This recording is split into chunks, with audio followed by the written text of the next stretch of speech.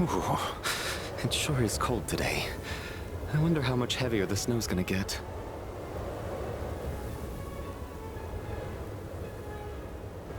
Here to see Odette? I just need to see your tickets for the preview.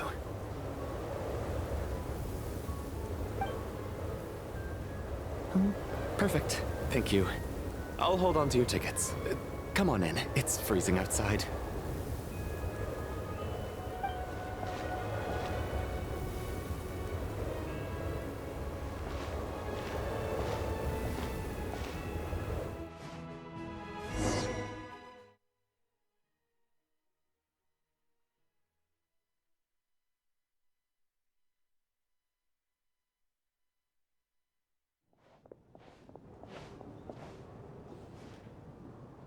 I think I'll leave the Lelek question until after the show's over.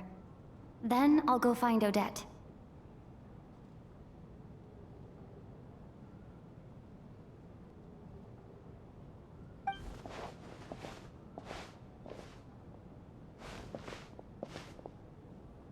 Child said he was originally going to come with Tonya, so I'm guessing Tonya's already here somewhere.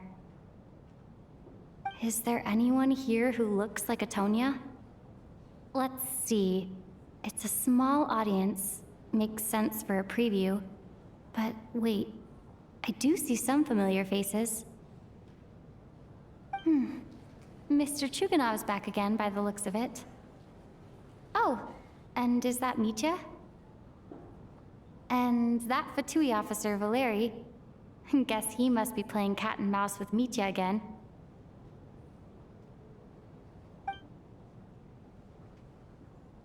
Oh no, it looks like the show's starting, and I still haven't found Tonya.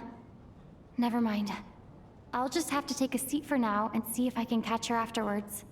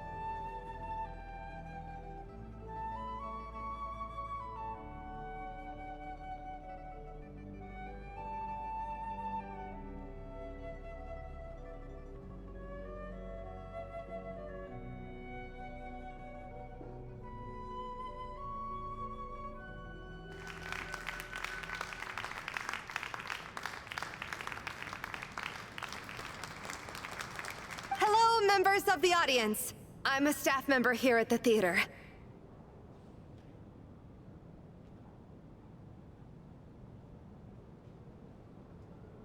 Today's performance was a very special one for us, as it marks the first attempt in a long time to revive the classic Снежная ballet, Spirit Seeker.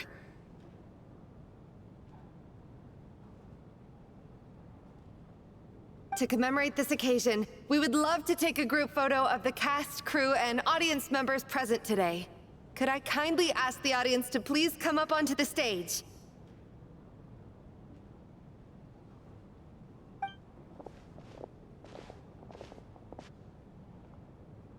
All right, everyone, huddle in a little more.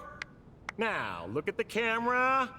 1, 2, 3.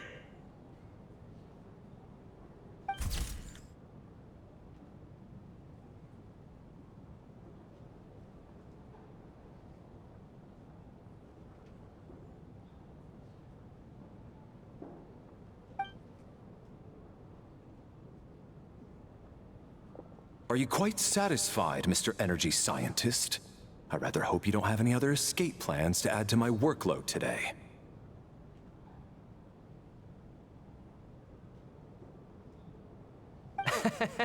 What are you talking about, Sarge? This was simply my way of inviting you to watch Miss Odette's new show with me. And wasn't the performance spectacular? In the future, I heartily encourage you to take a leaf out of my book. Find some soul-nourishing pastimes to enrich your time outside of work. It was indeed a fine performance, but I must correct you on one point. This is not time outside of work. These are working hours. Working hours and non-working hours are just a social construct. Human technology can never advance if we're too rigid in our thinking, Sarge.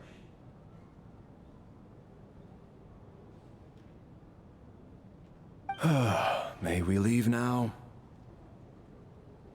Already? I mean, I was kinda hoping to soak up the atmosphere for a little longer, but... No? Okay, guess I'm pushing my luck. Didn't seem like too much to ask, but fair enough. Off we go then, Sarge. Back to the land of working hours. Lead the way.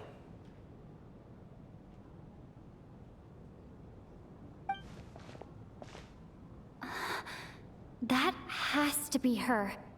She's the only person in the audience around Tonia's age.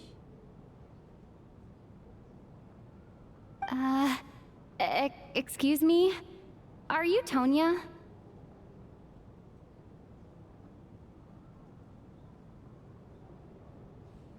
Huh? Your brother's busy today, so I took his ticket. Don't worry about him. He's fine. Oh, okay. Sorry for the trouble.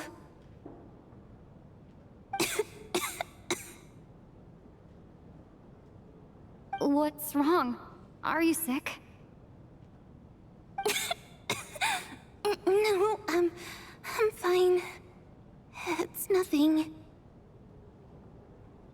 Maybe she caught a cold on the way here because of the weather?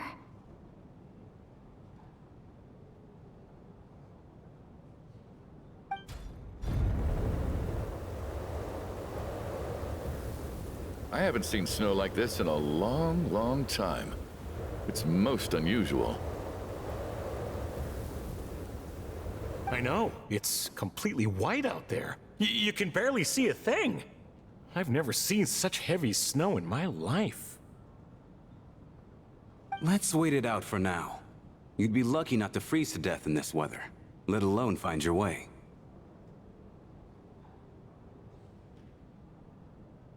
Well, look at that. Maybe we shouldn't be in such a rush to get back after all. What do you think? Let's wait and see. Why do you need to take it so seriously? Fate has given us this wonderful chance to take a break. We owe it to ourselves to make the most of it.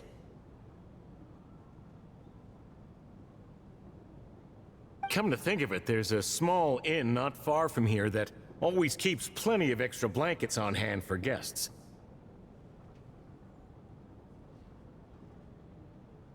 I know the route well. Shall I head over and borrow a few blankets?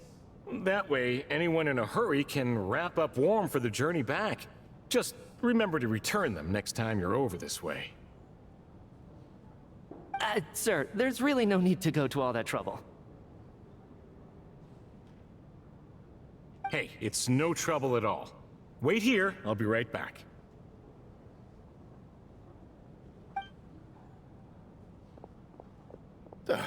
What a kind gentleman. Very good.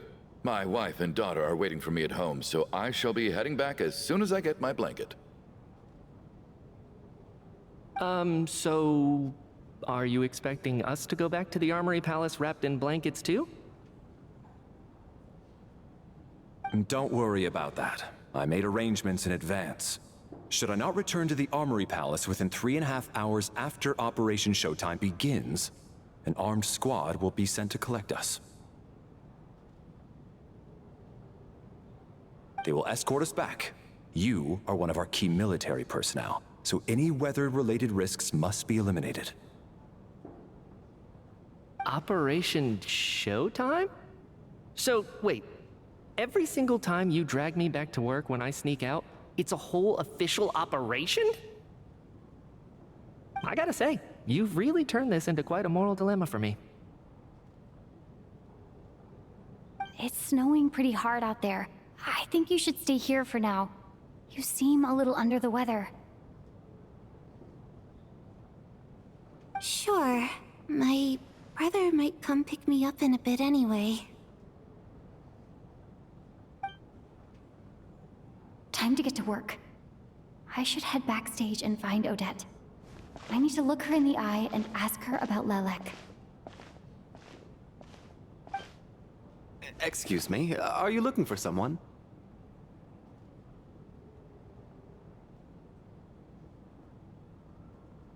Ah, a fan, I'm guessing?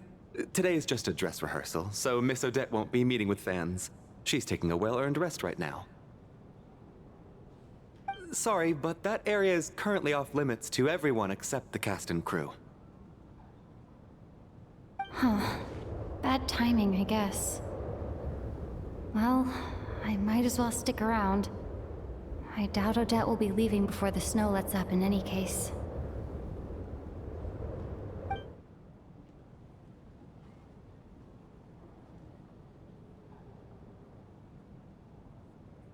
What happened to the gentleman who went to fetch the blankets?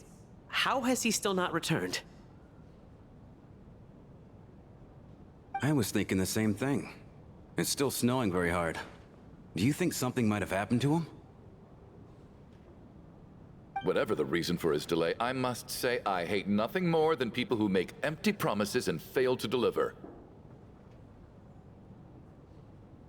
Well, I have to treat my employees like that on occasion, but that's different.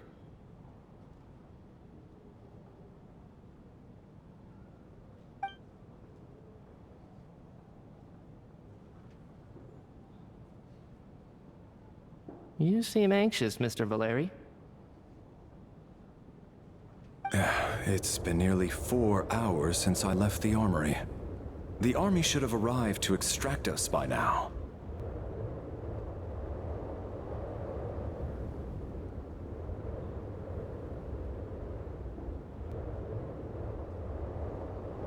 They know how much I despise tardiness and disrupted plans. There's simply no reason that they shouldn't have shown up by now, barring exceptional circumstances.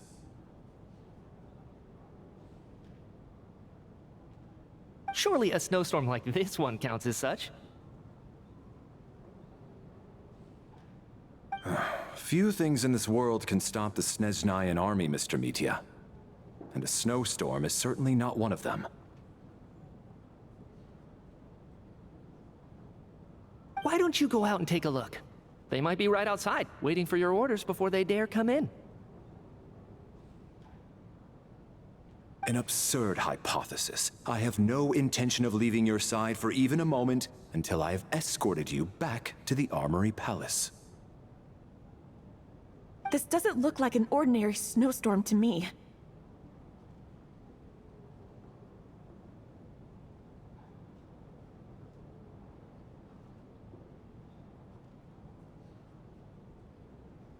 That guy who left earlier. It looked like he just vanished into thin air. Either that, or my eyes were playing tricks on me. A man-eating snowstorm? Come on. Night hasn't even fallen yet. Spare us the ghost stories.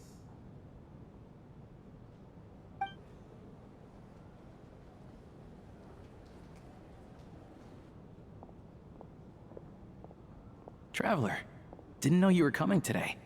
How come you didn't say anything?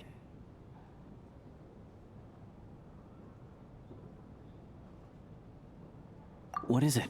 Something the matter? Tell me. I can help. Whoa.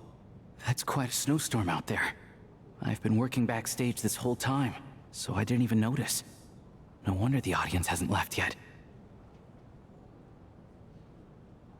Huh. Is weather like this rare even in Снежная? Yeah, snow like this.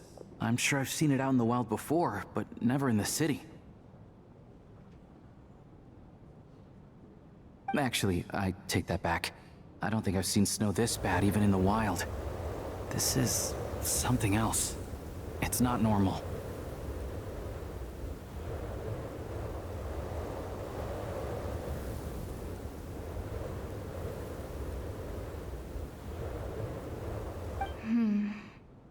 If even Alosha thinks snow like this isn't normal, could it have anything to do with that monster people have been talking about?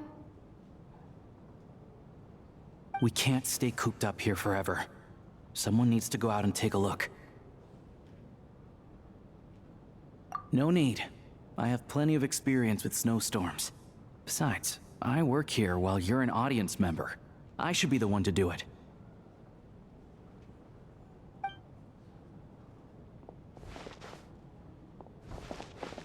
Everyone by the door. Careful not to let the snow soak into your shoes. In a snowstorm, you gotta look after your toes above all else. Heading out, my man? Be careful. I've been told the snowstorm eats people alive. Thanks for the advice. I am planning to be careful. I just want to take a quick look at the situation out there.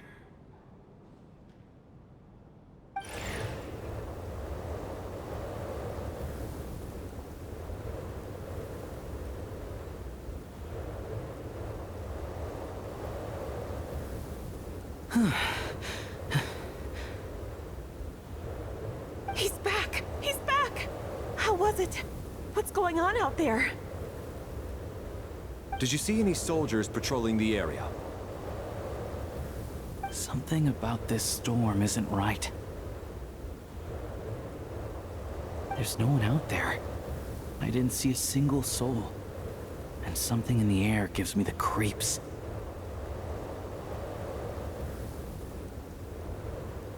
This isn't your average snowstorm. I suspect it might be related to recent events in our nation. I strongly advise everyone to stay here until the snow dies down. Are you serious? So all of us are trapped here now?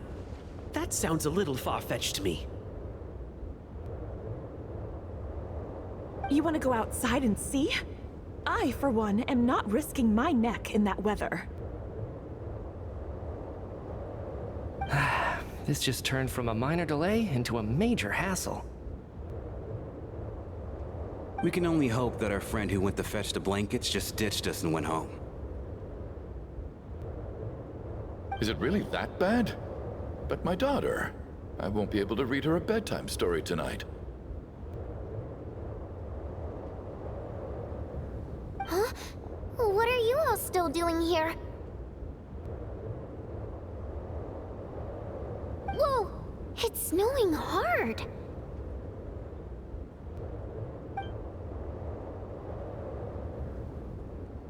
So now we're stuck here? Oh, this is terrible! Luckily, it was just a dress rehearsal today, so there aren't too many people here.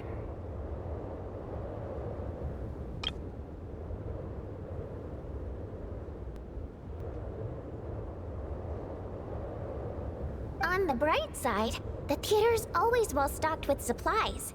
If the snow still doesn't let up as we get into the evening, you can spend the night here, everyone. At least, I assume that's all right? Odette? Fine by me. This seems like a sensible backup plan under the circumstances. My thanks to the theater for being so accommodating. What are you staring outside and praying for, my man? You anxious to get home too? Oh, Your Majesty the Tsaritsa, I beg you, please do not let tonight's snowstorm stop. This is a golden opportunity to spend the night under the same roof as the two top stars in all of Снежная. It's a once-in-a-lifetime experience.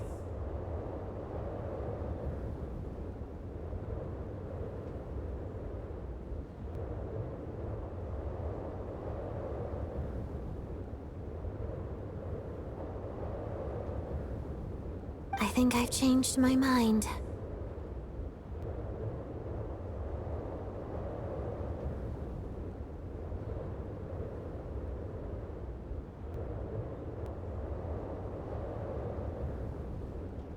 Sir, if you so much as look at us funny, you'll be seeing stars in a whole other way. Behave yourself, or you'll be begging for that blizzard. It's getting colder. We need to keep the indoor temperature up.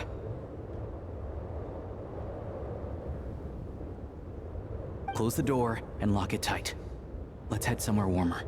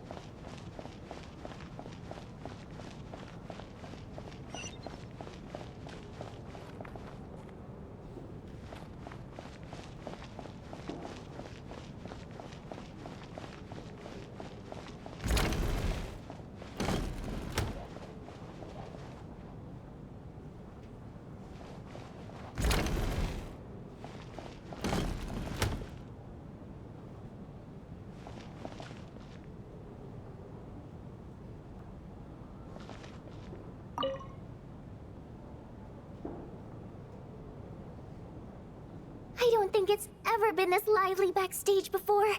I didn't know you were coming today.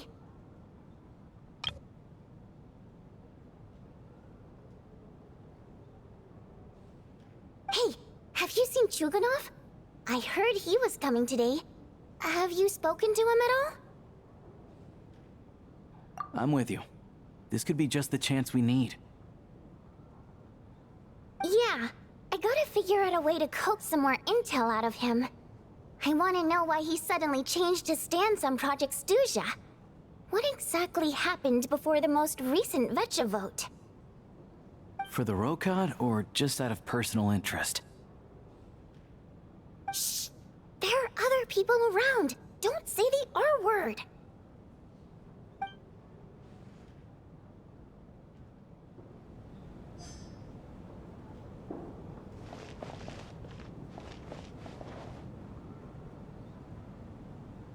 I have to say, even though today was a rehearsal and there were some hiccups along the way, Miss Odette's performance was one of the best I've ever seen, even compared to an actual show.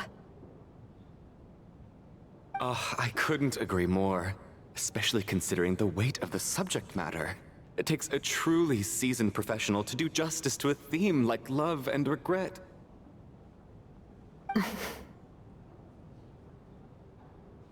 Do you think we were coming on too strong? Odette's ignoring us again. What about you? What did you think of today's performance?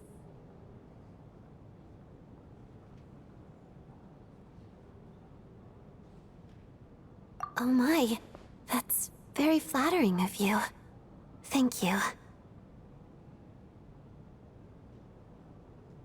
I'll make sure to save a ticket for you when the show's performance ready.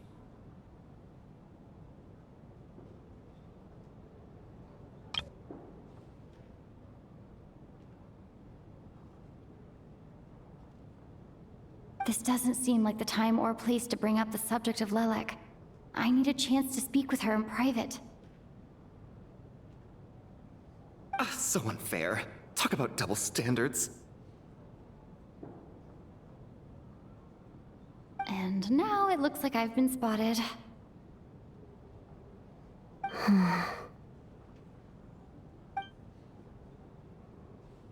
You know Mitya too? No, I don't. I just have a feeling that he might be dangerous.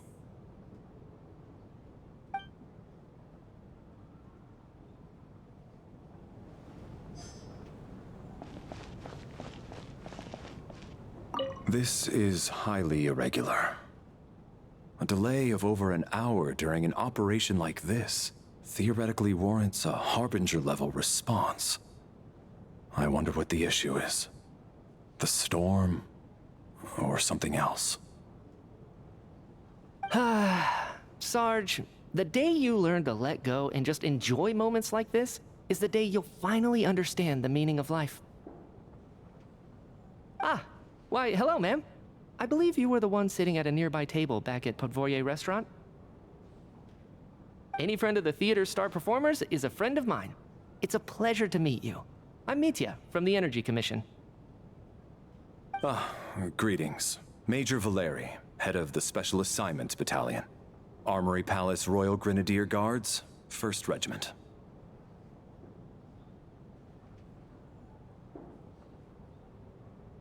I am here to ensure Mr. Mitya's personal safety. Please let me know if I can be of any assistance. Miss Traveler, I cannot help but notice that Miss Odette is stealing glances at me. Any idea what that could be about? I've racked my brains, but I can't think of anything I might have done to offend her. Perhaps she noticed me spacing out during her performance? What? You mean I really did do something to upset her? Well, thanks for letting me know. So, Mr. Mitya, is your work related to Project Stuja? Yes, that's right. The higher-ups in the Fatui transferred me from the Energy Commission to the Armory Palace because they wanted me to...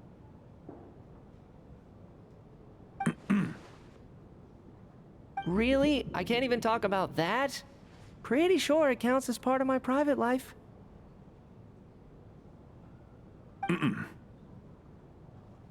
All right, I won't say anything.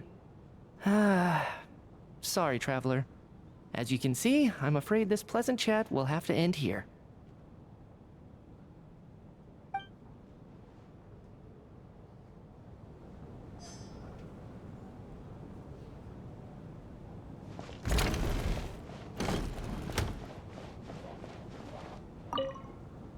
And then there's the aristocrats. Easiest of all to deal with. You don't need to use any force whatsoever. All you have to do is show them the rope you plan to tie them up with. Do you know why? I don't. Do tell. Because nothing horrifies them more than the thought of a cheap, coarse rope leaving creases on their precious million Mora coat. They'll do whatever you ask to avoid that fate.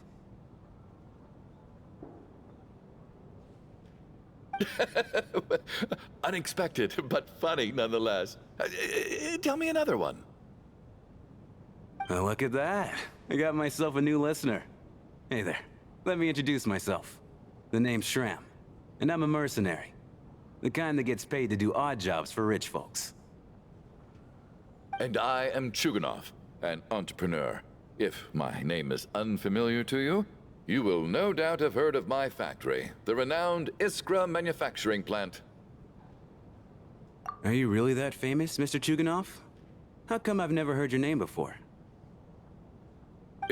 Excuse me?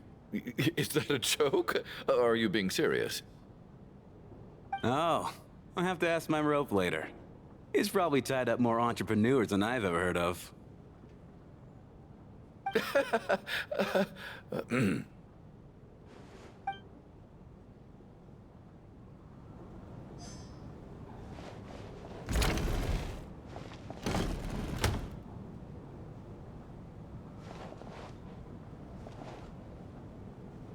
How are you feeling, Tonya?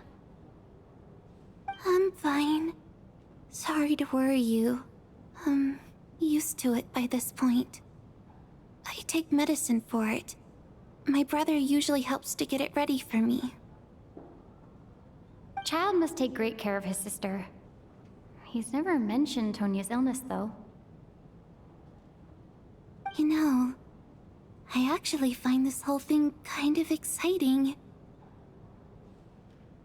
Stuck in a strange place thanks to a snowstorm, having to spend the night with a bunch of interesting characters. It's pretty cool, don't you think? Kids, huh? My brother always says I'm not mature enough. Maybe he's right.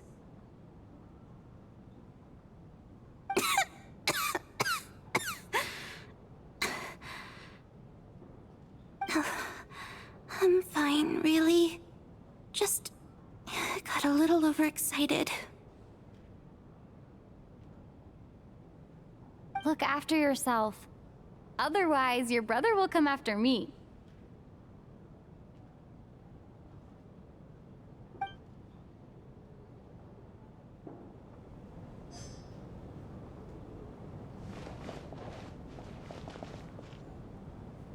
My husband has major trust issues.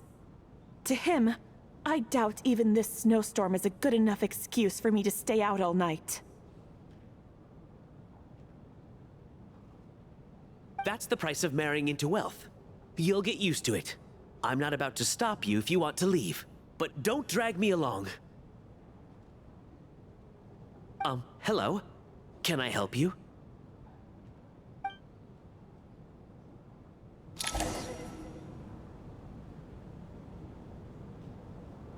How's it looking, Alosha?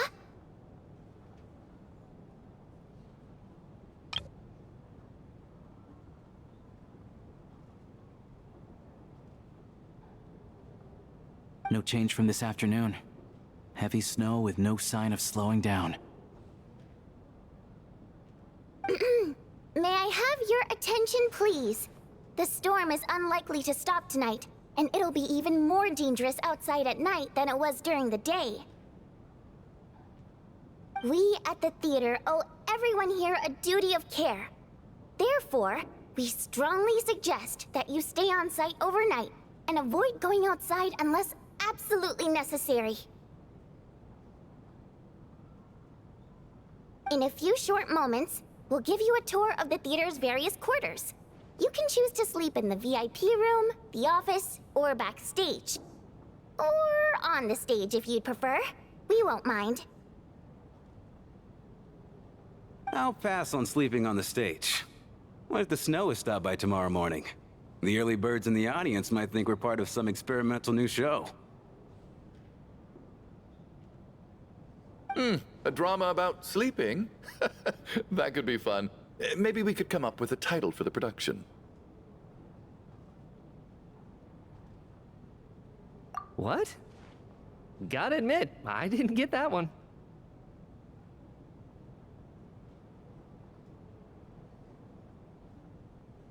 Anyone who doesn't wish to sleep on the stage, please follow me. I'll show you to the rooms.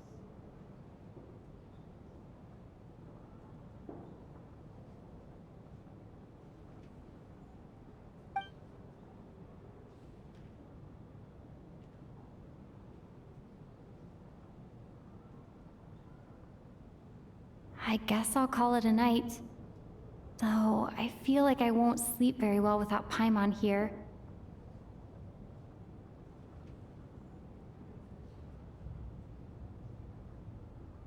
I'm sure she'll be worried that I haven't made it back yet. But as long as she looks out the window, she'll probably realize what's holding me up. I wonder if she's feeling any better yet? At least she hasn't been getting any worse.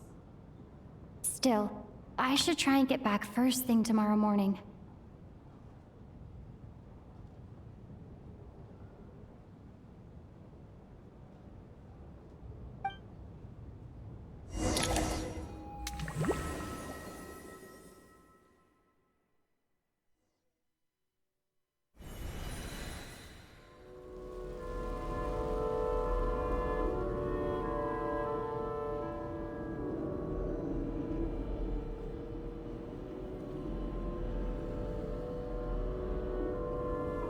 Ah, finally! Welcome back to the world of the living, lazy bones. I was about to wake you. The black mist is almost on us.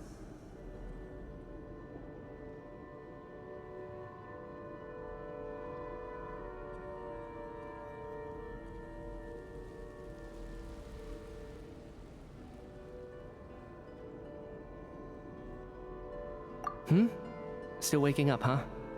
You know, the black mist. It's been chasing us from below ever since we were born. You're just dozy. There's no way you've forgotten.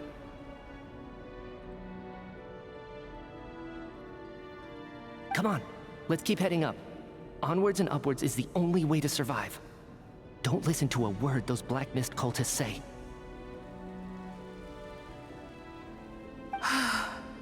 Here we go again. The endless march toward survival. What's going on?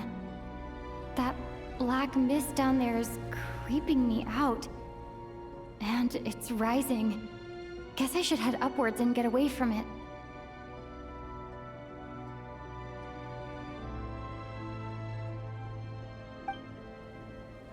The black mist cultists believe that being swallowed by the black mist leads to everlasting peace. But if you ask me, they're just lying to themselves. We're the only heretics left, the only ones who refuse to give in. We have to keep going.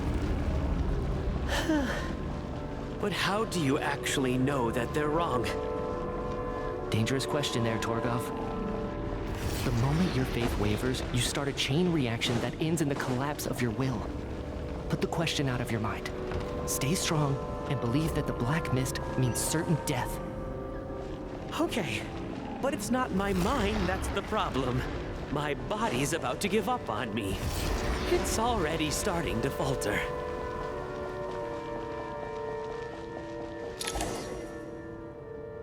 I can't do this anymore.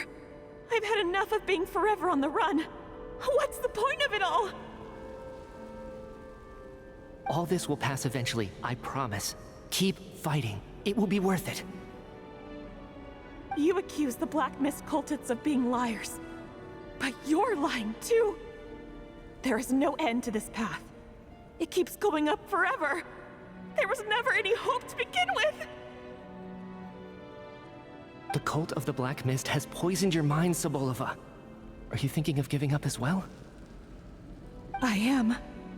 I think I'll take my chances with the Black Mist over this perpetual torture.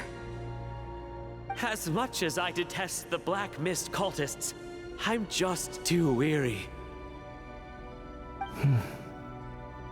Then I bid you both farewell. Let me put my personal opinions aside for a moment and say, I hope that you both find peace within the Black Mist. Fate always appears so impossibly complicated. But at moments like this, its raw simplicity is laid bare. Their fate was sealed from the instant they entertained doubt. From then on, the outcome was both inevitable and irreversible. Let's go.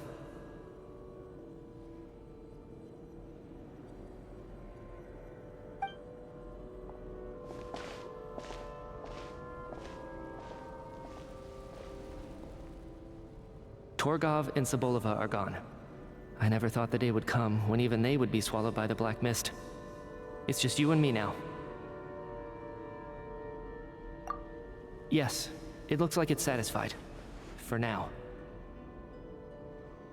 This happens from time to time, but it won't be long before the Black Mist starts chasing survivors once again. No one knows how to stop its advance for good.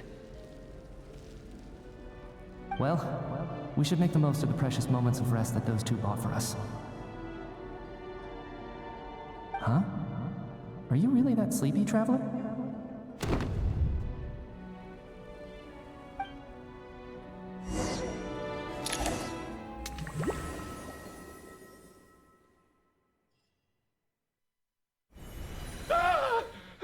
Help! Somebody, come quick! What is it, Yuganov? What's wrong? Huh? Is it morning already? What's all the commotion? Sounds like it's coming from next door. I should check and see what's going on.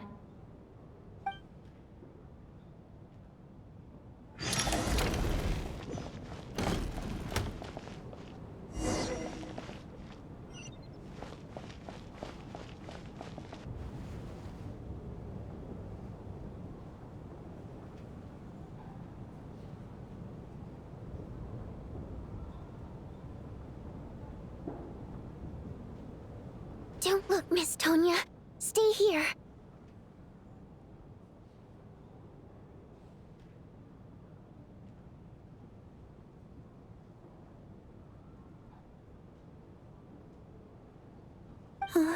Okay. What happened to them?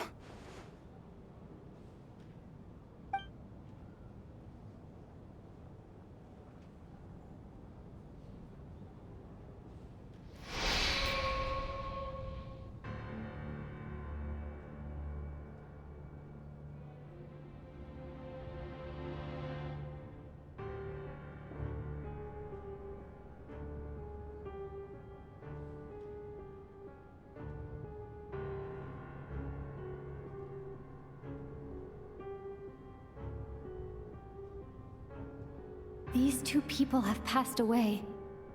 And the strange thing is that somehow I knew this was going to happen. I knew that they would be the ones to die.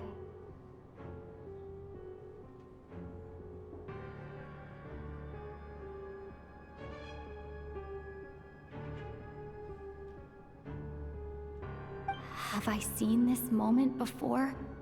Or did I have some kind of premonition? I can't remember what it was. Let me take a look.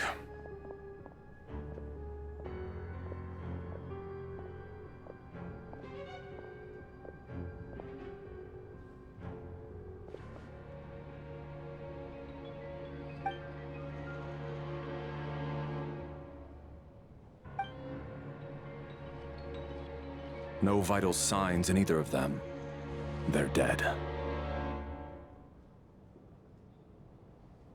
The cause of death, however, remains unclear. No wounds on the bodies, no signs of a struggle, and no skin discoloration caused by the buildup of toxins.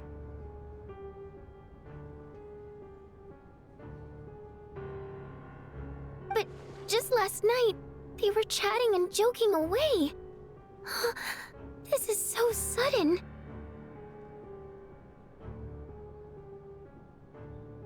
Could they have had pre-existing medical conditions? Even then, the odds of them both dying of sudden complications on the same night are extremely low. It's hard to believe that they died of natural causes, nor does this appear to be a suicide. Who was the first to discover the bodies? It was me. But these deaths have nothing to do with me, officer. I got up early because I wanted to see if the snow had stopped. Then I noticed that the door to this room was open, and it looked like there was a man and woman inside. I just went over to see what was going on. I had no idea they were...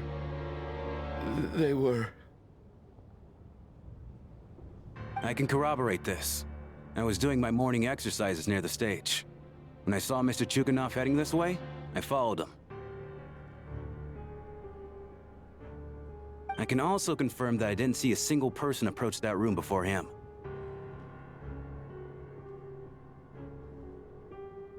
The snowstorm was raging all night, and it's still going now.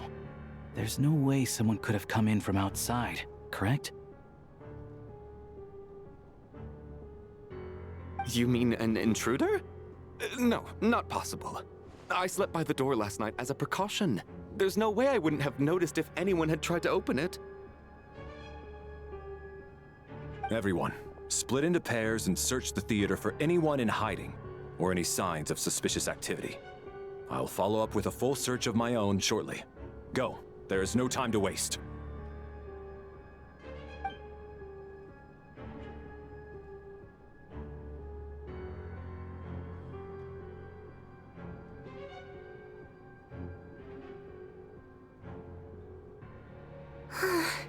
Nothing on your end either?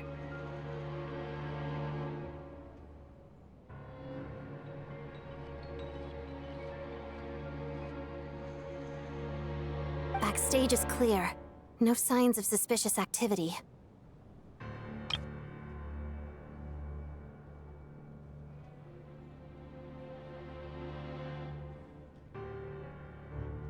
We checked the basement. Also clear. I don't think there's anywhere here that a living person could hide. Are we certain that the theater doesn't have a back door? Or any tunnel or passageway wide enough for a person to fit through? No, there's nothing like that. If people were sneaking in through some secret tunnel to avoid buying a ticket, we'd have sealed it off ages ago. I also checked the windows. All of them are locked from the inside, and there's no sign of anyone entering or leaving. It sounds like we can safely rule out the intruder theory. If anyone came in during the night in this weather, there'd be no way for them to avoid leaving footprints or water stains. This can only mean one thing. It's like one of those murder mysteries you see in novels and plays, isn't it? The ones where the killer is one of us. We can't quite jump to that conclusion just yet. Could he be right? It's hard to imagine something like that happening in real life. Set in a theater during a snowstorm, a murder takes place and the killer is among us. It's such a classic trope that it seems unbelievable. Looking at who the killer targeted, and the clean entry and exit. It all adds up. I know what this is. It's obvious now that I think about it. What is? What have you figured out? Both victims were wealthy, well-known local merchants. And the door was deliberately left open so I would discover the bodies and witness the crime scene first thing in the morning. Such ruthless methods. This was your doing, wasn't it, Lelik? Lelik? You mean Lelik is among us? And he's the killer? Lelik. I know this code name. Member of the Rokot, anti-Project Stuja. Always works alone. I've read the case files at the Armory Palace. Walk me through your reasoning, Mr. Chuganov. What do you know about Lelik?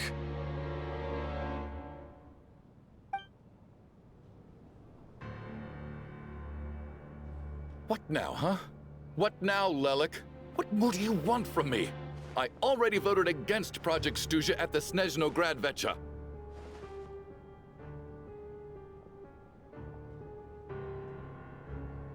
You snuck into my house the other day while I was asleep.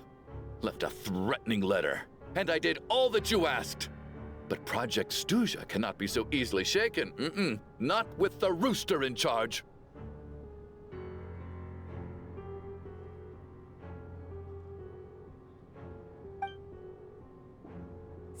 So he really was threatened by Lelek. That makes sense.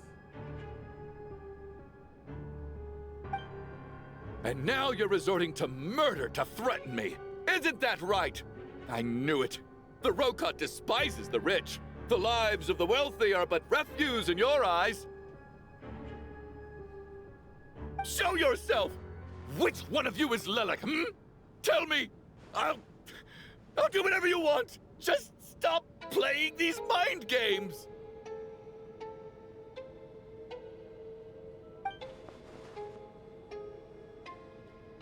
Was this really Lelek's doing? Would Odette really do something like this? If Odette really is Lelek, this seems out of character. But then again, how well do I really know her?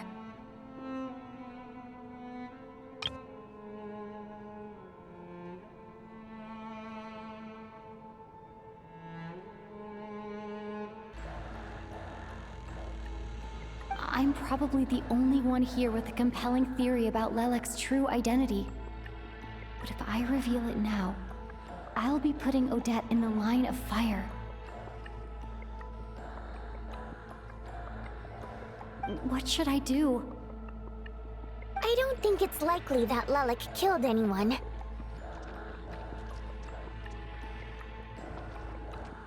At least from the stories I've heard, he's never killed anyone before. And his name has never come up in connection with any murder cases. Besides, even if Lelek did want to threaten you, why resort to such an extreme and roundabout method? It's not his style at all. Vodianitsa doesn't know that Lelek might be Odette, but her assessment is pretty much identical to mine. Miss Vodianitsa, why do you suddenly feel the need to speak in Lelek's defense? Defense? Oh, no, it's just... I'm worried that we're jumping to conclusions here, so I wanted to share my point of view. Also, I don't think the Rokot is as bad as you're making it out to be. Well, if you think I'm so wrong, what's your theory then, Why don't you tell us who the killer is? The case is still evolving, Mr. Chuganov. Please do not prevent others from expressing their opinions so early on in the discussion. Even so, there's no denying that the recent threat received by Mr. Chuganov may well be an important clue.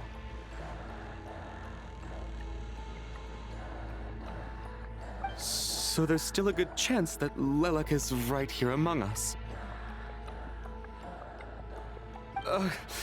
I can't do this anymore. I don't care if it's still snowing outside. I have to get out of here. Whoa, take a beat. We all know it's far too dangerous out there. Even the soldiers couldn't get to us. Go out that door, and you might not live to tell the tale.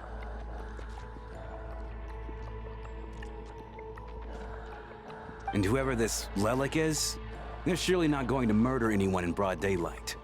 Be sensible, my man. You're safer inside. As much as I regret having to say this, I'd like everyone to cooperate and refrain from exiting the premises until further notice. Because as things stand, every one of us is now a suspect.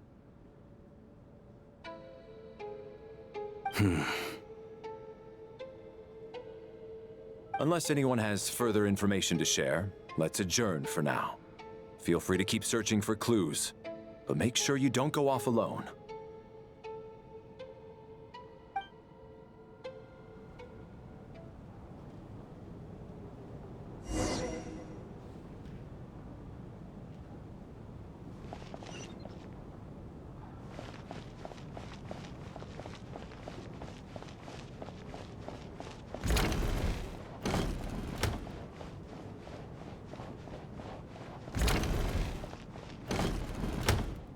You're right, that was my bad.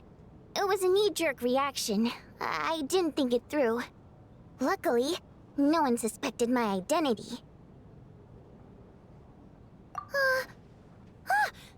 Oh, phew. It's just you. I thought someone was eavesdropping.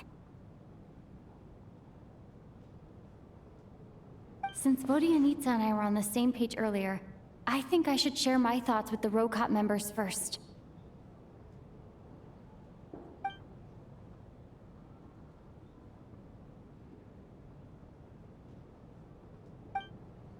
Whoa, whoa, whoa. Are you serious? I don't know if this counts as gossip, but it's definitely on track to be the juiciest this whole year. Odette? Really? Odette? Oh god, how dumb does this make me look? Lelek has been right under my nose this whole time, and I didn't notice a thing.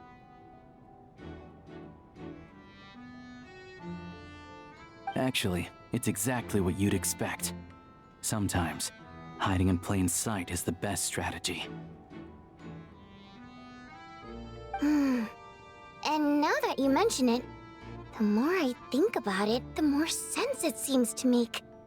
It all adds up. What are we up to now? 1, 2, 3, 4... Odette's identities. She's my coworker, specifically a ballerina, and also a Fatous, a member of the Rokot. Now, Lelek.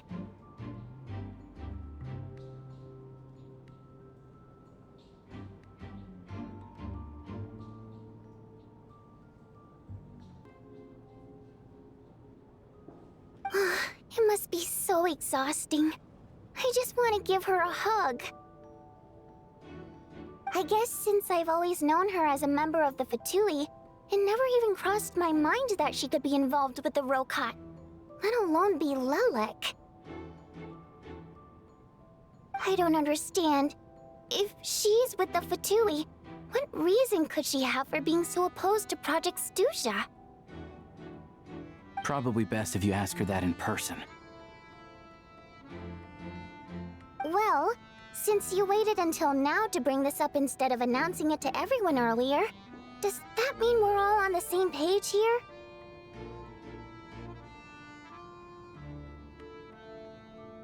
Yeah. Lelek may not follow orders from the Rokot leadership, but as far as I'm concerned, she's never crossed the line. If anything, her actions benefit the poor. We need to confront her face to face. Do you think she'd really admit to being Lelek? I don't know. We'll have to see how it goes. For now, we'll work on the assumption that she didn't kill anyone, and see how much she's willing to tell us.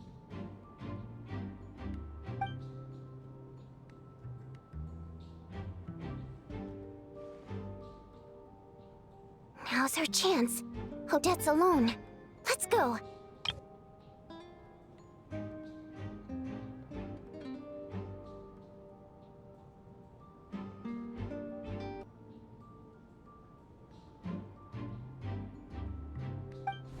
Hey, Odette!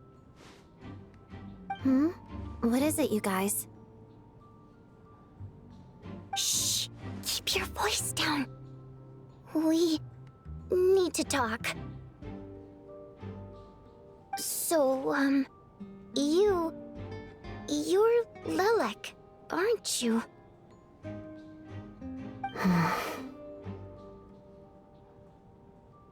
Alright, fine. You don't have to say anything or explain yourself. Just hear me out first.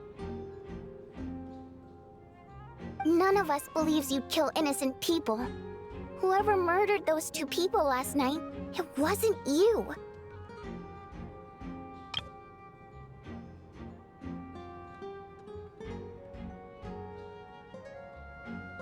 Traveler was the first to figure out your identity, but she kept quiet during the discussion just now. Still, it's clear where the group consensus is heading. Everyone believes Lelek is the culprit. If your identity is exposed, you'll be in a really bad spot. We're your colleagues, and we know what kind of person you are. I don't want anything bad to happen to you. So, Can you clue us in? Tell us everything. The more we know, the more easily we'll be able to cover for you.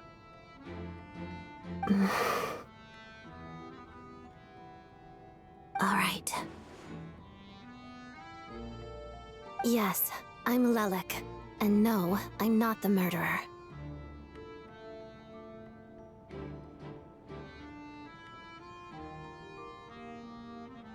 And thanks, but I don't need you to cover for me.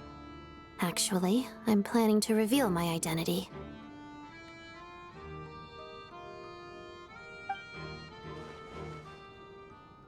Huh? You're gonna reveal that you're Lelik? Here? That's right. I'll admit I was surprised at first when Chuganov guessed that I was here. It was just a lucky guess, but it caught me off guard. But after taking some time to assess the situation and confirm where everyone stands, I don't believe I have anything to worry about. Are you sure you don't need a second opinion? Given the circumstances. Mr. Valeri! What?!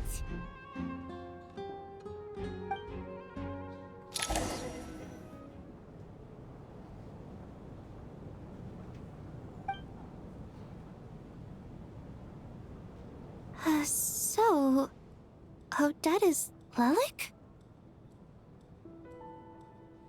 I don't know what game you're playing, but you've got a lot of nerve.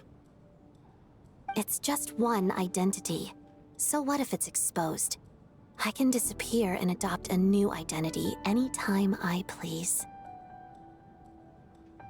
I made my peace with this when I chose to become Lelik. But more importantly, I promise I am not the murderer, which means that someone else is.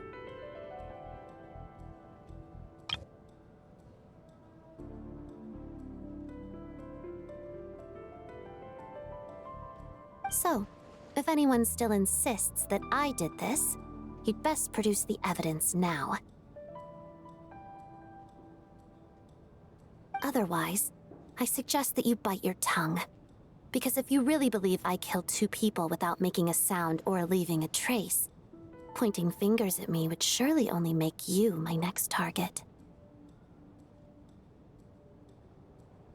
Is this really the truth, Miss Odette? That's confidence, all right. I believe you. A real no-nonsense attitude. I can see why Marionette said that she's on track to inherit the title of the Fair Lady.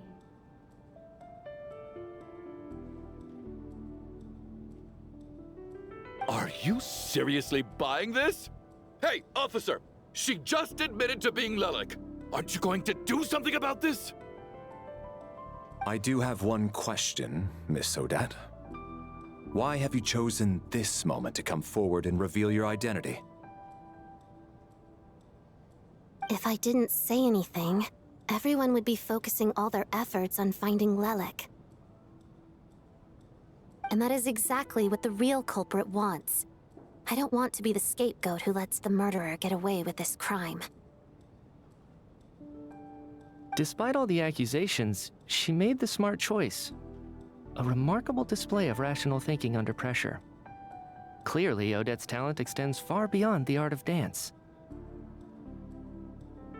She thought so far ahead. Why do I always feel like I'm one step behind her in everything? You've convinced me. Dealing with the murder case remains the top priority right now. Let's put the name Lelik and all related incidents aside until further notice. Nevertheless, the group still considers you the prime suspect. I assume you have no quarrel with that, Miss Odette? I understand.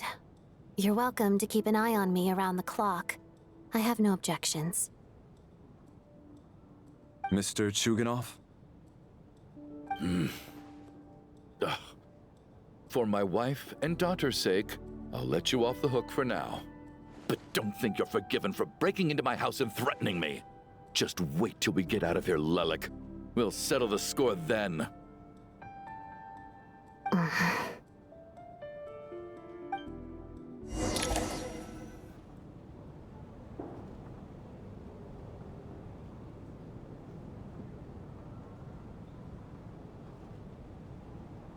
Good work, Lelik guard team. And Lelik too. Here, have some hot water.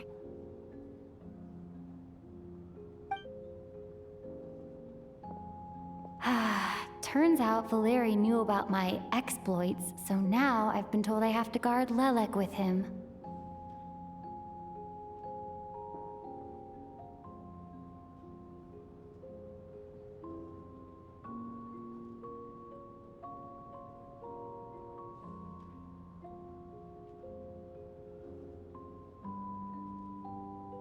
Shouldn't you be facing my way if you're guarding me? At the moment, it looks more like you're my bodyguards.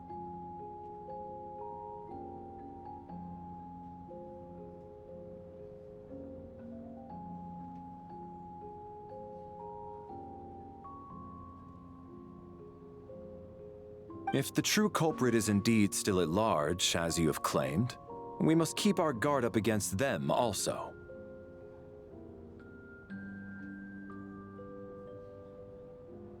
Don't worry, Tonya.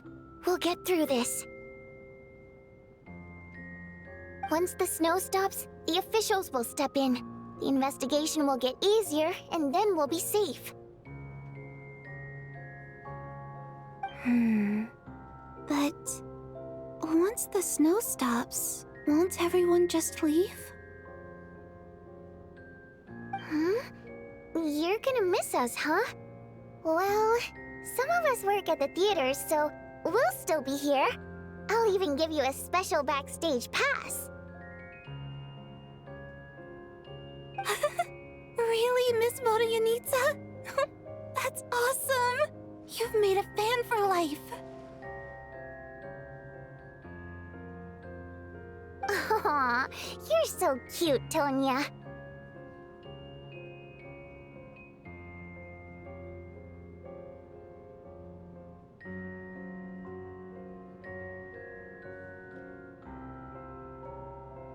All right, let's swear to it. I promise to give you the pass, and you promise to never change your mind about being my fan.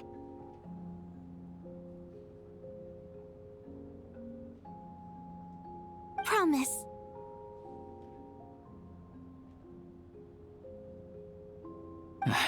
Don't indulge her, Tonya. You don't have to swear an oath over things like that.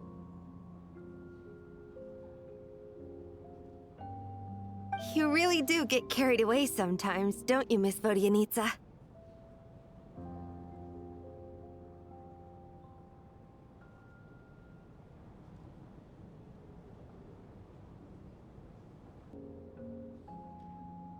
Hey! Mind your own business!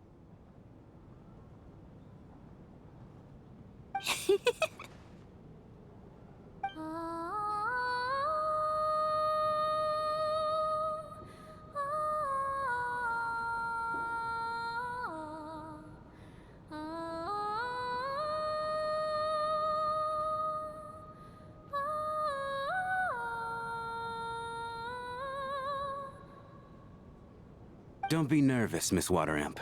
Everyone's here. There's nothing to be afraid of. Excuse me? Do I look nervous? Don't be ridiculous. Hmm? No. You sound nervous, lass. Oh. Wait, but how... Okay, plenty of people know that I'm a water imp, but still... How come you understand our primary mode of expression? Primary mode of expression. I've not come across that concept before. Do enlighten me, Vodyanitsa. Well, it's just... We water imps tend to communicate our emotions to each other by singing, rather than facial expressions. The emotions we convey through song take precedence over our facial expressions. So, we think of it as our primary mode of expression. I'm impressed, Shram. I didn't take you for a man of culture, but you're clearly rather learned. It's not about being cultured or not. The thing is, this mode of expression can usually only be understood by other water imps. It's not a simple case of a song sounding happy or sad. And yet, you're clearly human, Mr. Shram. It's really not the big deal you're making it out to be. I think I just have a knack for it. Plus, I have a very close friend who's a water imp. A delightful lady. But keep that a secret. Anyway, we spent so much time together that before I knew it, I noticed I could understand her expressions. Oh, I guess that makes sense. Still, the fact that you have a water imp friend is even more surprising. I'd better watch what I'm singing when I'm around you from now on.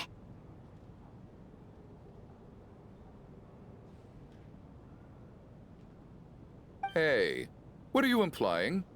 You're not secretly insulting the audience in your songs, are you?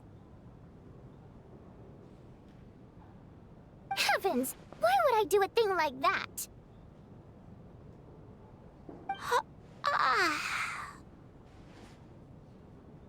It's getting late. We should discuss our sleeping arrangements for tonight. To guard against the killer, someone needs to keep watch. I suggest that we don't sleep in separate quarters tonight. It will be safer if we all stay together. As long as someone keeps an eye on Lelik, I'm quite sure we won't have any trouble. Are you saying that you wish to bet your life on Miss Odette being the killer?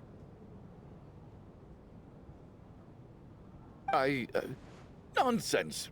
Of course not. Then I propose the following arrangement for tonight. The Traveler, Odette, and I will form the Night Watch. We'll sleep in shifts, but two of us must be awake at any given time. An excellent idea. This allows us to handle the Night Watch while also keeping an eye on Lelik. Meanwhile, the rule of taking shifts in pairs resolves the other issue.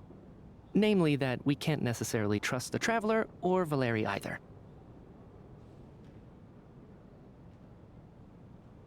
I expect that plan took you quite some time to come up with, didn't it?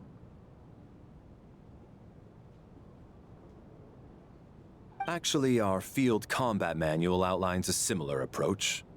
Although the scenario there involves guarding prisoners overnight during field operations.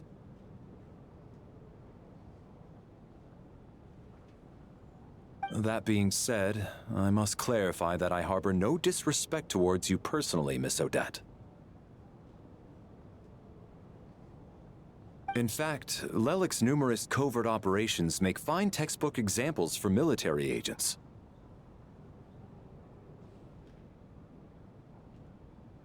I care less about respect and more about the fact that you just robbed me of 2/3 of my sleep tonight.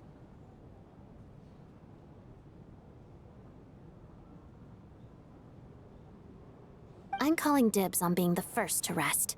Good night.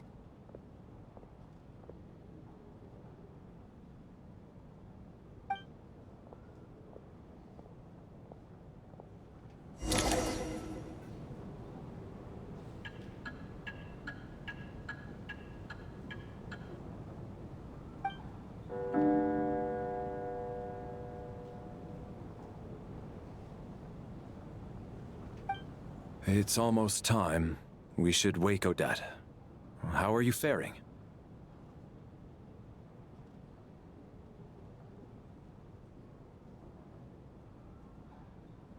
Oh, not going to argue with that.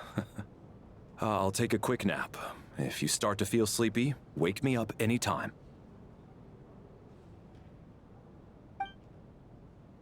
It's finally time for Odette and I to share the night watch. I should wake her up.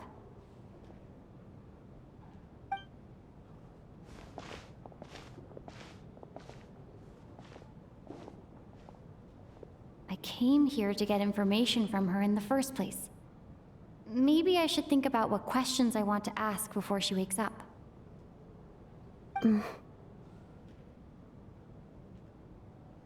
How long are you gonna keep staring at me?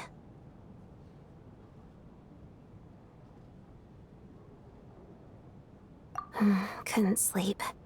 My mind's been running haywire.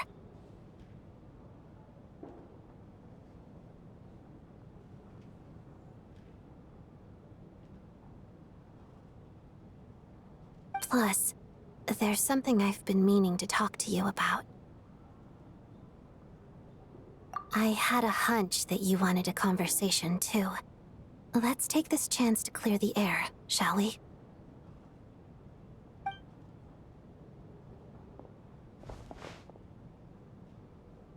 I just had a simple question for you, really. It's...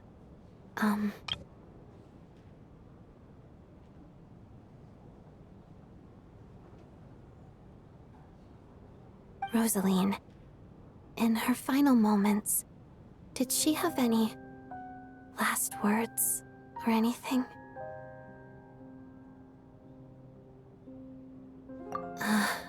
I see. Well, that was all. I have no other questions.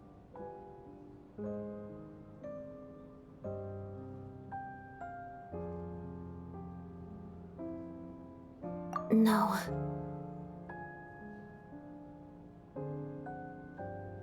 She was utterly ruthless in pursuing her goals. That kind of person should be hard to miss.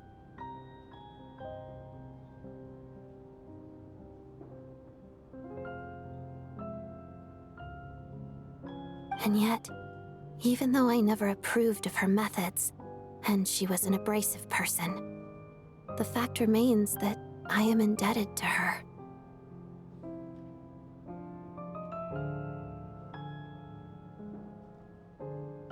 Oh, she told you. I guess that makes sense. I think she and Rosaline were on pretty good terms.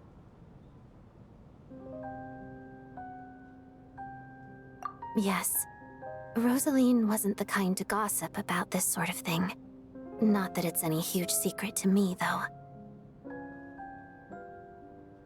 When I was a child, I had to join the Fatui for the sake of my mother and me. I trained under Rosaline. It was extremely grueling, and it didn't exactly come naturally to me. All I could do was try to ignore the biting cold and practice, practice, practice. I was a newcomer who'd managed to make a good first impression on a harbinger. There was pressure to live up to her expectations, to be worthy of the fair lady's reputation. Every day was a struggle against the cold, pain, and fatigue. And most nights, I struggled to fall asleep. After enduring all that, I've become almost immune to the sensation of pain. I suppose that was the cost of survival. Surely, any child who had to experience that would grow to hate her lot in life, don't you think? So, I put an equal amount of effort into my ballet. Because in my young mind, that was the only way to defy my fate. It was my way of telling her, the Fatui's demands and your expectations of me are not what I wish for. One day, I will leave. I think she probably blamed my poor performance in training on my passion for ballet. She knew my heart wasn't in it. One time, when I was secretly practicing a dance at night, she suddenly showed up. I knew she was there to catch me red-handed. I told her, "You don't deserve to watch the dance I learned from my mother."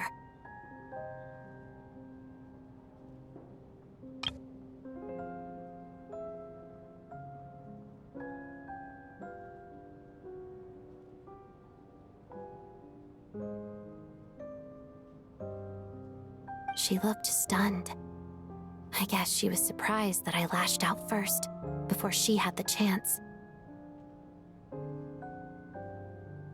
But strangely enough, on that occasion, she wasn't fierce with me like she was during training. Instead, she fell silent for a moment, and then left.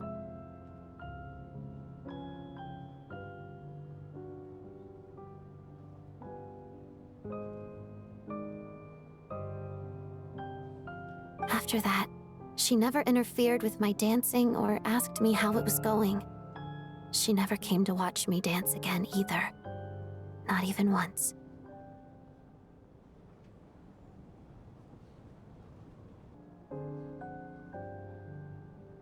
She was. But even now, whenever I take out this core Ignis, I can't help but think of that night. Of the look on her face.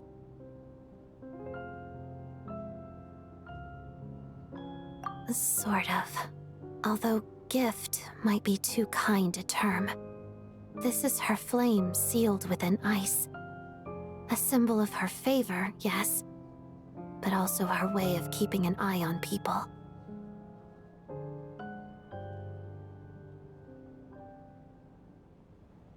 She knew the location of every piece of core Ignis. If any recipient started acting suspiciously, she'd be on to them immediately. Trust her to make even a mark of approval feel suffocating.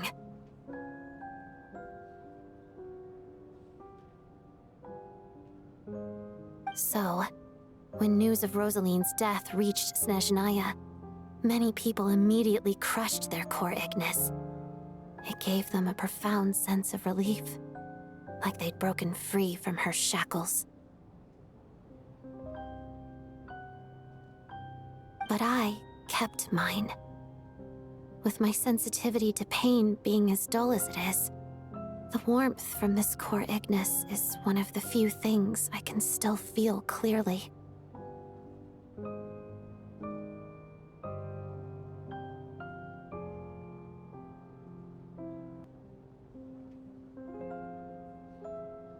I still wonder, did she really come to stop me that night?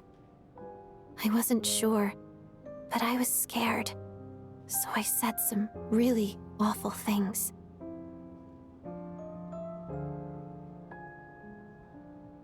I guess she didn't leave anything behind. Not that I expected her to. It's fine. It's just a bit of a shame that we couldn't settle our differences before the end. She did. Are you sure she was talking about this event?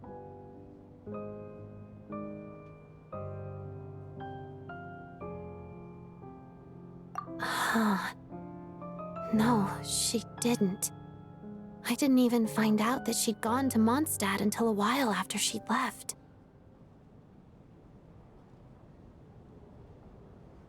Wait, in that case...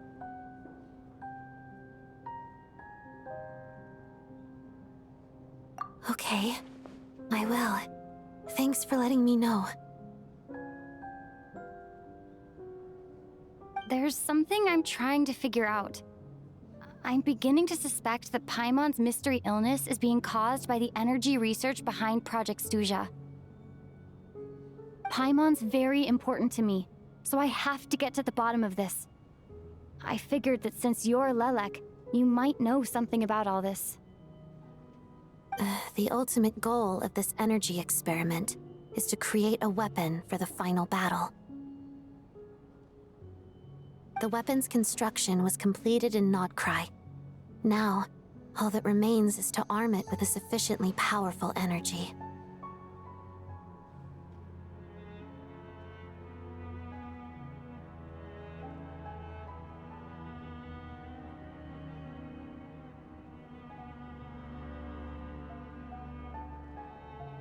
Yes. The weapon's development and all the related experiments are overseen by Lord Piero, the Jester, and the lab is located deep within the Armory Palace.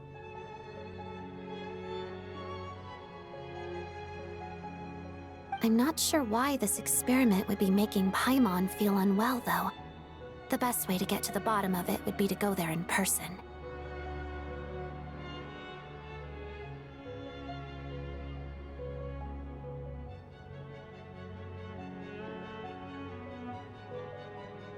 Once we get out of here, I'll help you apply for an entry permit.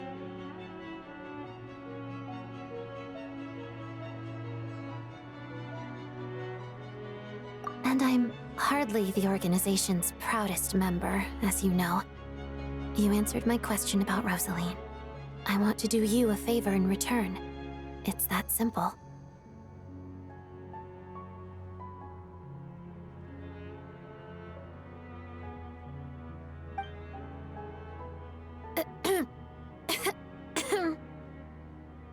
Huh?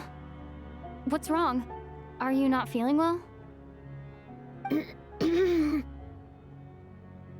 You two seem to be hitting it off.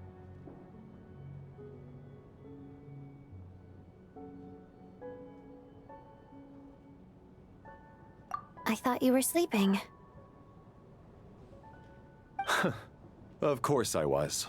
In the military, one learns to fall asleep quickly, even in the most inhospitable environments. It's vital to staying alert and energized. Why? Is something wrong? Even if he was awake, he can't have overheard us, right? Well, thank you both for keeping watch. Traveler, I'll take over for now. It's your turn to get some sleep. Sure.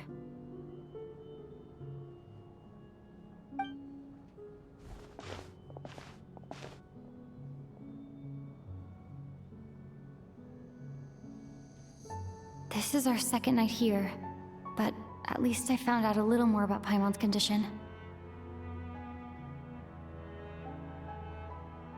I hope she's been sleeping well the past couple of days. Huh. Why do I feel like I'm being watched?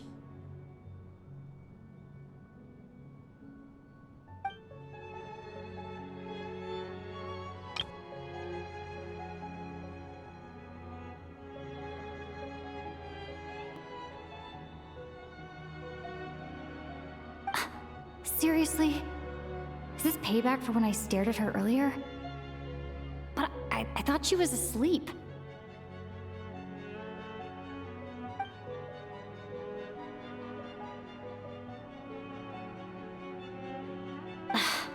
Never mind. I'd better try and get some sleep myself.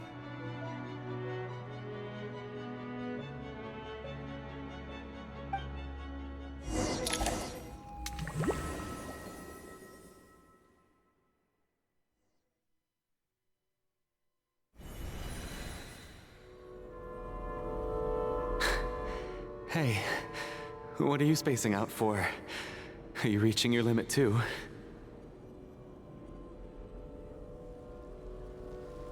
How long have we been walking for? Do you remember? Time's lost all meaning. Ever since we noticed that thing above our heads. What was it called again? A star key? Or key star? Anyway, the person who named it was swallowed by the black mist.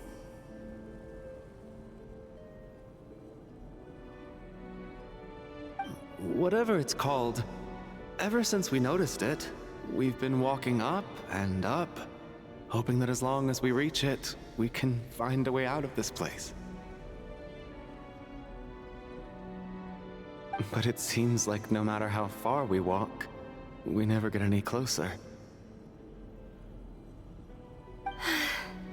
Well, we've come this far. You never know. Maybe we're almost there? Come on, enough moping. Let's go. The black mist is catching up.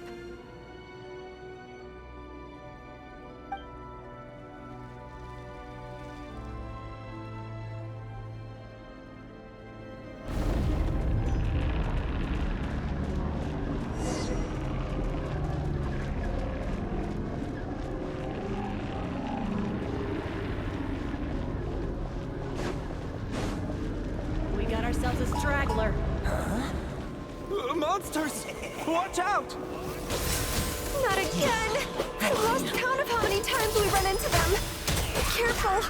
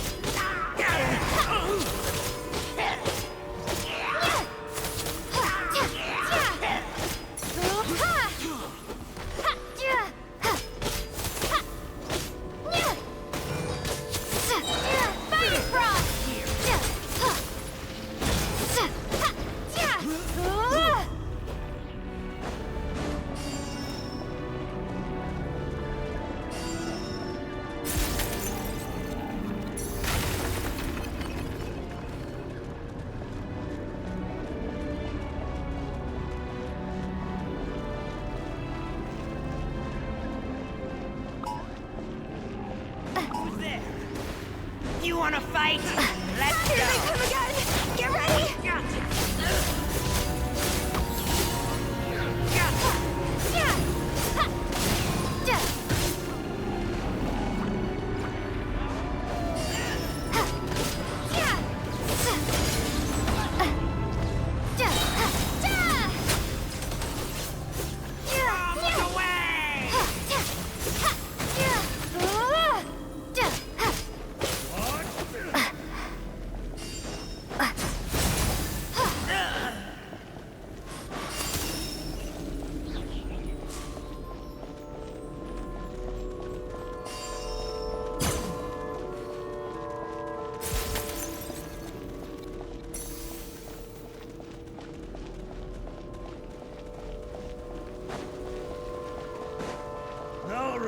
Here comes another one. Monsters ahead of us. The black mist behind us. Feels like there's no escape. Fine. Shut up.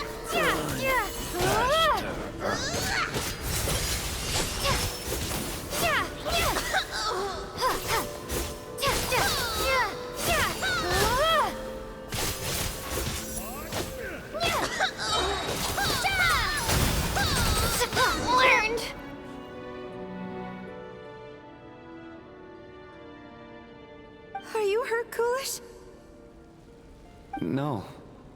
I'm fine. It's just... suddenly I don't want to walk any further. I get you. In fact, I reached my limit a long time ago. Sometimes it feels like there's hope where there shouldn't be. Yeah. The hope that the star gives us is the only thing keeping us going. But I'm not sure it's real at all.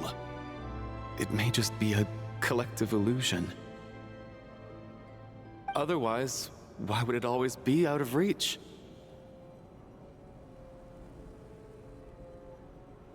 We know you mean well, but you're only saying that to try and encourage us to keep going, aren't you?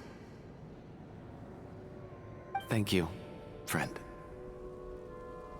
But enough is enough. Please don't give me any more false hope. Hope is poison in this place. You're going to continue, aren't you? I admire that. I've given up, but I wish you the best. May there come a day that you catch up to the star and leave this godforsaken place.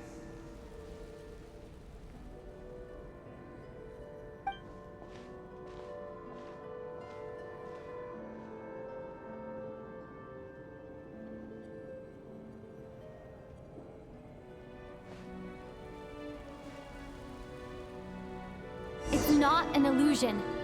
We really are getting closer to the star.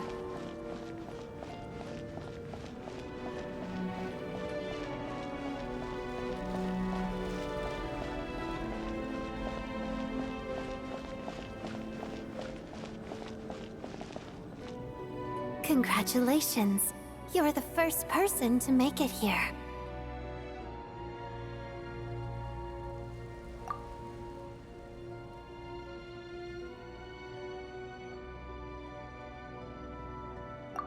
the star's envoy.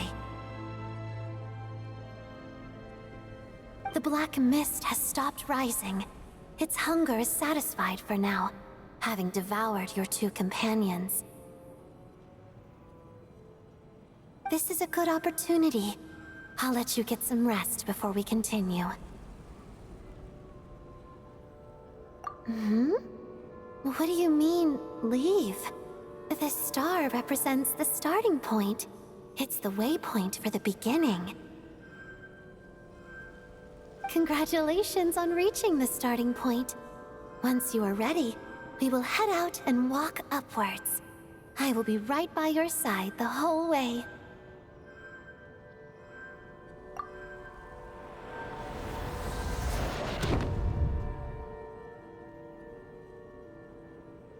Huh?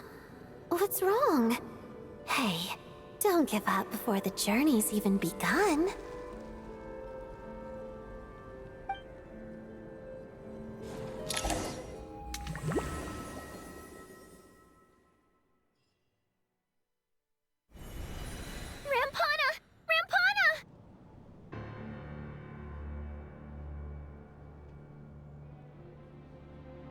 Is that Vodyanitsa's voice?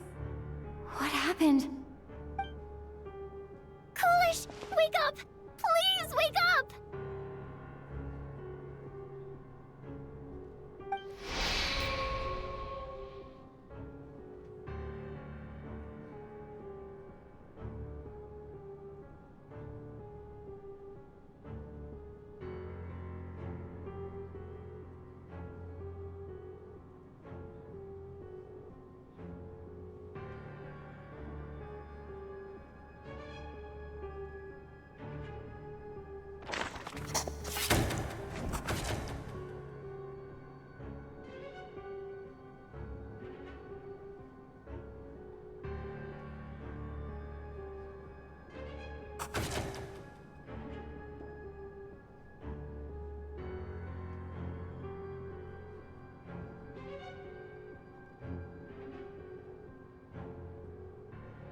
The situation is identical to that of the two casualties yesterday. We cannot ascertain the cause of death.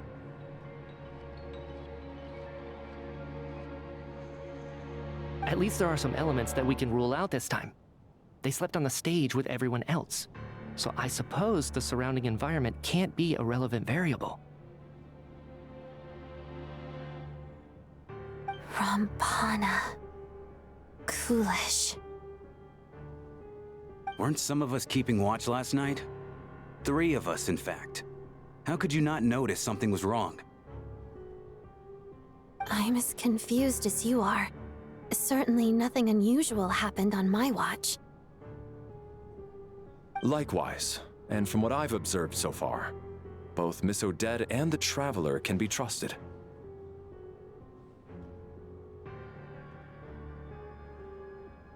To be honest, I didn't get a wink of sleep last night. I couldn't help but think I was the target, so I just laid there with my eyes closed. I heard the Traveler and Lelik chatting, but otherwise I don't recall hearing any commotion during the night. Me too. I didn't want to wake everyone up, so I was concentrating hard, trying not to cough. I hardly slept at all. If anything had happened, I'm sure I would have noticed.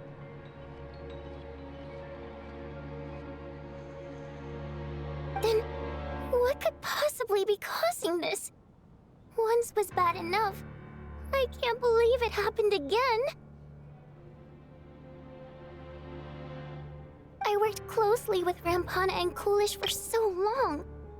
I never imagined that one day they'd... And on the stage of all places...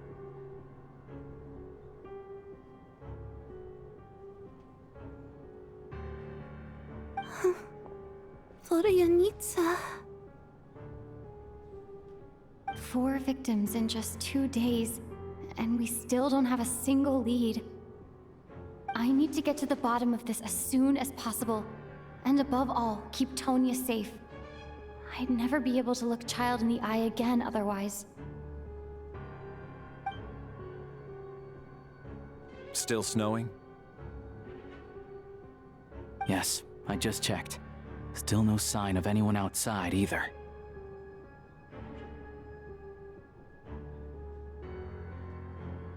So we only have ourselves to rely on. If you ask me, this killer can clearly strike whenever they please. The Night Watch was a useless endeavor from the start.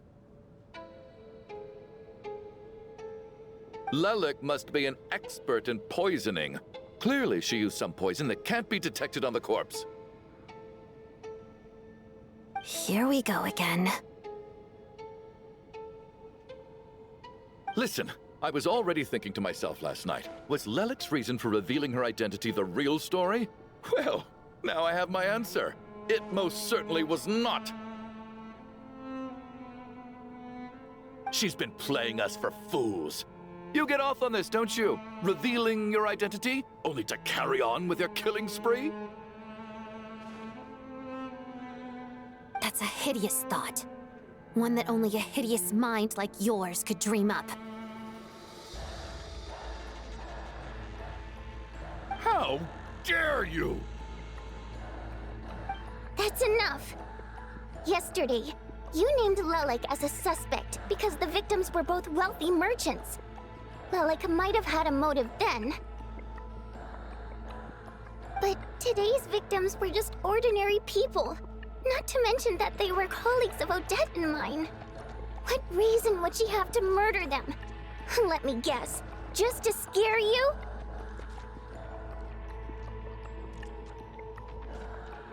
Who knows? Maybe you don't know her as well as you think.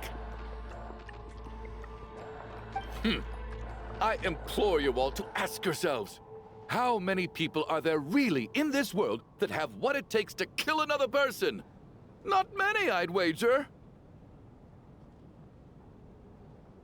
Lelik is well known to be a ruthless operator, and now she has revealed her identity. How could it be any more obvious? Everything you've said so far is still just conjecture, which doesn't constitute a concrete lead. You need to back up your claims with some evidence. How can you defend her, officer? What did she say to you while you were on Night Watch? Maybe I shouldn't be so surprised. You military types are always colluding with criminals to target the rich.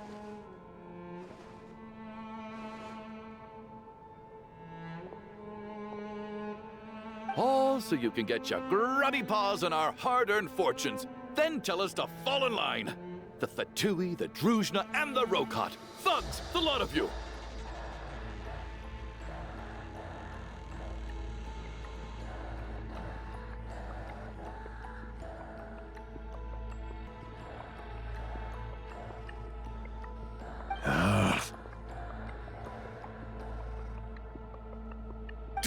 Don't you dare!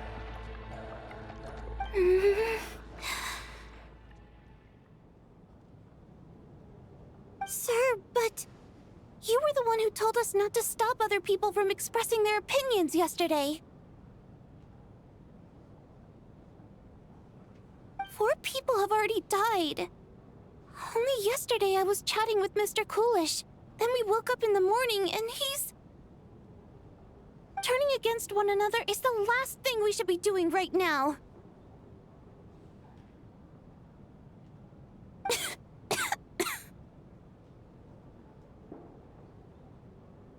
Little girl. Even if Mr. Chuganov is a puffed-up, pig-headed windbag who doesn't have a clue what he's talking about, he's still one of the victims here, isn't he?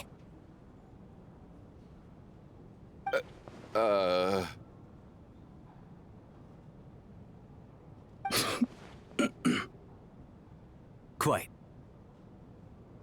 I had no intention of resorting to violence. But you're right, Miss Tonya. I ought not prevent him from speaking his mind.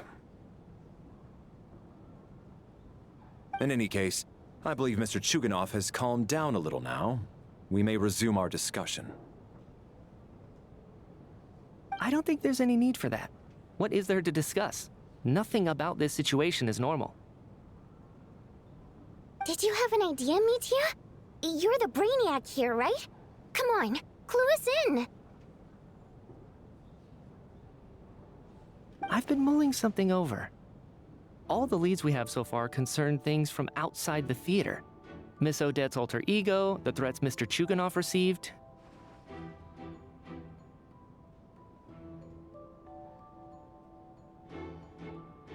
But then there's the 2 double murder crime scenes themselves, which have given us absolutely nothing to go on whatsoever. That's highly unusual. Even with the most careful killers, there's always some evidence left behind. So what are you suggesting? I think this could be a supernatural event. It isn't characteristic of human-on-human homicide at all. Correct me if I'm wrong, but aren't you supposed to be a scientist? That doesn't sound like a conclusion someone like you is supposed to make. I got into scientific research because of my insatiable curiosity. But if the present situation defies all known scientific explanations, I don't mind shifting my curiosity toward the paranormal instead.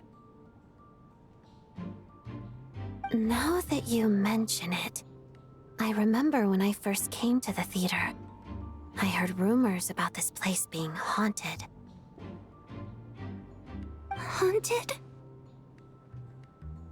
Yeah, I think I heard the same thing. But I mean, they're only rumors, right? We've worked here for years. Surely we would have noticed any spooky goings-on by now. Well, this has taken an unexpected turn. A haunted theater? If Paimon were here, she'd probably be hiding behind me in fear right now. Why don't we take this opportunity to look for clues again with a more open mind? Maybe a different perspective will help us see something different. Very well. Whether it's criminals or ghosts we're looking for, the same rules apply. Everyone needs to tread carefully. I'll move the bodies into the same room for now.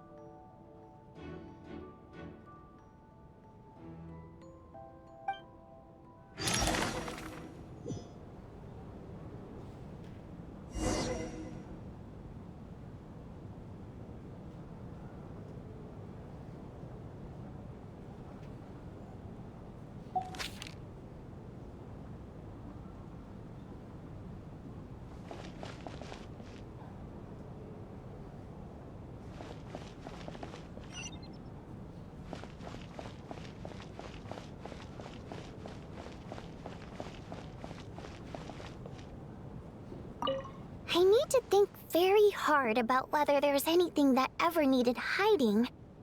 After all these years, there must be some things even I've forgotten about.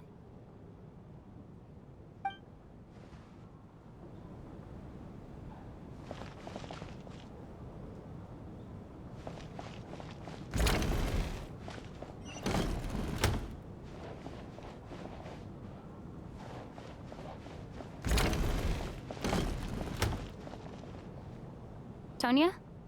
Did you find anything? Not yet. Still looking. So... Are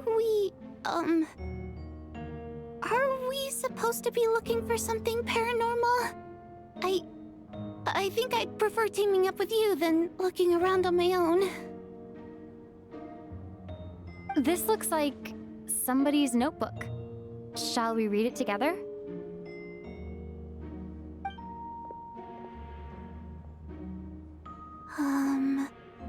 Well, it doesn't look scary or anything, so I guess it should be fine.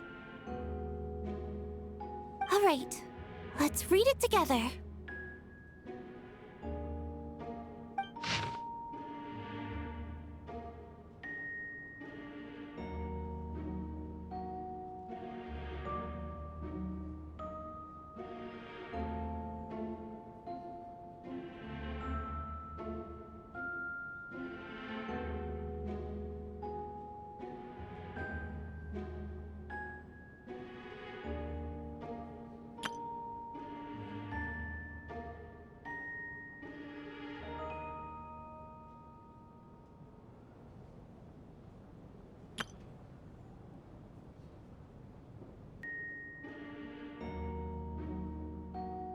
Huh.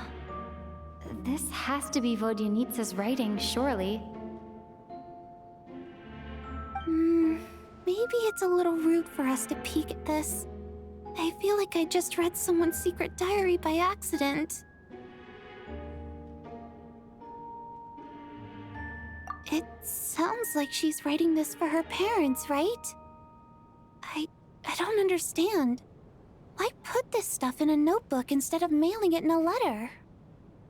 Because her water imp parents belong to the aristocracy, who were driven out of Snežnaya by the Tsaritsa long ago. And now they live somewhere new, where the postman can't get to.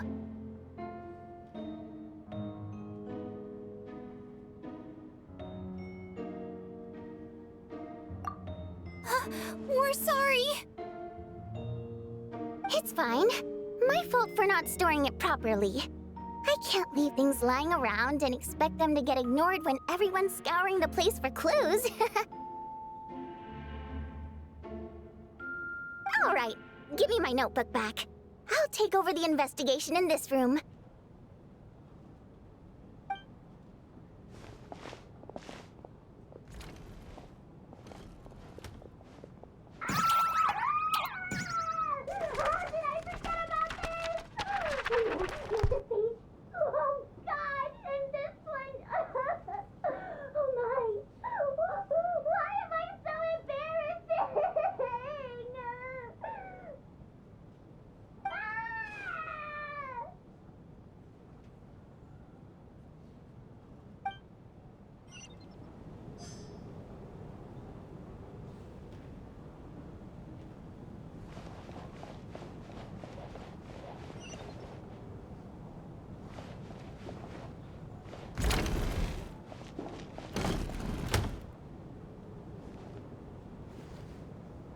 Valeri, come take a look at this. You too, Traveler. Some sort of notebook. What is it for? It's the on-duty logbook for the theater. Kulish was the main person to use it. He mostly used it to record any unusual incidents during a show, audience numbers, exit times, and so on.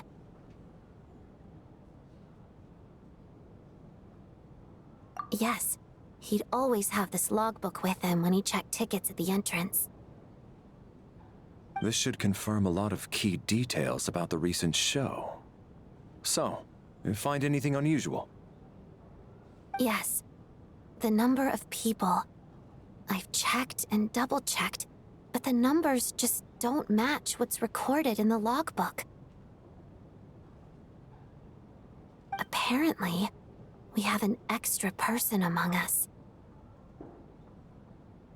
Are we certain that logbook is accurate? Could someone have sneaked in without buying a ticket or something? Unlikely. Kulish took his duties very seriously. I've rarely seen any errors in his work. Not to mention that this was a dress rehearsal, meaning smaller audience numbers and tighter ticket restrictions than usual. Everything would have been well within his control.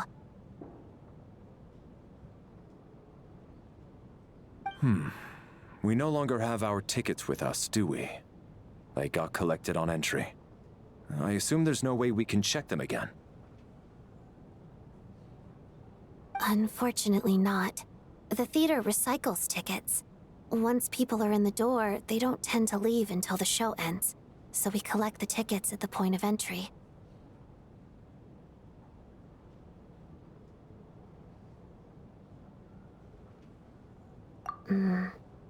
Still, I'm inclined to believe that this discrepancy in the head count is significant somehow. Did an extra person just materialize out of thin air?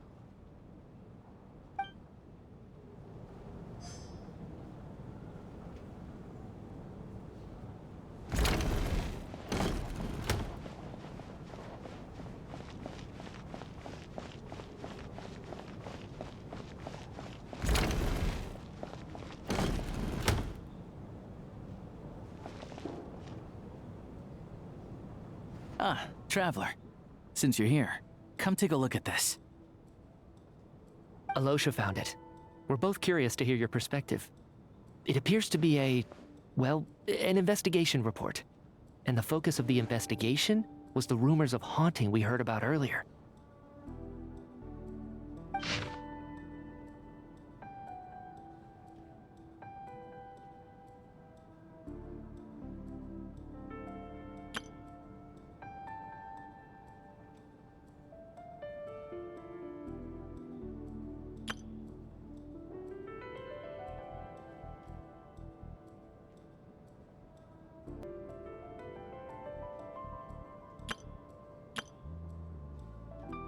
An investigation report, huh?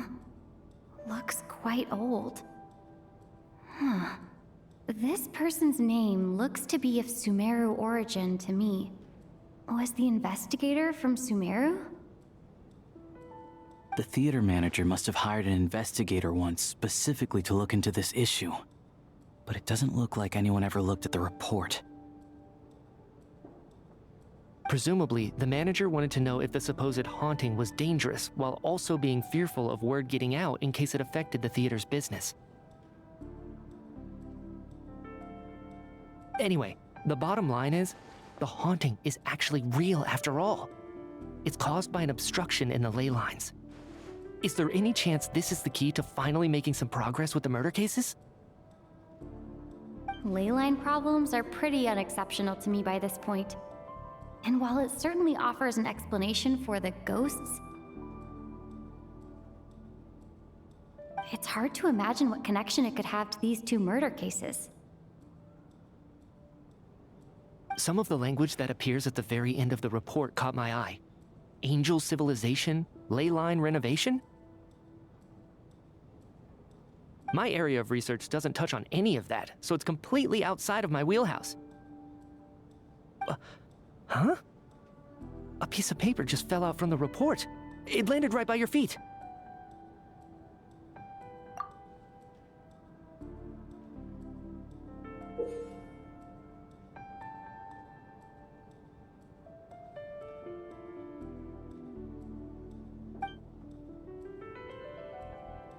How unnerving. It was tucked inside the report, so it must be a note left by the author. Death is near. Is that supposed to be what's going on here? With us in the theater? But if so, how did the author foresee it? Could he predict the future somehow? Maybe things are more complicated than we thought. No, wait a second. If we take the report and the note at face value, they completely contradict one another. The report definitively concludes that the hauntings in the theater are harmless and cannot affect the real world. But the note seems to be warning of potential danger. The question is, what exactly does the note mean by death?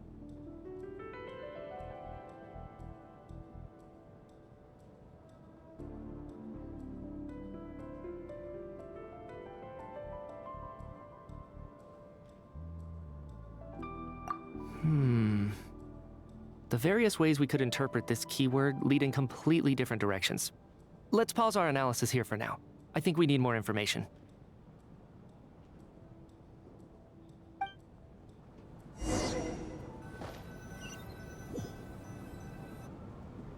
If we take all this together, it's not impossible, is it?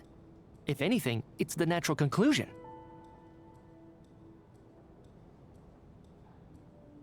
Oh, I beg to differ. This sounds to me like a product of a researcher's vivid imagination. And perhaps it's because I'm still viewing this through the lens of a typical murder investigation. But still, I'm struggling to be persuaded by your theory. Does it really sound that far-fetched? All right, well, let's treat that as speculation for now. I do agree with what you've said, so let's go with your idea for now. Good. Okay, now that we finally have some meaningful leads, I think it's time to reconvene. Let's get the others.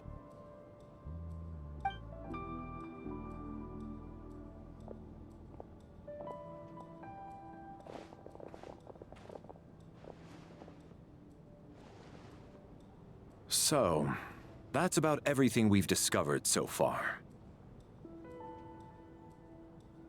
I'll share my theory first.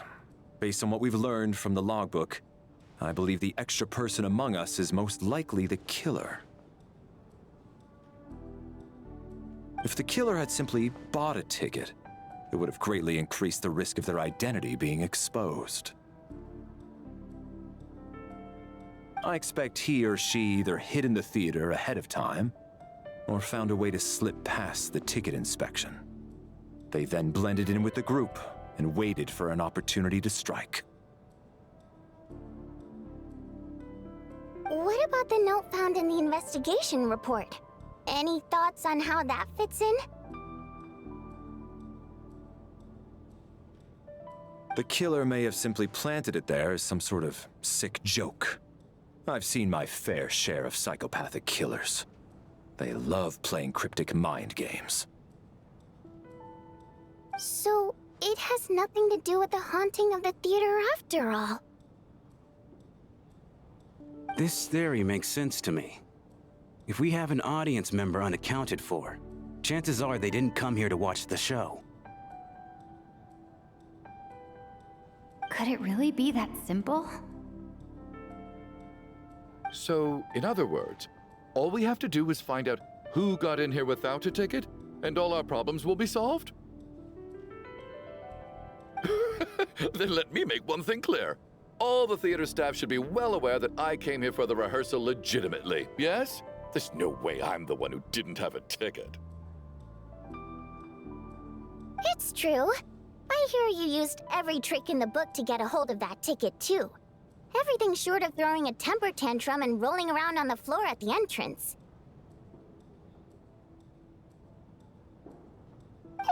I most certainly did not degrade myself in such a way.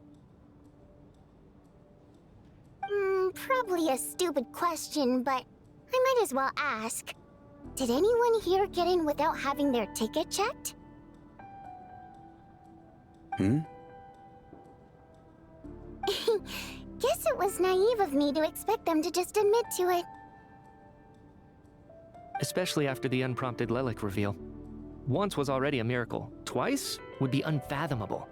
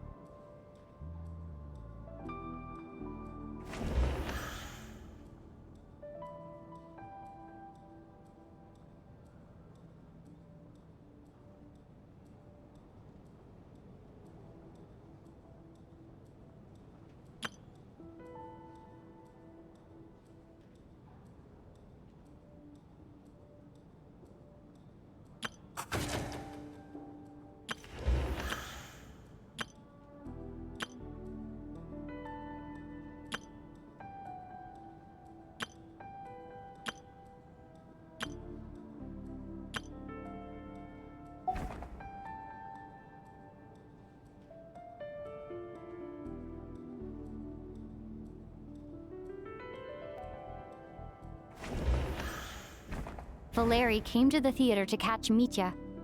Those two should be able to vouch for one another, and their motives are clear.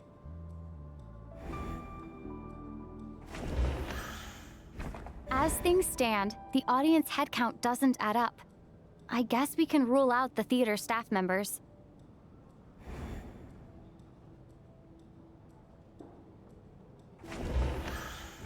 As things stand, the audience headcount doesn't add up.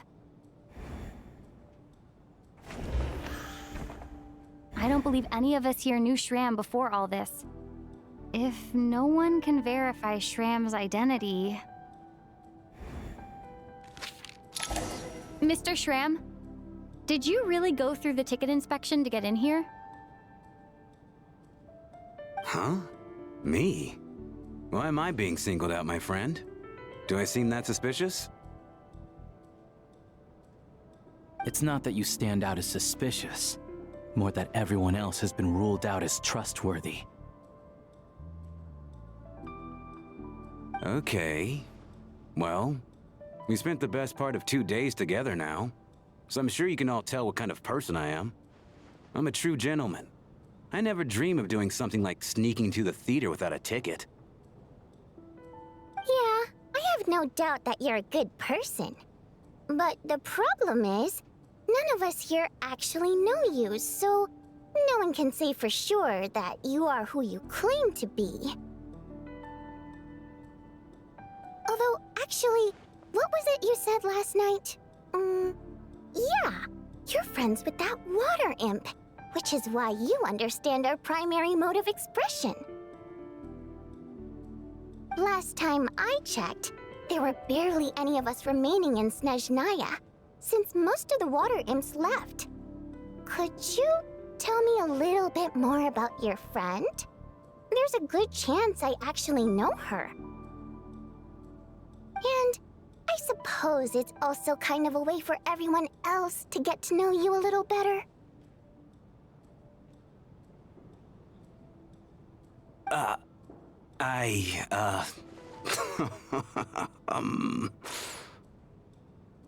Good grief. Are you blushing? Pull yourself together, man. Stop giggling like a teenage boy. It's revolting. Hey, revolting is a little strong. All right, fine. I'll admit it. That water imp friend of mine, the truth is, we're dating. I was just a bodyguard hired by our family. But the stars must have aligned, because sparks began to fly between me and their daughter. Never in my wildest dreams did I think I'd get so lucky. We don't need details. Just get to the point. Okay. I'm just a little hesitant to reveal her name, that's all. You know how it is. These are delicate times. Even with me to protect her. If word gets out that she's dating a human, both the Fae and human factions will give her a hard time. Really? Wait, no. That can't be. Huh? Shram, what the devil are you talking about?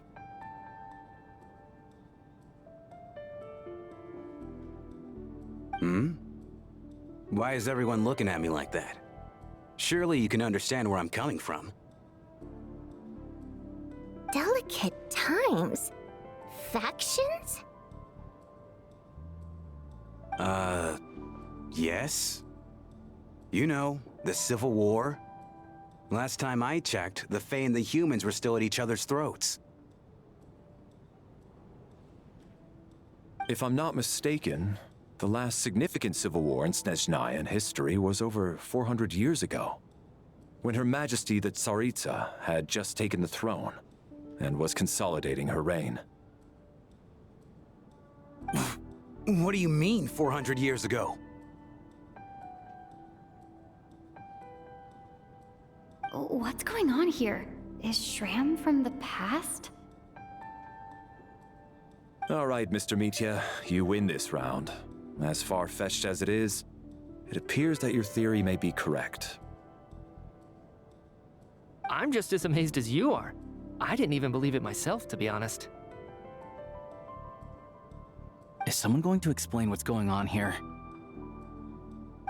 From the look on your face, you figured it out too, haven't you, Traveler?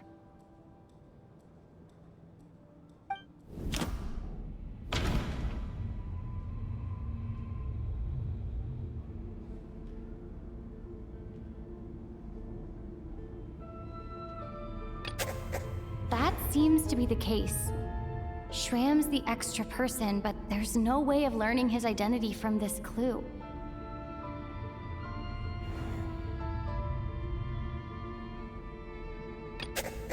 Vodianitsa's private letter touches upon the history of the Water Imp aristocracy's exile, but reveals nothing about Shram's identity.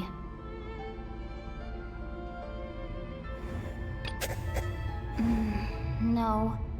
The truth lies within the clues we've already discovered. The theater's ley lines have been modified to block souls within its grounds from returning to them. Some souls can even wander this place forever, Mr. Schramm's statement proves he's from hundreds of years ago.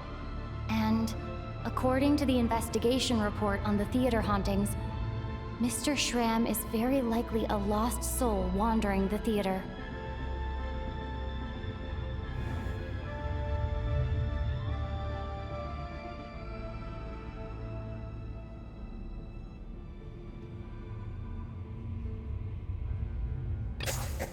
For some unknown reason, the soul that has been wandering the theater due to the ley line issues has joined our group and blended in. Yeah, that must be the immediate reason why the ticket count doesn't match the number of people present.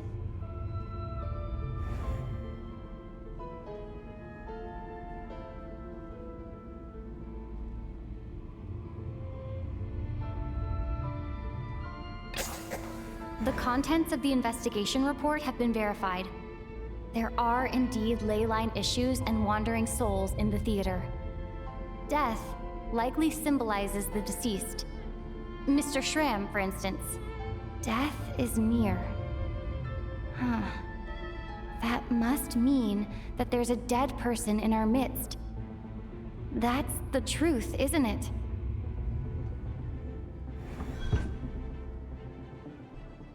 Yeah, the logic is clear now. The investigation report said that there would be souls stuck wandering around the theater because the ley lines were cut off. Mr. Schramm must be one such soul who died in the theater a long time ago. In which case, that also makes him our extra person. So when the note said death is near, it must have been referring to death as in the deceased. People who died a long time ago. Someone who died a long time ago. In short, there's a dead person among us. The extra person we've been searching for is a ghost from the past. You mean I'm a ghost? No. Don't make jokes like that, my man. There must be some mistake. But even if I was dead, I know for a fact I didn't kill anyone these past 2 nights. Yeah, even if all that's true, the report also said the souls inside the theater can't affect reality, right? They're harmless.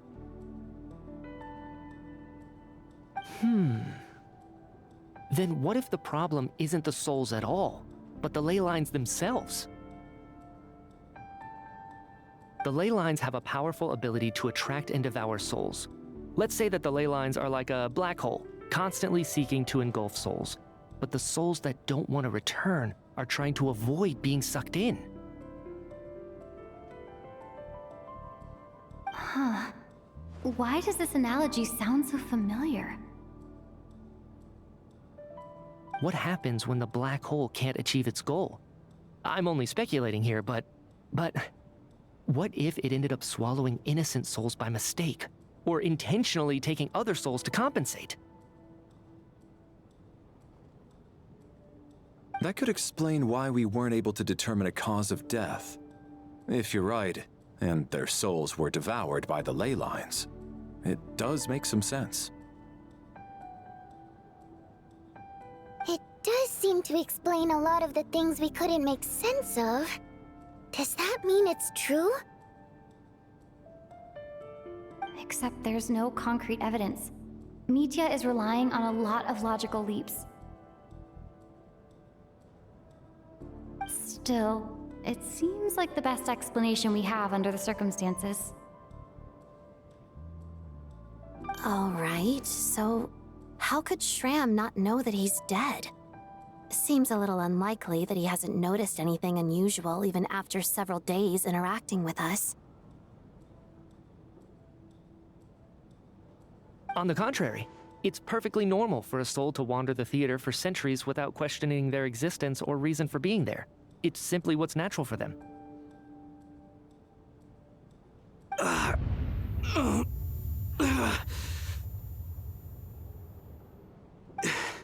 You know what, Mr. Brainiac?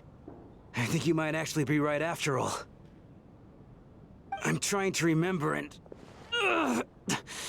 Even though my head feels like it's going to explode, I think it's all coming back to me.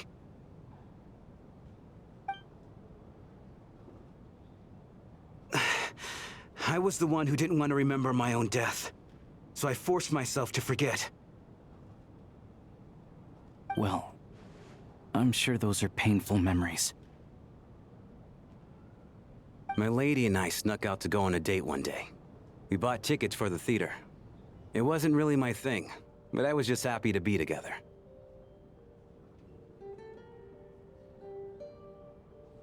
All of a sudden, a group of people burst into the theater, shouting for all the water imps to get out, performers and audience members included. It was clear the conflict between humans and Fae had reached a boiling point.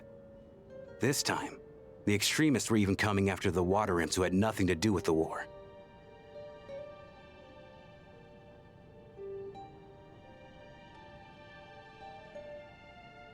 I thought I could pull one over on them, so I took off my jacket, draped it over my lady, and tried to sneak out amid the chaos. But I got caught. They started shouting, calling me a traitor to humanity. But I was going to do whatever it took to buy our chance to escape, no matter how many people stood in my way. I had to, both as their bodyguard and out of love.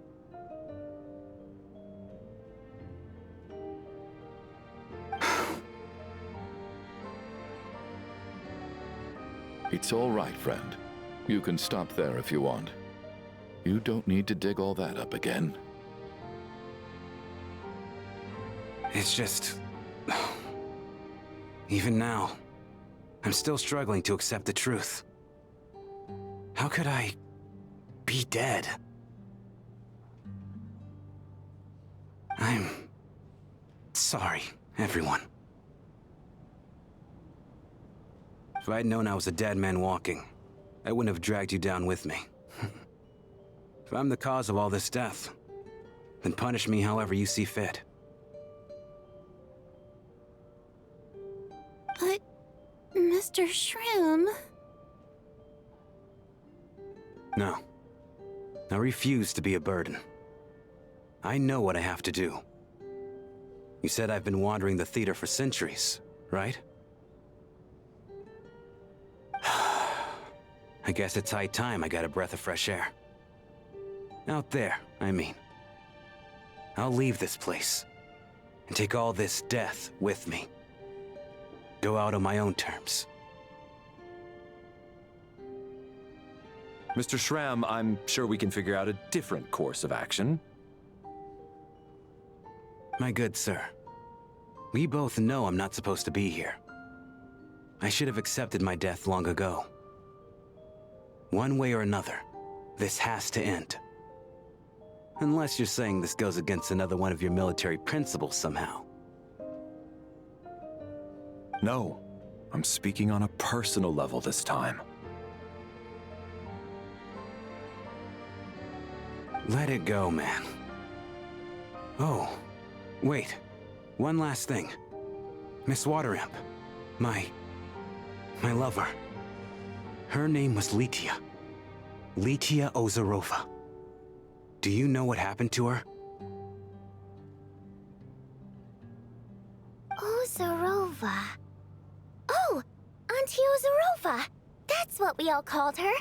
I remember her as a very kind elder. She had a bunch of kids, too.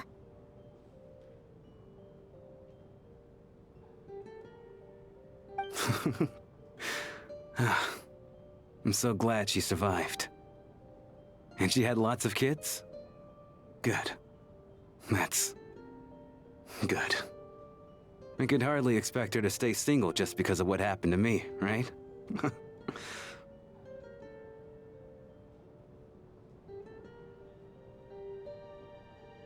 As long as she went on to be happy, that's all that matters. Besides, I'm dead. My soul's been wandering around here for so long because I was worried about her. But now, I can go without regret. There's no need to see me off, my friends. I've enjoyed our time together over these past few days. Perhaps we'll meet again in the next life.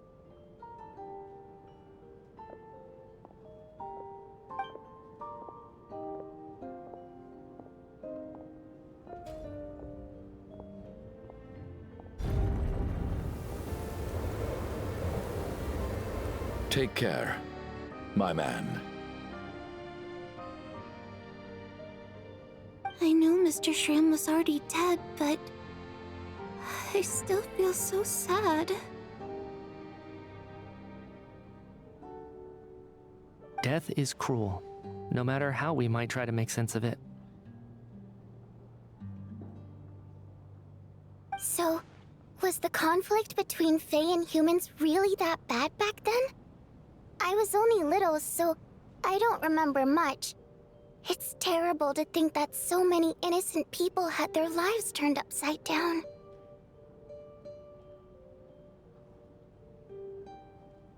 Even the historical records about that time period don't say much about it.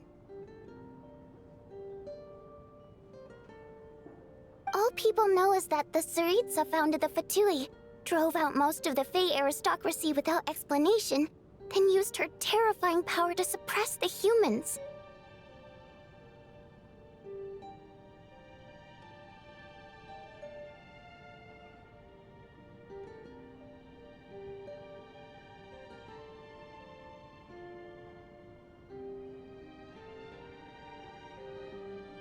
It seems to me like the Tsaritsa chose to make herself the enemy.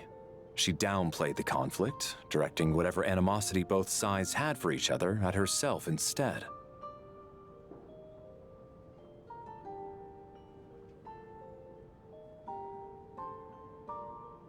That's also why, despite how brutal the conflict was at the time, there hasn't been much lingering tension between humans and Fae since. Things have been fairly harmonious for the past few centuries.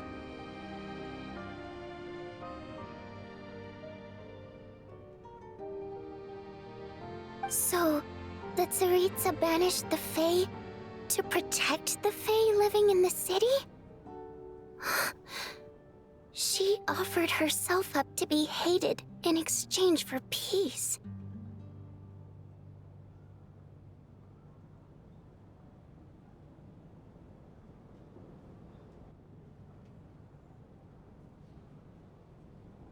Maybe it's not quite as bad as it sounds. I don't think Her Majesty is too concerned if mortals hate her or not. And besides, there are very few who truly do. All this time, I had no idea. All right. If Mitya's theory is correct, then I think we can consider this matter settled. Let's all take a break.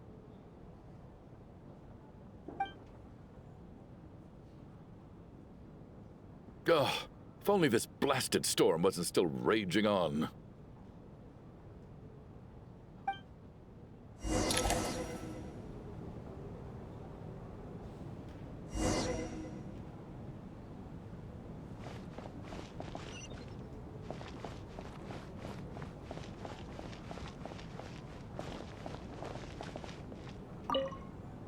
Well, at least it seems like Mr. Shram stayed optimistic until the end.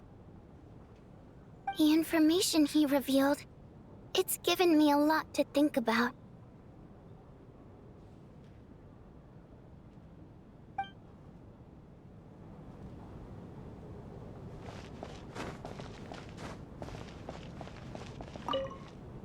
Even though Shram was already deceased, his decision to walk into the snowstorm was still a sacrifice, and a very brave one. This is one of the few times I don't feel at all happy to have my theory proven true.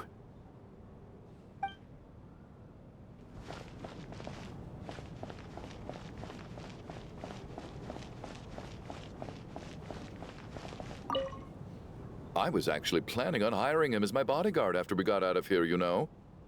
Oh, poor guy.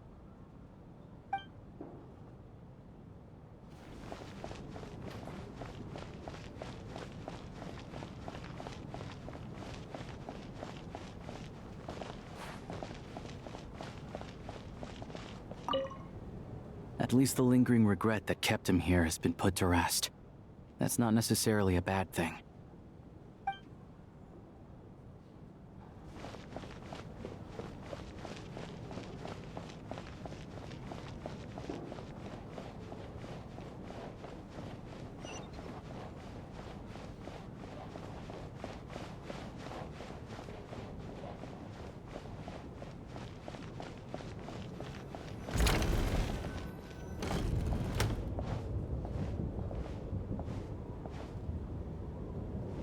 Looks like now we can just rest until the snowstorm stops. I still can't believe Shram turned out to be a ghost who'd been in the theater for hundreds of years. To think he was dead this whole time. What a strange turn of events. Knock knock. Hmm? Knock knock. You know the door isn't closed, right? You don't have to knock. Think of it as a signal then. When I'm entering someone else's room and I knock, I'm here as Odette. If I don't knock, it's Lelik.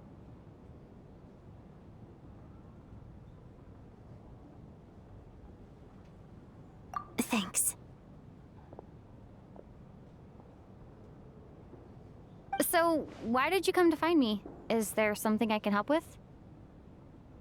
Vodyanitsa said you knew about my secret identity from the start. But when everyone was discussing who Lelik could be, you were worried that revealing what you knew would be unfair to me, so you kept it to yourself, right? Yes, I'm extremely grateful for that.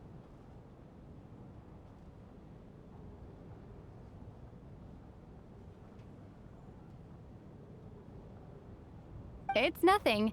I mean, you didn't hold what happened to the Senora against me, so I should thank you for that as well.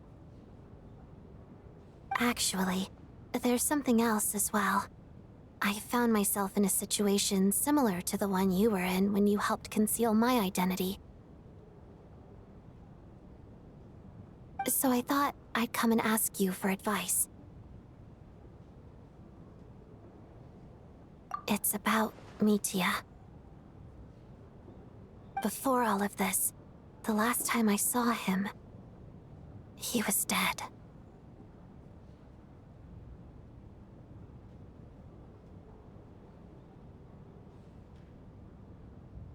As I'm sure you know, my goal as Lelik was to stop Project Stuja.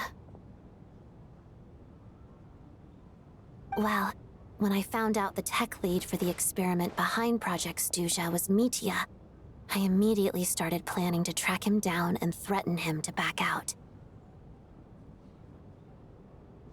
I often saw him around the theater, but I soon concluded that making my move there would risk exposing my identity. So I decided to infiltrate the Armory Palace and go directly to his lab. That way, the threat would be much more effective.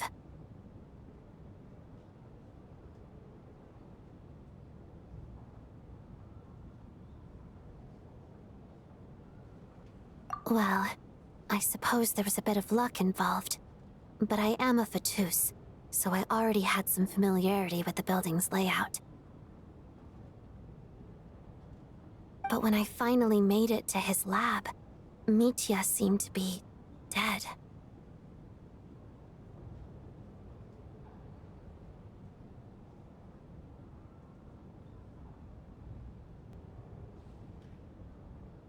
I checked his breathing and his pulse. He had no vital signs whatsoever. I'm certain of that. I thought maybe another anti-Project Stuja activist had beaten me to it, and chosen a much more brutal method, so I made myself scarce. That's why you were so on guard around Mitya that first night here. Yes. When I saw him sitting in the audience during the performance, I could barely contain the shock. To me, it was a miracle.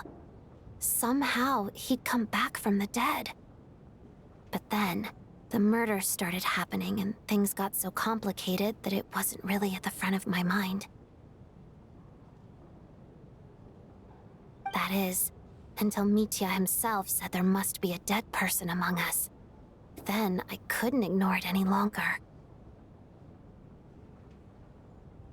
And yet, you thought that bringing it up right away would single Mitya out, just like when everyone was suspecting Lelek. Exactly. I thought there could be something I was missing. Besides, we soon figured out that Mr. Schramm was a ghost, and we knew there was only one extra person, so we thought he had to be the one. But now it seems like there's another candidate. I understand why you kept it to yourself. There was so much information being thrown around during that discussion. Bringing up Mitya would have just introduced more confusion. So, what do you think we should do? Let me confirm one thing first. When was it that you found Mitya dead? Around a week ago, sometime in the afternoon. A week ago? That's earlier than I thought. I saw him just a few days ago at a restaurant. That definitely would have been after you found him dead.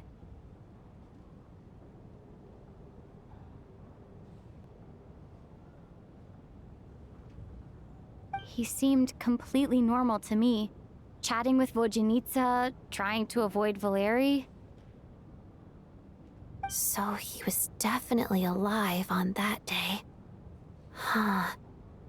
Well, all I can say is I know what I saw.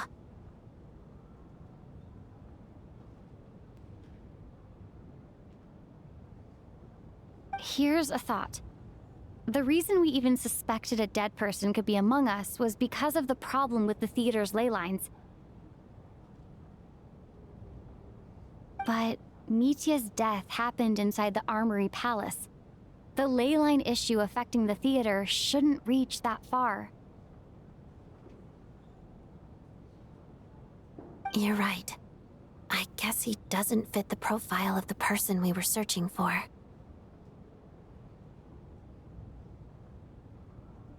I think the chances of it being him are very low. Surely he can't have died for real in the Armory Palace. Unless... Unless what? Unless he really did come back from the dead.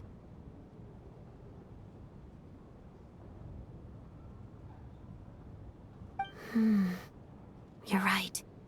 Do you think we need to disclose this to the others? Huh, what's this? A private meet and greet?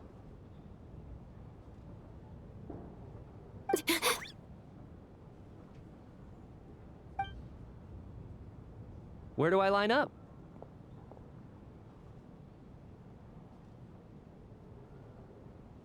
That's not what's going on here.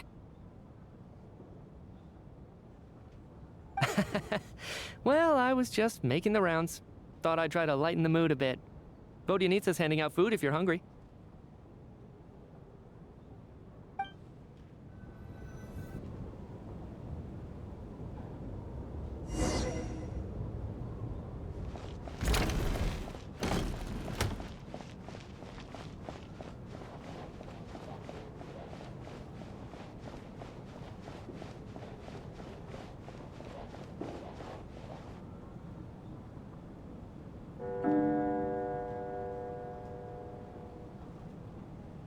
What is going on with this storm?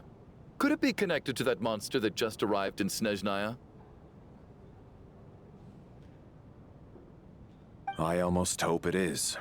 Her Majesty the Tsaritsa left to vanquish that beast herself. We just need to wait for her triumphant return. Do you think people still feel the cold after they die. I'm wondering about Shram. Oh, maybe we should have given him a coat before he went out there.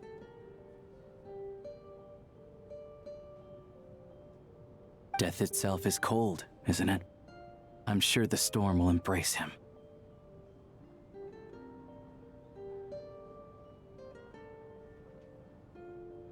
Well, I hope he has a safe journey.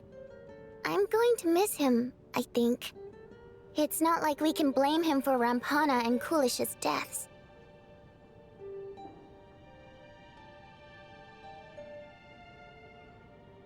Thinking back on it, we barely made it out alive ourselves.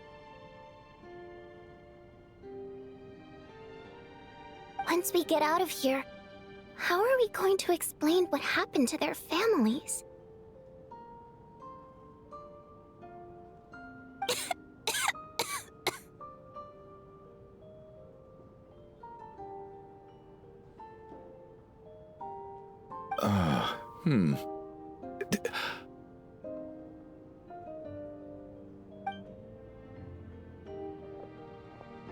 Are you okay? Here, take this. I've never used it.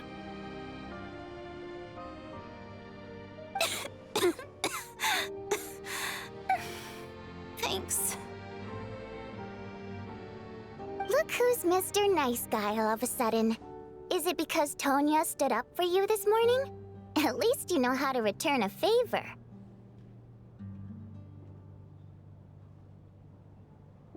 Yeah, without Tonya, who knows how badly he would have been hurt.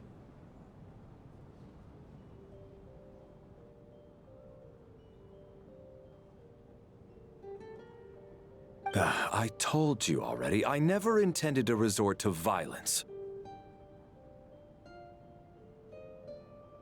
Duh, bunch of rascals.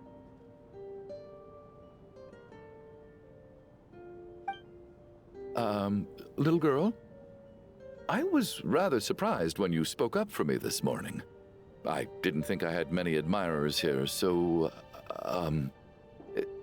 thank you. Oh, no need to thank me. I said some bad stuff about you too. I've been, too embarrassed to admit it, but, you remind me a lot of my daughter. So kind to everyone, but never lets her old man off the hook. Unless my wife and I are having a fight, then she's always on my side.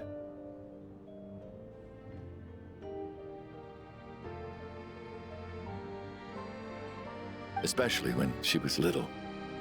Every time I took her out,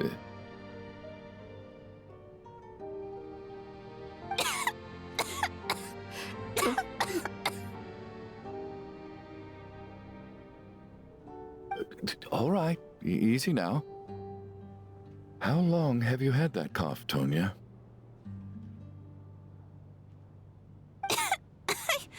I don't know. It's probably been a while. I'm fine.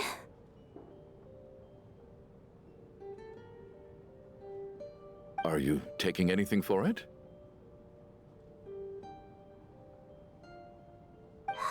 Yeah. I'll be fine once I see my brother. He's gonna pick some frost fairy flower leaves and brew a tonic for me. I'll feel much better once I drink that.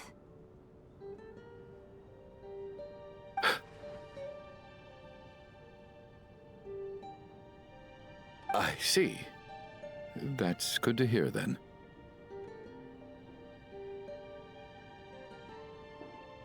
We should probably discuss arrangements for tonight. Now that the deceased has left our midst, there shouldn't be any more incidents. However, out of an abundance of caution, I'll keep watch. Shouldn't we take shifts? I can take one if needed. No need. I managed to get a nap in earlier, so I have plenty of energy right now. After all the tension of the past few days, everyone else should just focus on getting a good night's sleep.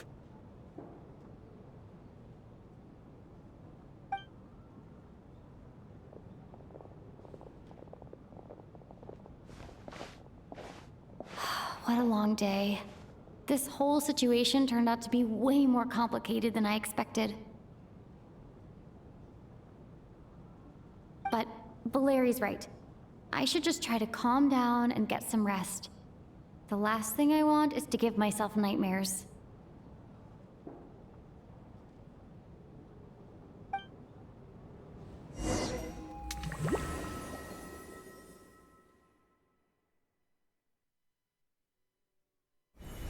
She's awake.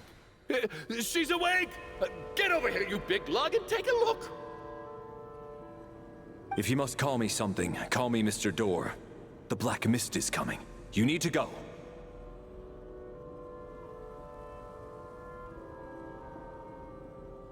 Are you all right? Can you walk? We just got attacked by monsters on our way up. That Mr. Door fellow protected us. He just seemed to come out of nowhere. Not much of a talker, but when it comes to taking down monsters, that man doesn't hold back.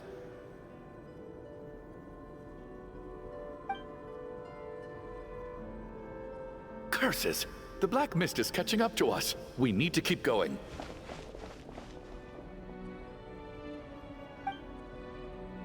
Mr. Door, I don't believe I've ever seen you around here before. Why is that? There's no need to try to get to know me. I'm just Mr. Mr. Door! Monster! Quick, get rid of them! I can just push these ones off. Oh, well, anyway, we're lucky to have you here. Thanks for saving us earlier. No need to thank me. This is where my duty lies.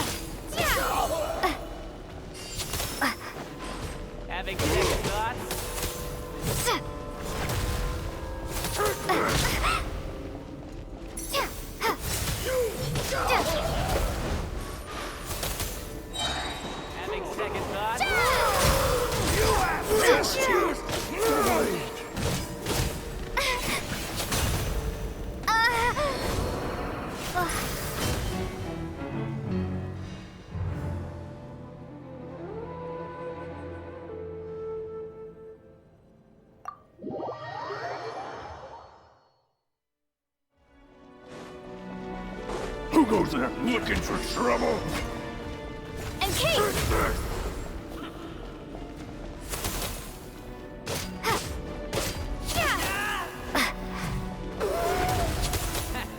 Having second thoughts?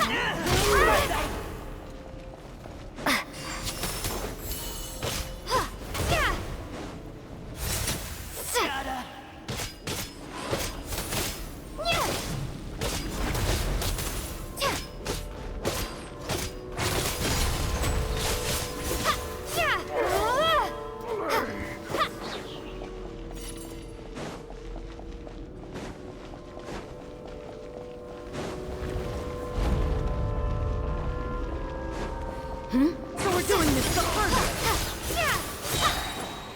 Condense! Remarkable work, Mr. Door.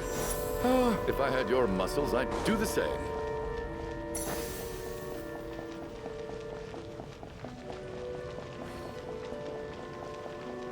Are none of these doors the one you're looking for? No.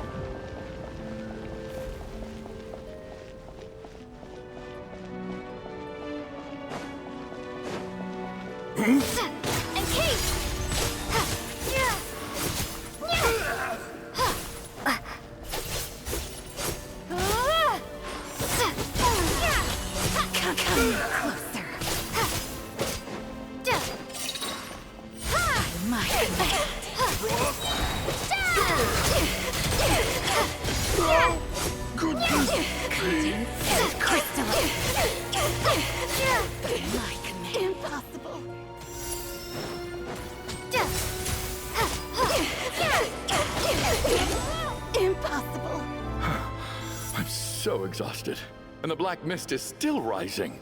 Oh. Wait, look! There's more monsters down there. Are they coming from within the black mist?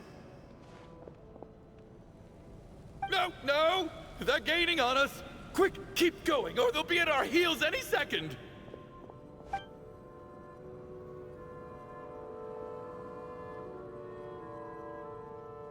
Mr. Door, what are you doing? We need to get out of here. They're coming! Found it.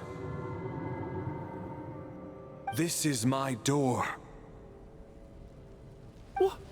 What? You mean you're going to stay here? I am a door. This is where my duty lies.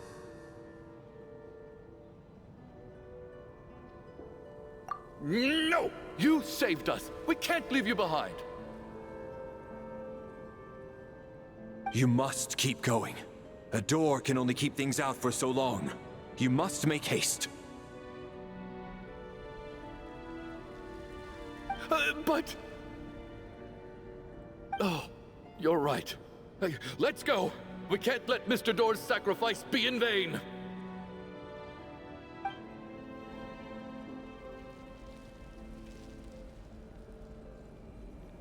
The black mist isn't moving anymore. Looks like both the monsters and Mr. Door are gone. I didn't just imagine all that, did I? Surely I wasn't so scared out of my mind that I hallucinated a door as a human being. Oh, okay, good. There's no way we both hallucinated the same thing. Getting sleepy? Well, looks like we're safe for now. Go ahead. Let's get some rest.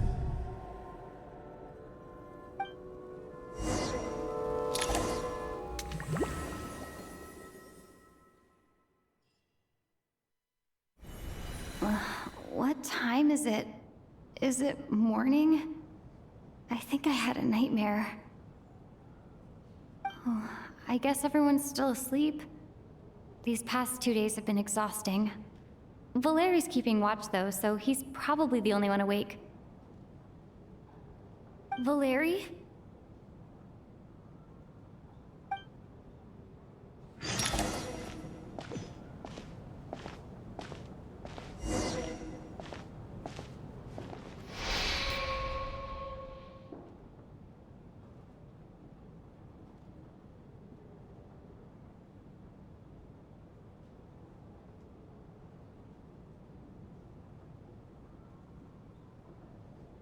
Wake up! Everyone needs to wake up!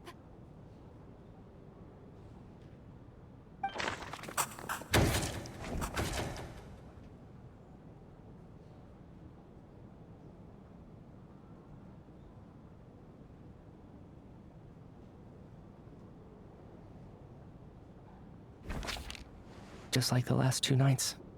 No clear cause of death.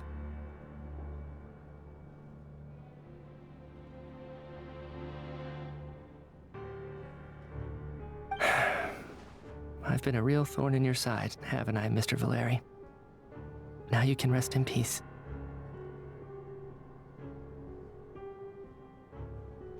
But for me, life will be all the duller for not having to run away from you, my friend.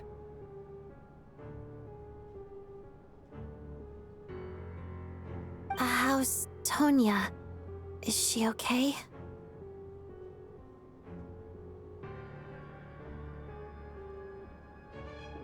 I just checked on her, and it doesn't seem like anything serious. She's just exhausted from the past couple of days, and she's still recovering from her illness. We should let her sleep a bit longer. That means Valeri was the only one who died last night.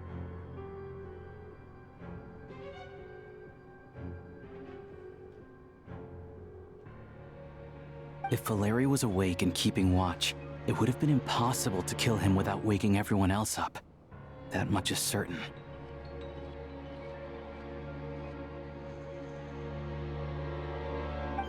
This is so frustrating. Why has nothing changed since yesterday?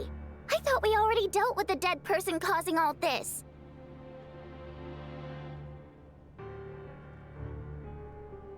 Actually, one thing has changed. There's only one victim this time, not two. Does that mean...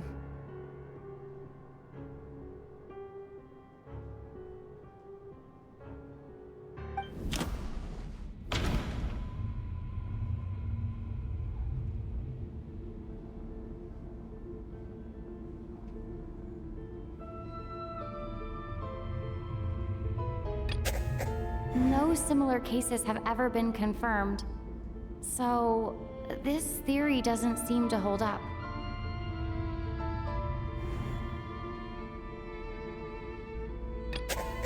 But Mr. Schramm was already deceased to start with. That doesn't seem very likely.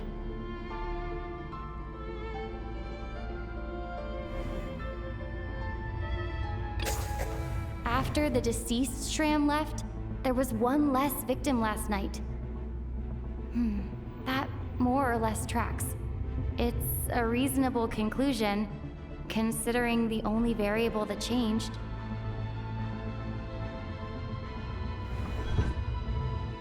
Oh, the number of people who die each night is equivalent to the number of dead among us. That's your theory, right? Exactly.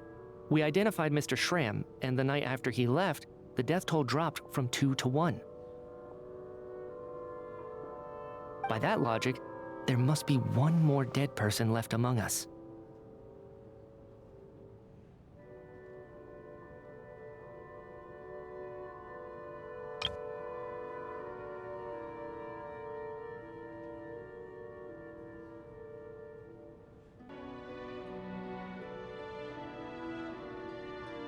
Another one? But there was only one person unaccounted for in the ticket checks, right? The head count should match up now. Having an extra person was definitely a cause for alarm, but being one person short isn't nearly as unusual. Someone could have left in the middle of the show, or made it out before the storm hit. One more dead person among us. If Mitya's theory is right, then what Odette told me seems a lot more relevant. It's just, at the time, we had no reason to think there was more than one dead person.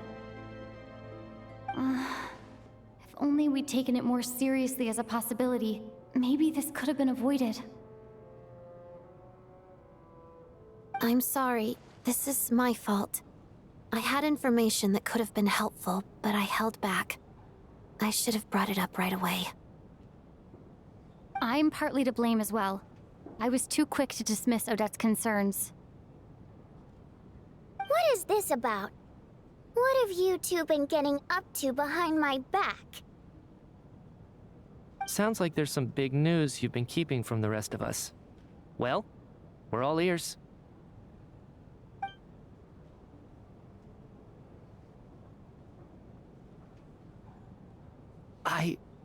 I'm the dead person? Wow, that's certainly news to me. Odette and I talked about it yesterday, but we thought it just wasn't possible, so we left it at that. Yeah, I don't blame you. If I'd been there, I probably would have reached the same conclusion. It just sounds too unbelievable. let me just try and verify this. I just scoured my memories trying to think back to the afternoon Miss Odette mentioned.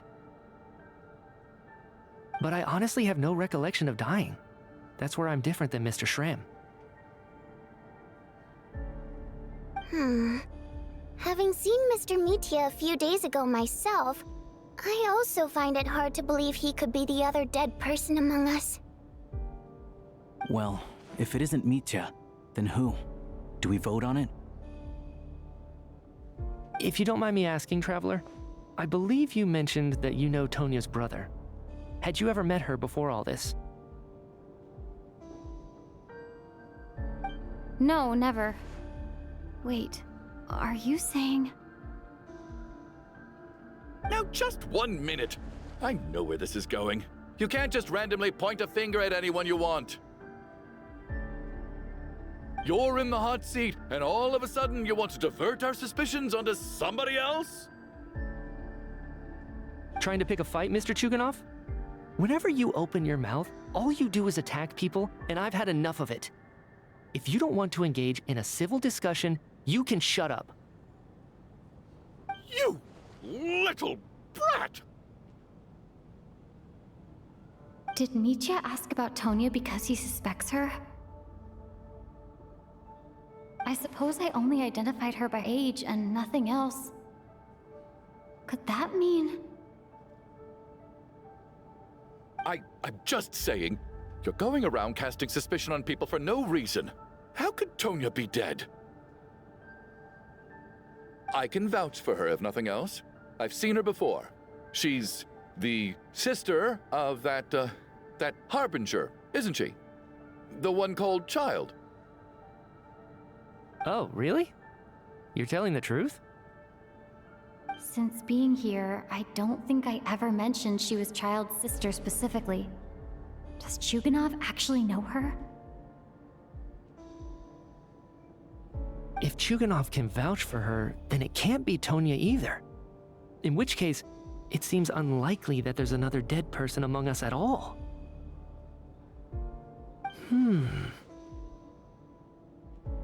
Miss Odette, could you go over that afternoon with me one more time, when you found me dead? No problem.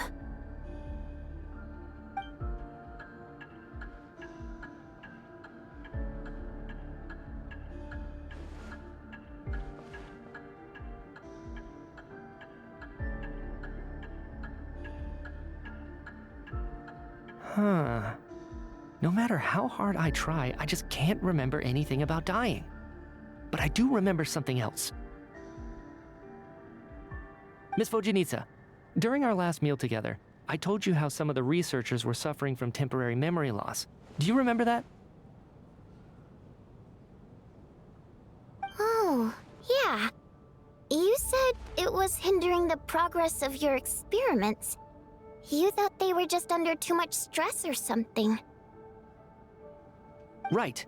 And even though I don't remember dying that day, I'm pretty sure I experienced something like amnesia. Some of my memories from that afternoon are missing.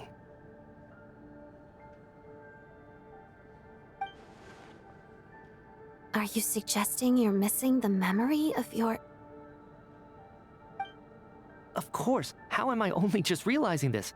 Humans aren't necessarily aware of their own death. You mean being silently assassinated, or dying in your sleep? Situations like that?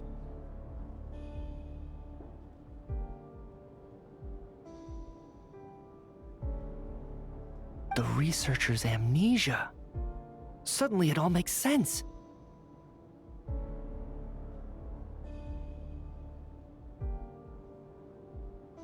I must thank you, Odette. I think your perspective just helped me reach a breakthrough on a series of issues that have been troubling me for quite some time.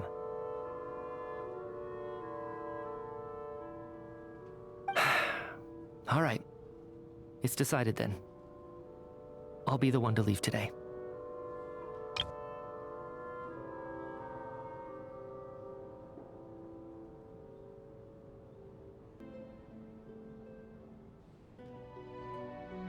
Oh, leave? Hey, wait a minute! Aren't you rushing into this? What if you're wrong? You'll pay with your life! Come on, kid. Aren't you gonna fight for your life? This seems like a rash decision. I have other reasons beyond what's been discussed. In fact, thinking back, I remember during Miss Odette's performance, while I was sitting in the audience stalls, a brilliant new idea for my research popped into my mind. But then, my train of thought suddenly cut off.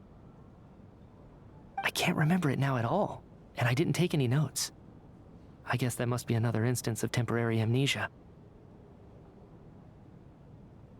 No. Hold on. I see where you're going with this. You're suggesting that each instance of temporary amnesia is a death, right?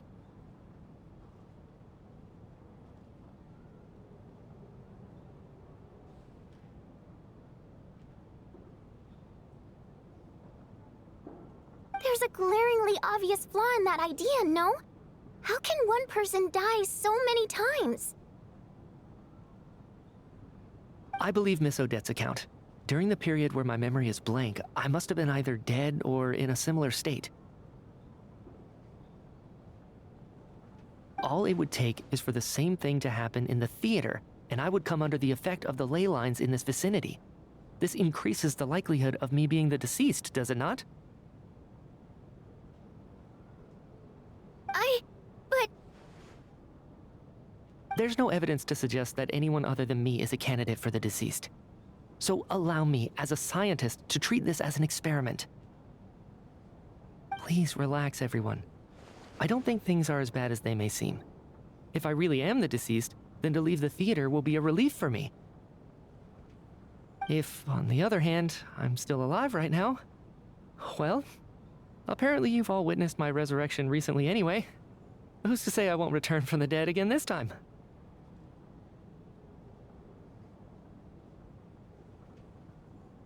Nietzsche's right. This is the only thing we can try right now. I think he's deliberately downplaying the gravity of the situation, though. He probably doesn't want to burden everyone. What is a scientist if not someone who gambles on experiment after experiment in an attempt to obtain the truth? With this snowstorm, the ley line phenomenon, ghosts of the dead, and my amnesia, we've been paralyzed by not knowing and powerless to do anything about it. It's a terrible feeling. But if I do get resurrected, you can be sure that I'll come back with the truth of all this. Just you wait.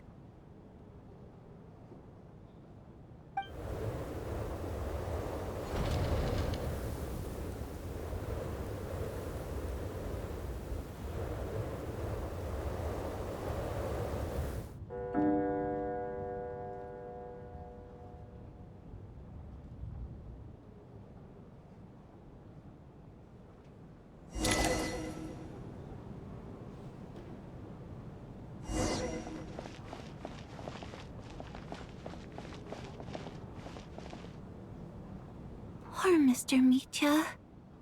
I didn't even get to see him one last time. Maybe it's a good thing that you weren't there to see it. It was a hard thing to watch. I hate goodbyes. Why does it feel like everyone around me is slowly disappearing? Not just in here, I mean. In the outside world, too. Maybe it's the realization that, at the end of life, everyone has to face it alone. Come to think of it, the main reason we're still alive right now is pure luck. Each morning here, for every one of us, there's the chance that we might not wake up. You could take it a step further and say that the same is true outside, too. Who can never be 100% sure when they drift off to sleep that they'll open their eyes again in the morning? If I make it out of here, I'm going to cherish every moment that I'm awake and live without any regrets.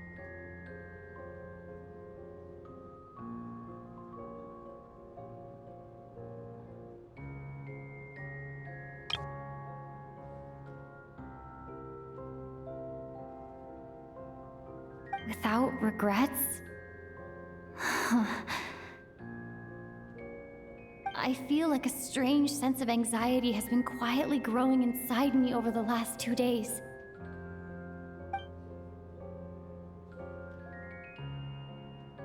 Are you okay?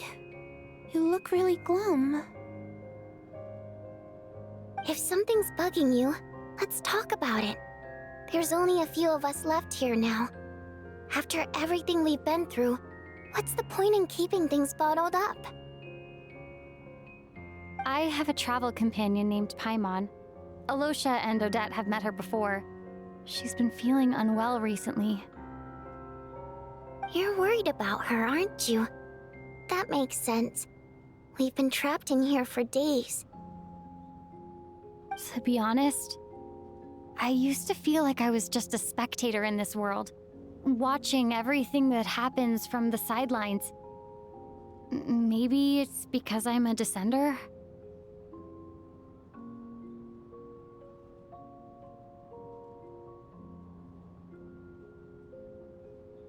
A descender? But with Paimon by my side, over time, I slowly felt my connection to this world growing stronger. She loves eating, sleeping, and having fun, but she's also a great guide. It's her authenticity that makes this whole world feel more real for me.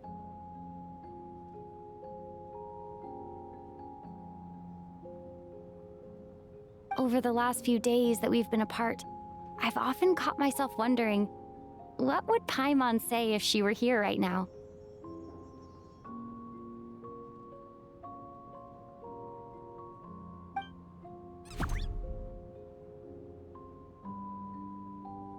But by the time I snap out of it, the conversation has already moved on and I'm still in my own little world.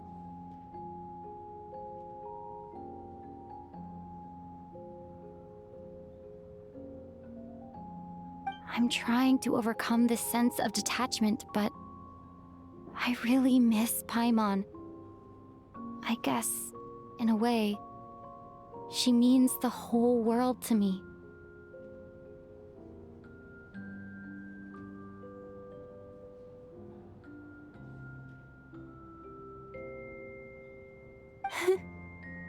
I bet she misses you when you're not there as well. Maybe you're her entire world too. I don't know if this will make you feel any better, but back when the water imps left Снежная in droves, I also felt like the whole world was suddenly empty. I could be surrounded by people all smiling and having fun, and still feel completely separate from it. So, I totally understand how you feel. Later on, I started to think, maybe accepting the fact that our loved ones won't always be with us is something that takes a lifetime.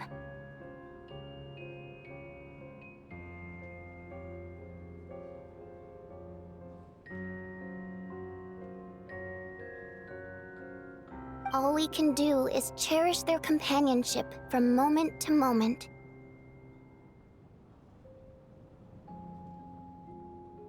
So, once we get out of here, you better hurry back to our side as fast as you can. You can't let your story end in regret. That's the trope I hate the most. Thank you. That's exactly what I needed to hear. But Vodianitsa, if you hate goodbyes too, why didn't you leave with your people? That's just the choice I made. I used to regret it, but I don't anymore. Like I said before, singing is a water imp's primary mode of expression. It's how we convey our emotions. Our songs have echoed through this theater for hundreds of years, each one a story pieced together through moments of joy and sorrow. But Does a story exist without someone to read it? To me, the answer is no. So I made the choice to stay. That way, there would still be someone left to sing these songs and listen to their stories. Otherwise, they could have been lost forever. Could you teach me how to understand your people's songs sometime? I want to be able to truly hear them, like Mr. Shram.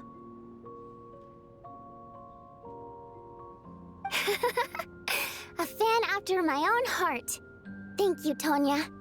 How about I sing something for you, and you tell me what you hear?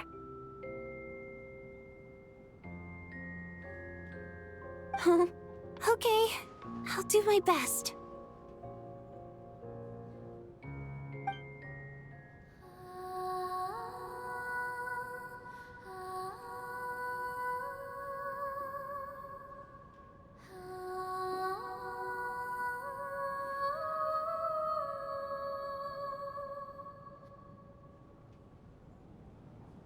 I've never heard that one before.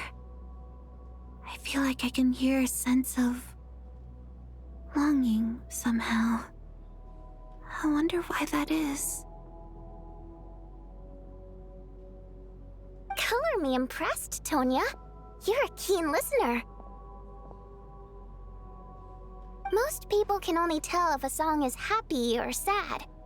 I didn't think you'd be able to pick up on such specific details.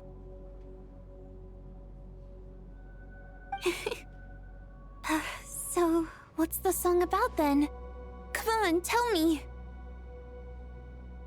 I've actually never performed this song in the theater before, because it has more of a ceremonial purpose for our people. It's not meant for the stage. It means something like, "May those we have lost watch over us, and follow this song back home in the night, so that we might be reunited once more."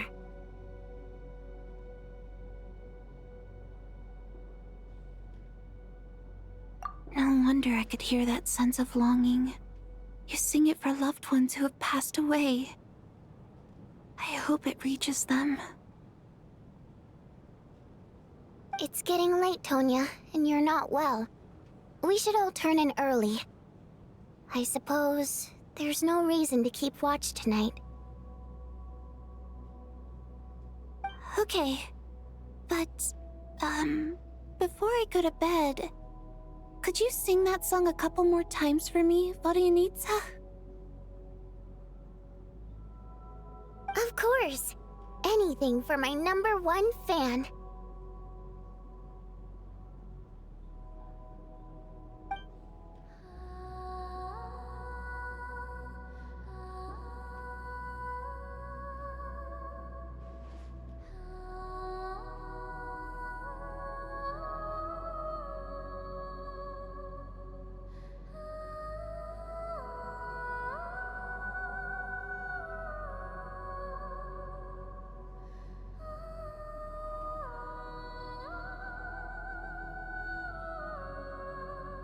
Once I get out of here, I definitely don't plan on ever coming back.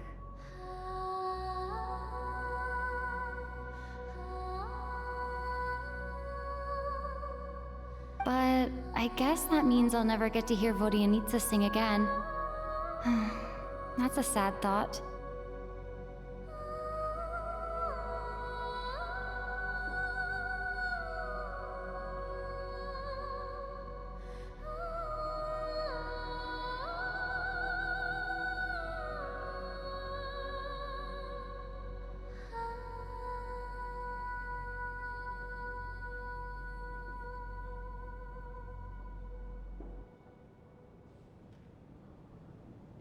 Before I fall asleep, I should cherish this moment of companionship while it lasts.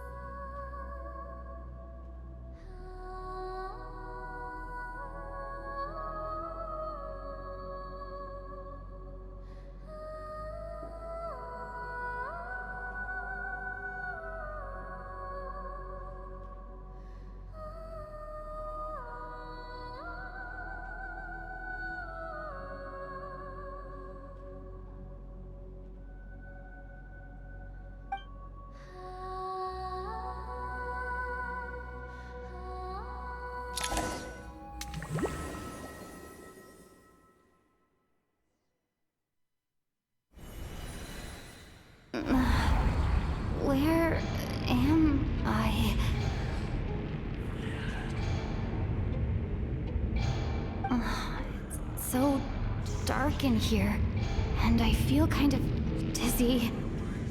Am I alone?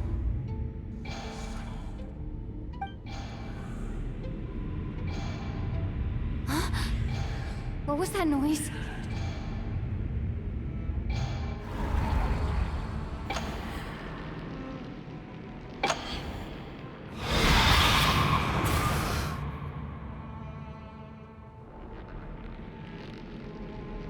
Return, O spirits. Fulfill your oath of protection.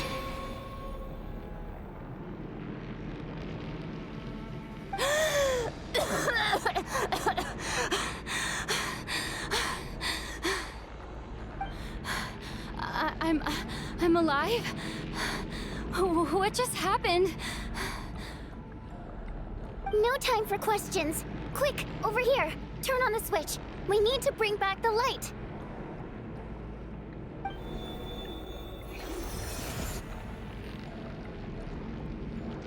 All right, we're safe. The spirit just now is called Night Prayer. The light subdues her, but she'll attack without a second thought in the dark.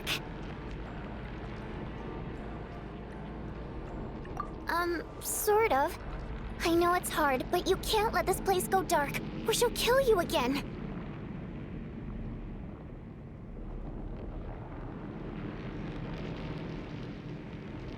Yep. Luckily, I was here to resurrect you. Otherwise, that'd have been a real bummer.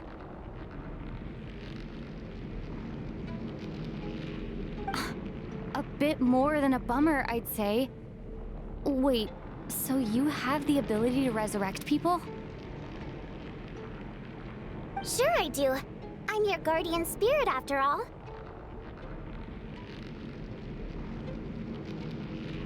I specialize in soul recall. Oh, it's nice to meet you, by the way.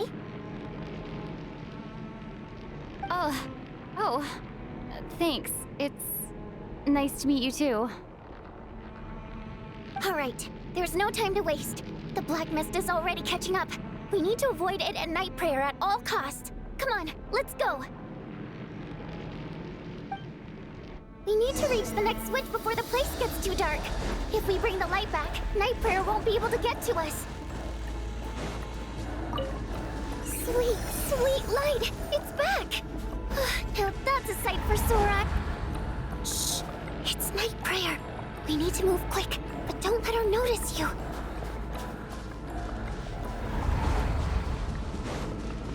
Look out!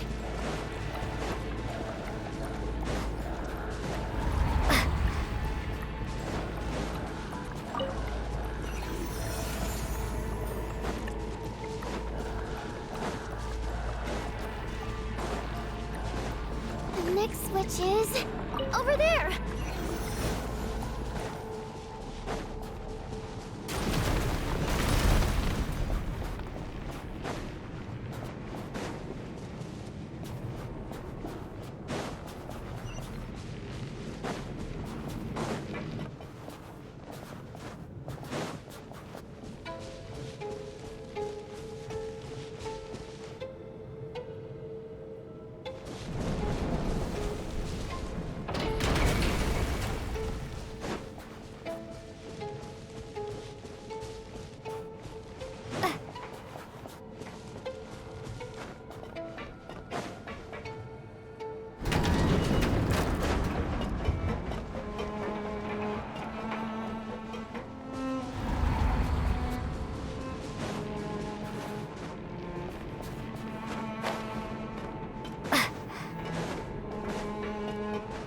The switch is just up ahead.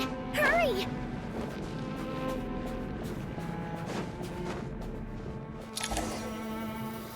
It's too dark. We're not gonna make it. Come on, faster!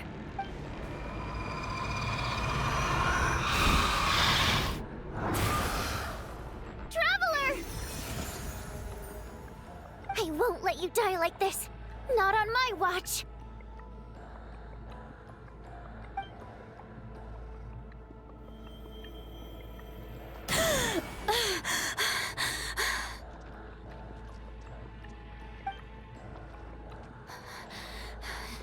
Even though it's not permanent, dying is definitely not a pleasant experience. Great. You're back. Yeah, thanks to you. Time for you to get out of here. Quick, before the light runs out. What about you? You're not coming with me? I can't. I've already been used up. A guardian spirit's skills are finite. I can only resurrect someone so many times. I might not look any different, but my essence has been exhausted. Now, I will slowly start to fade away.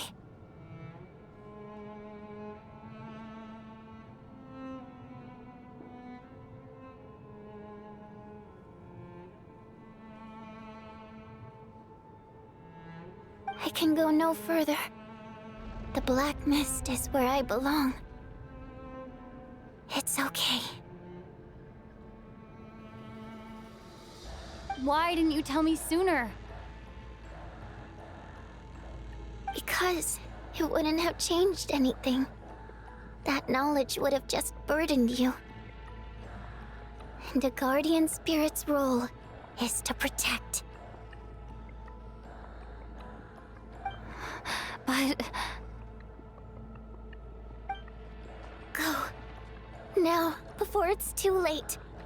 I already hear Night Prayer approaching.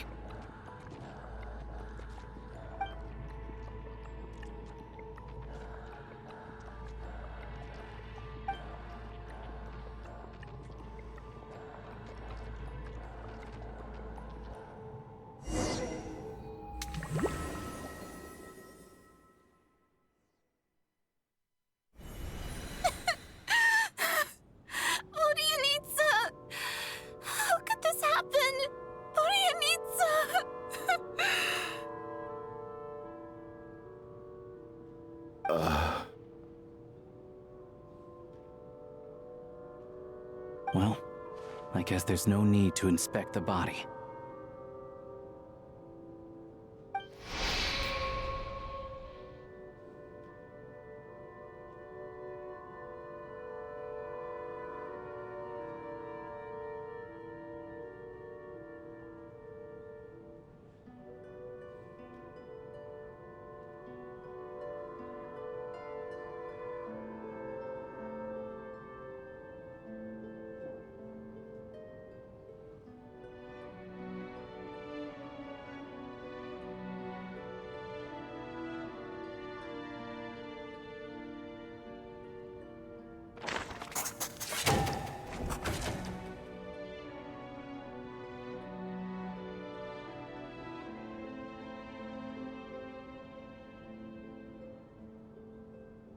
This wasn't supposed to happen. You lied to us, didn't you, Chuganov? You've been lying from the start. Take a long, hard look at yourself before you go around accusing other people. I suspected you on day one, Lelik, and now look where we are. By some strange coincidence, you've never been targeted. You just happen to have survived this long? No, you should be the prime suspect. And you, little hunter, ever so content with staying on the sidelines. Yet, you were the one who stopped us from leaving from the start! Why are you trying to keep us here? Now you're just lashing out indiscriminately. That's either a sign of anxiety or a guilty conscience. Where was all this passion and bravado before? Decided to fight until the bitter end. Is that it? Is that a threat? Fine, bring it on. You think I'm afraid to die after all this? You want to kill me? Go ahead. I'd like to see you try. After all the trauma of the past few days, everyone's been pushed to the breaking point. Valeri and Nietzsche aren't here anymore. Someone else needs to step up and take charge. But first, I need to think this through.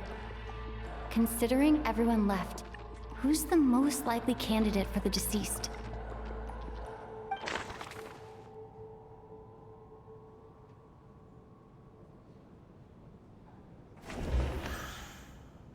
I clearly remember Mr. Chuganov from the first time I visited the theater. He made quite an impression. That was just a few days ago, so he's unlikely to be the deceased.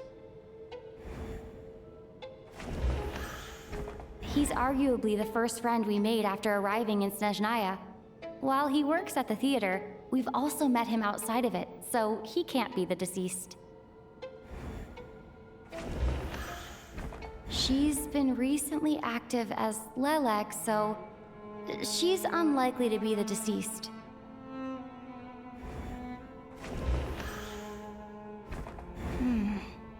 My memories are perfectly coherent. Even after racking my brain, I can't recall any scenes of my own death.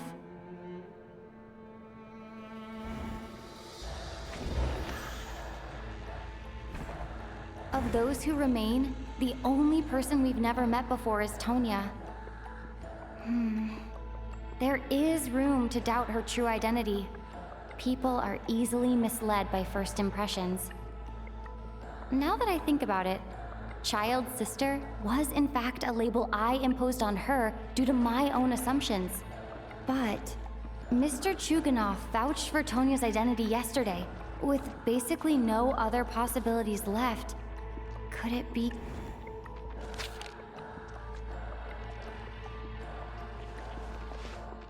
Tonya, how's Tusser been lately? Tusser?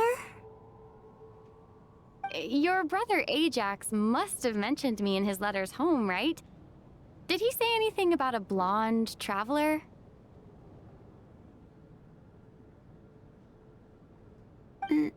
No.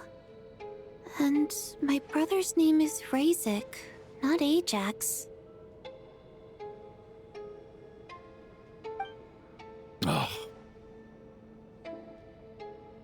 Chuganov, looks like it's your turn to do some explaining. Yesterday you said you could vouch for Tonya. Why did you give us a false testimony? I knew you were behind this, Chuganov. You've been lying through your teeth from the start. Everything about you is fake, down to the wife and daughter you're always talking about. Your entire family man persona is a charade, isn't it?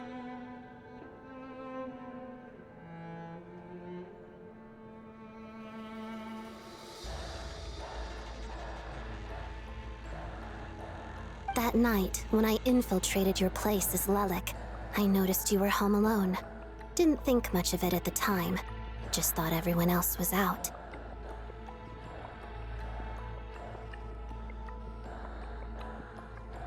But thinking back on it now, that doesn't seem very likely. My guess is, you live alone, don't you?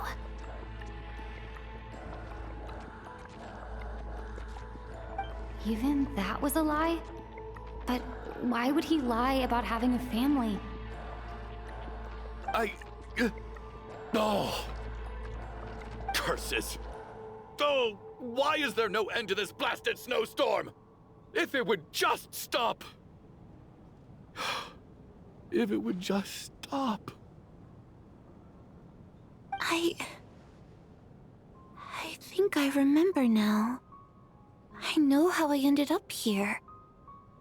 It feels like a distant memory. But at the same time, it's just like it was yesterday. The reason I'm always coughing is because I got sick with frostbite. The locals usually call it the snow cough. It's not a very common illness. It's partly genetic and partly caused by the cold climate, but it can be fatal. They sent me to the hospital as soon as they found out I had it. And I spent so long lying there in that hospital bed.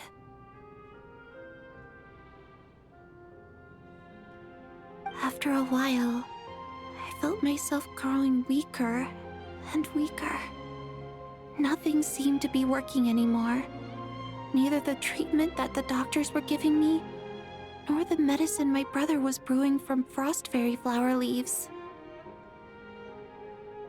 So one day, I told my brother that I wanted him to take me outside for once, so things could be like they used to, just for one day. I wanted to meet loads of friends, experience new things. He agreed. He snuck me out of the hospital, and we escaped. We got to the theater, bought tickets, and went inside. It was all so exciting. I remember the show very clearly. It was amazing. But I found myself getting sleepier and sleepier. Oh, Tonya.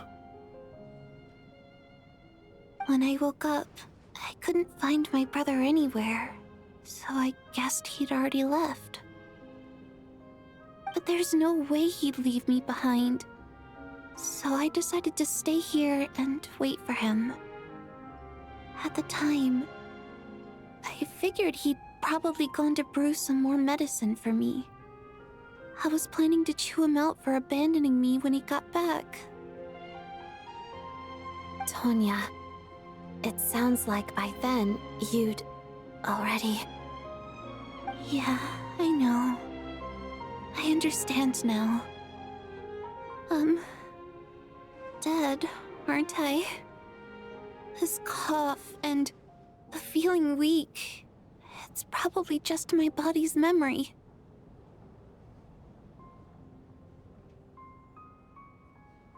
After all of that, it turns out I can't blame my brother after all. I was the one who abandoned him. I'm sorry, everyone. I realized this much too late. It seems like death skewed my perception. And now I've dragged you all into this mess. Your name probably isn't even Tonya, is it? Didn't that ever strike you as odd over the last few days? Well, when I was little, my brother and I read a storybook, and Tonya is the name of one of the characters. When we escaped from the hospital, our family and the hospital security were looking everywhere for us. So when you first approached me and said my brother had sent you, and called me Tonya, I thought he must have chosen a fake name that only the two of us would know. Because he was afraid of getting caught. No. It seems like that was just wishful thinking. At least your memory of death isn't painful. That is a small comfort. Now it's your turn, Chuganov. Talk to us. I believe no lie is ever told without a reason.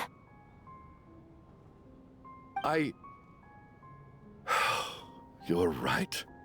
I was lying. I happen to know that the Harbinger child and his sister Tonya managed to get tickets, so I lied to you and pretended I knew them. And yes, I was lying about my family too. The truth of the matter is, I lost them a long time ago. I just refused to accept reality. And now I've spent the second half of my life living a lie. I'm a joke. My daughter's name was Iskra. And before you ask, yes, Iskra, as in Iskra Manufacturing Plant. She also died from the snow cough.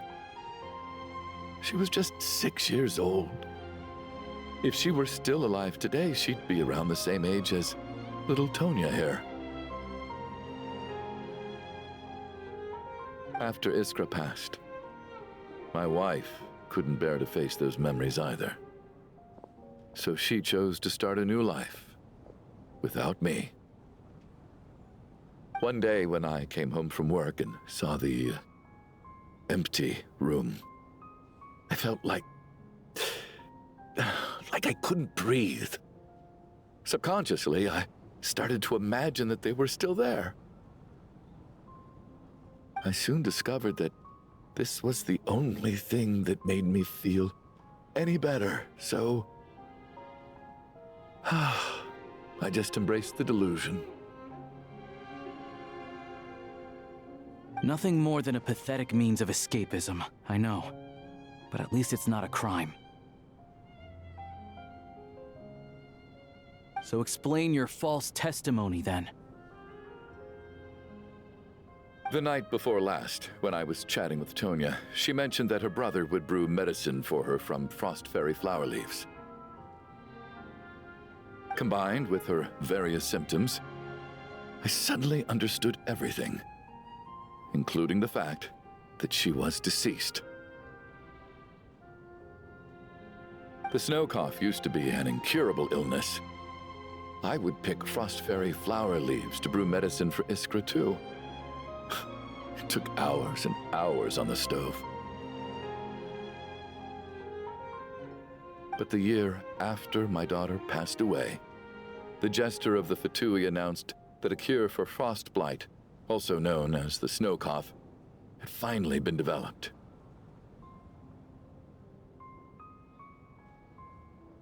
It turned out that all previous treatments were completely ineffective.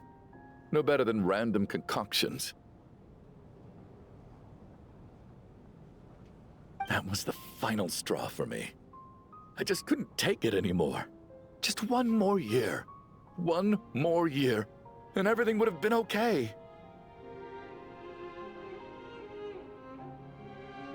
So, more than anyone, I know full well that in this day and age, no one in their right mind would still be using frost flower leaves to brew medicine for the snow cough.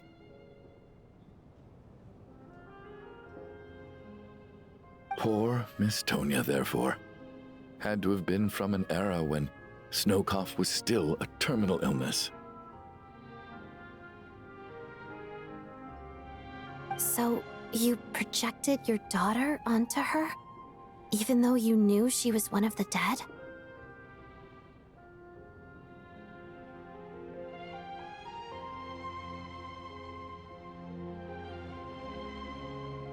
That doesn't make any sense. You knew she was already dead. What did you hope to achieve by protecting her? I just don't believe in your crackpot theories, nor do I approve of your actions. How can you just declare a living person dead and throw them out into that snowstorm?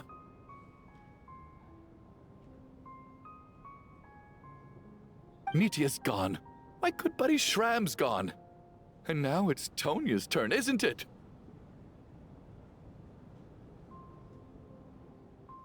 The others I can make my peace with, but little Miss Tonya, here she is, standing right in front of us, alive and breathing, and fighting her own battles. Yet you're quite happy to say she's dead? I just want her to live. Once this snowstorm is over, the very moment it stops, I'm going to march out that door and find someone who can fetch the very best medicine for her snow cough. I'll be damned if I'm gonna let you cast her out into the snowstorm before I have the chance to cure her. Not again. Not this time. Not when the cure is right within our grasp. I'd never be able to forgive myself. Mr. Chuganov, stop. I can't let you do this. Tonya. By the sounds of it, you've known I was dead since the night before last, right? I really liked Mr. Valeri, Mr. Mitya, and Miss Vodyanitsa. And now they're all dead because of me.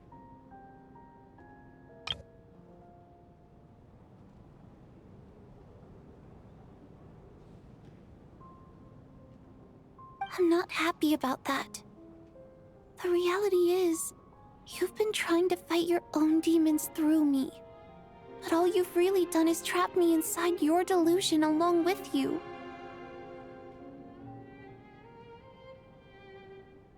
No! Listen to me.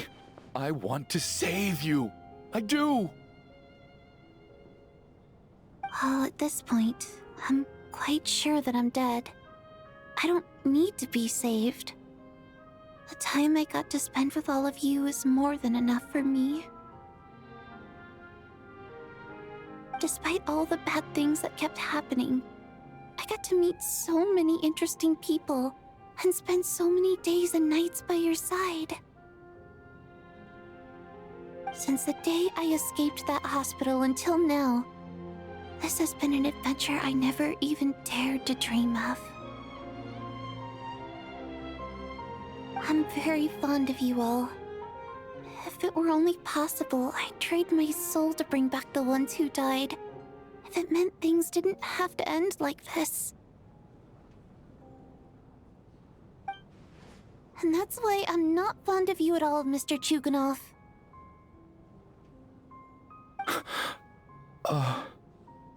I'm sorry. It's them that you owe an apology to, sir. Not me.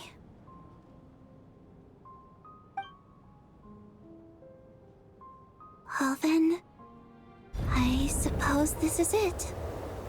It's time for my adventure to end. I've caused enough trouble. You're leaving already? It's still early.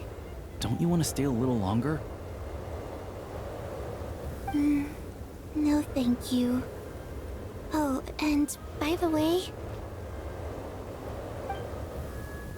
my name is Patoshka. It was nice meeting you all.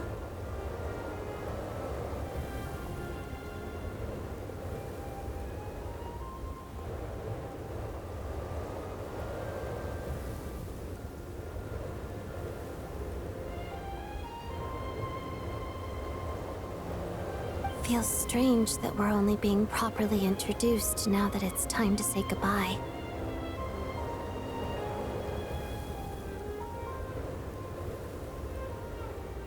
Patoshka.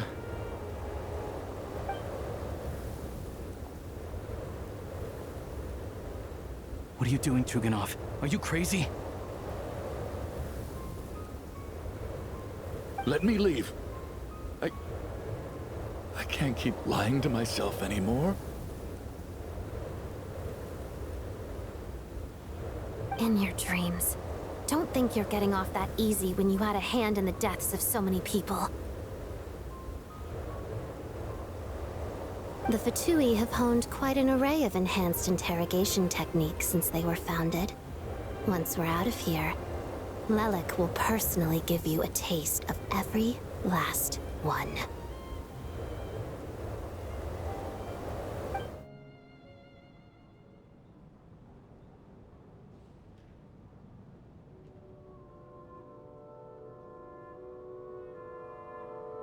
I think we should leave. I doubt this snowstorm is ever going to stop. For all we know, this storm might have destroyed all of Снежная by now. Maybe even the whole world.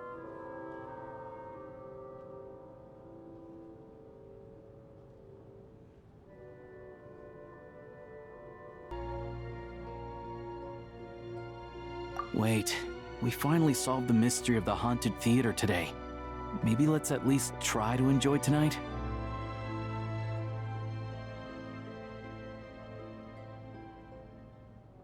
Fair enough. I don't particularly feel like dying in Chuganov's company anyway.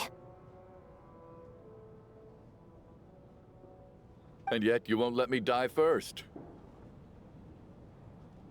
Hey, Chuganov, on a serious note, if we do make it out of here, you should close down that factory of yours. A lot of people are freezing thanks to you. Is this really the time to be discussing my factory? All right, fine. I'll shut it down. doesn't matter to me anymore.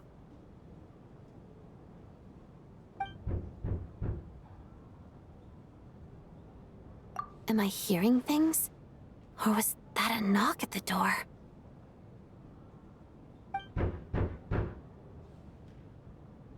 There it is again. But I don't understand. The snowstorm hasn't stopped, has it?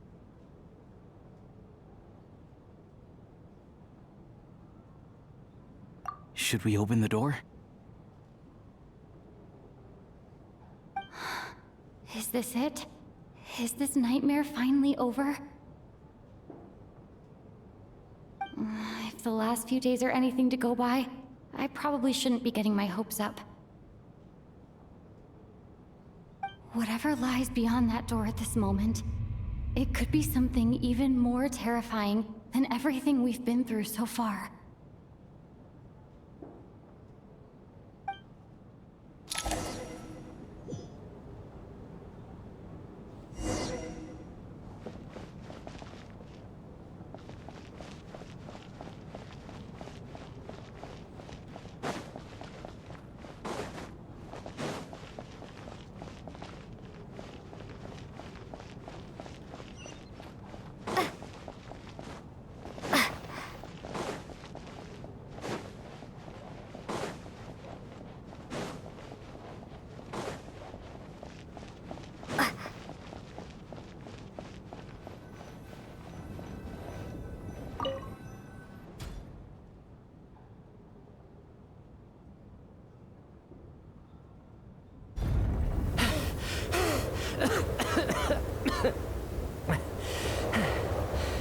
Hey everyone, I'm back.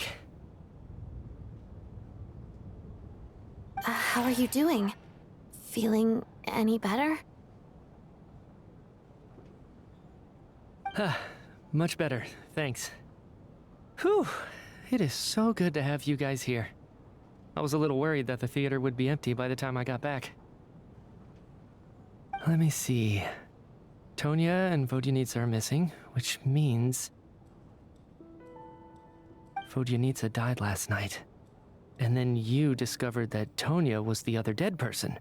Am I right? Not Tonya. Pitashka. First, tell us how you made it back here. Given the conditions outside, no one should be able to return alive.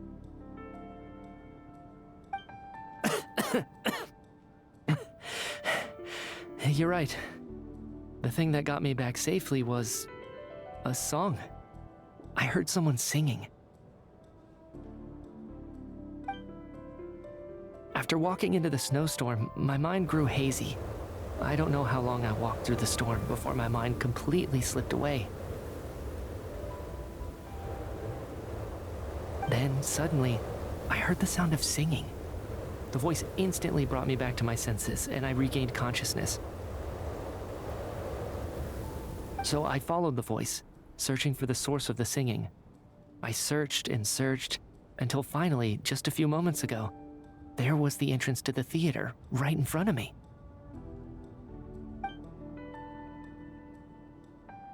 I've actually never performed this song in the theater before, because it has more of a ceremonial purpose for our people. It's not meant for the stage. It means something like, "May those we have lost watch over us, and follow this song back home in the night, so that we might be reunited once more." That must have been Vodyanitsa's requiem. Who knew it actually worked? That song is meant to guide the souls of the dead. Mitya, that must mean that you... Huh. No kidding. Seemed like I guessed right then. This is what I've been so desperate to tell you about. When I first stepped out of the theater, I was still quite lucid. My memory of it is still pretty intact. I remember the outside world being completely different than what I'd expected. It was like this was a world where only the snowstorm existed. There wasn't a trace of any humans or buildings ever having been there. I don't know how else to describe it, except to say that it just didn't seem like the real world. And as for the Requiem, if I was guided here by Vodyanitsa's song, it can only mean that I must already be dead. And this is my soul, not my body. But I didn't experience a clear moment of death while I was out there. Nor do I feel any different now than before I walked into the snowstorm. You don't seem any different to me either. In fact, this is something I've been wondering about for a while now. If souls aren't physical, shouldn't they lack tangible form? Both Shram and Patashka were clearly deceased, and yet their souls didn't look or feel like ghosts at all. They were visible, tangible, no different than you or me. This raises a truly terrible thought. Is that really what Mitya is suggesting?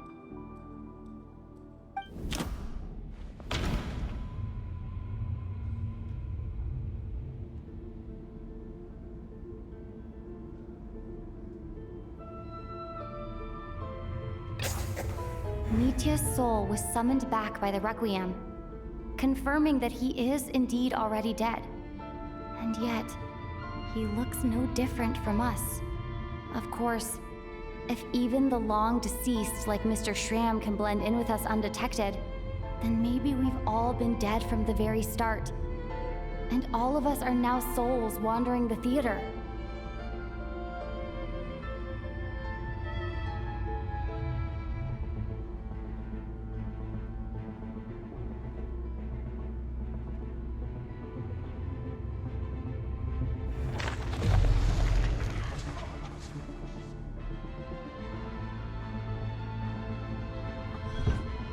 Yes.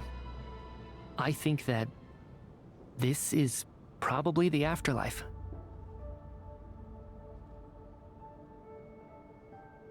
What did you say?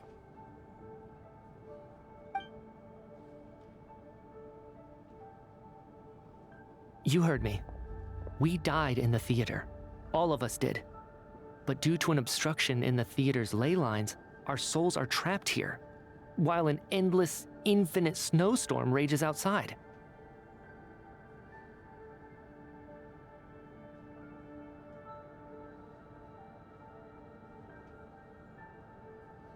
It's ironic, really. All that time, we were working so hard to figure out who the deceased among us were, when the truth was, we were all deceased. The only difference being some of us died more recently than others. Do you remember that note, "Death is near"? Seems like we misunderstood what it meant after all. Death was nearer than we wanted to think all along.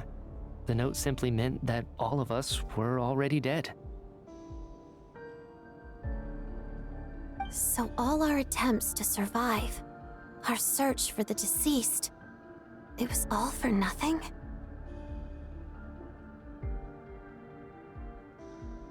Hard to say. At the very least, we helped two lost souls find clarity and go to where they belong. The presence of those two is probably what caused our souls to be drawn in by the ley lines.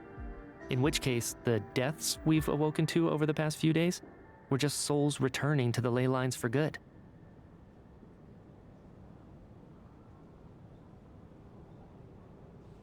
If what you're saying is true, doesn't that make us the lost souls now?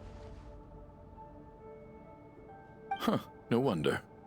This afternoon, when I was moving Vodyanitsa's body, I noticed that the other bodies in the room hadn't decayed one bit after all these days.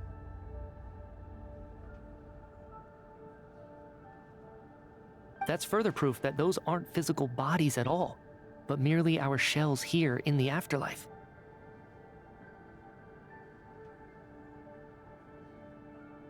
Am I really dead? This doesn't feel real to me at all.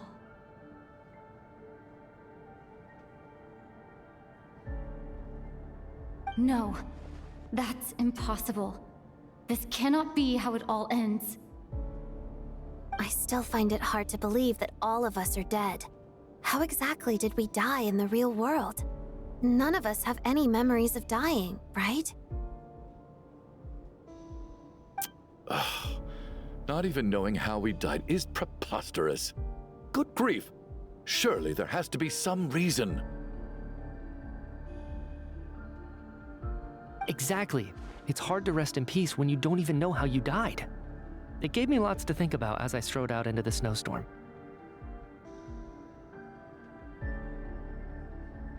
I racked my brains trying to remember the cause of my death, the exact moment I died, the root of all of this, right up until my consciousness faded. Wait. Hold on. Right before I lost consciousness, I think I saw something. I can't remember. And I think I lost my notebook and pen. Mitya, your hand. Is that blood on your fingers? Huh? You're right. There's blood on the fingertips of my right hand. Looks like it's already dried. When did that happen?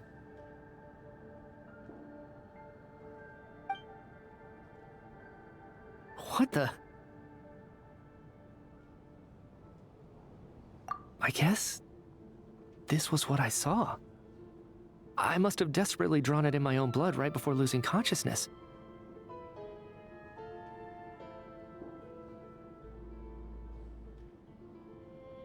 What's wrong? Do you recognize the symbol? It's Renova, the ruler of death.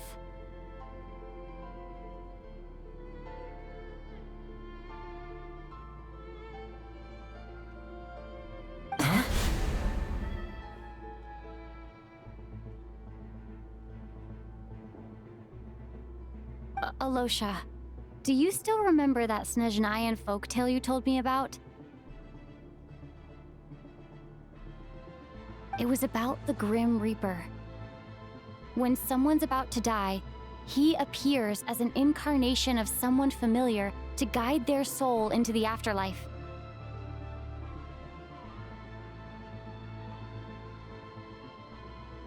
And as soon as you recognize his face, your life is over.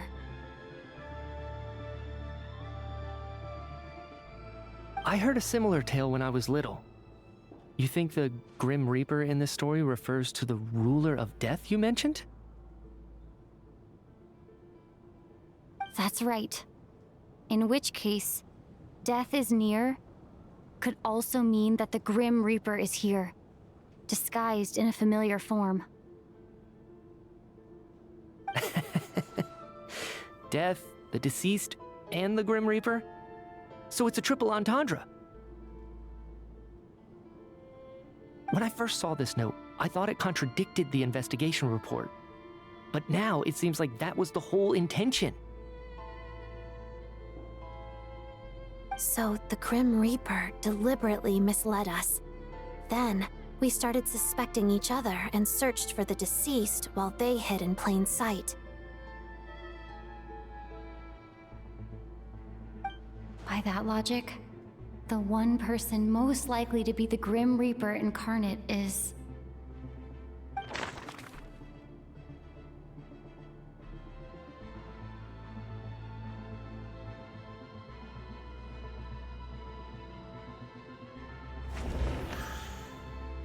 Identifying the Grim Reaper is a major decision to make. I should think it over carefully.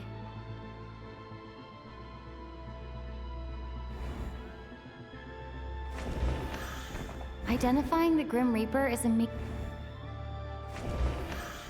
Identifying the Grim Reaper...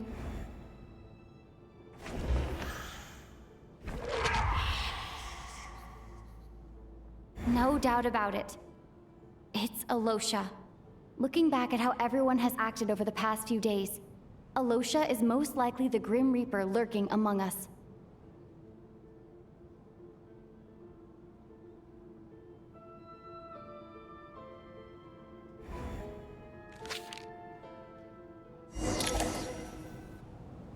Is it you, Alosha? You were the first to discover the investigation report, and you had plenty of time to slip the note inside to mislead us. So? Surely you can't suspect me based on that alone. What if someone else found the investigation report first, slipped the note inside, and then put it back without telling anyone? There's no denying it. The note could easily have been slipped in much earlier than it was discovered. That's not all. I've also noticed that, although on the surface, Valeri, Mitya, and sometimes I were the ones taking charge of the situation,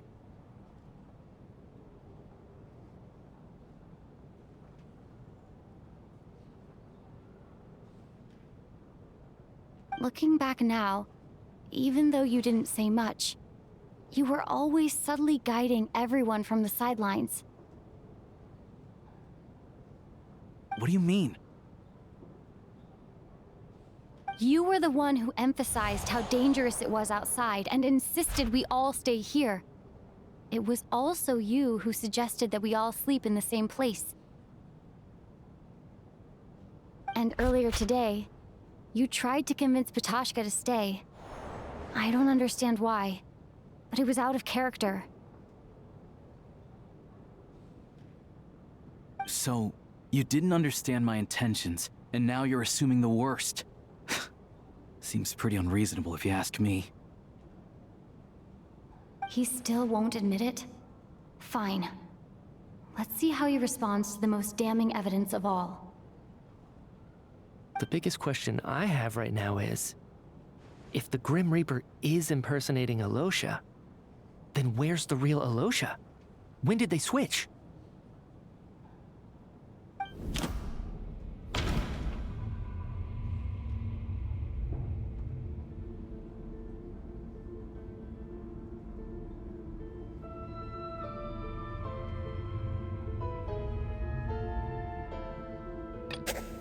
No.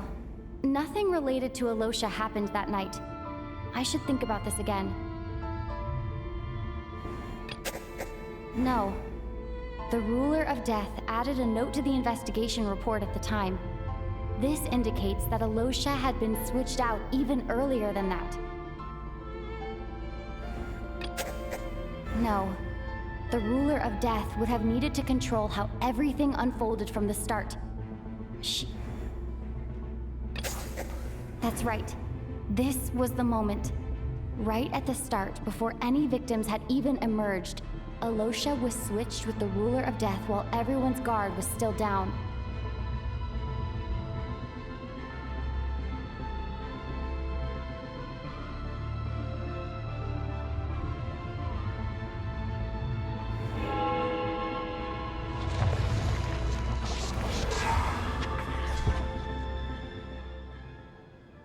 When all this began, right after the performance ended and the snowstorm began to pick up, no one suspected anything unusual. We just assumed we were snowed in.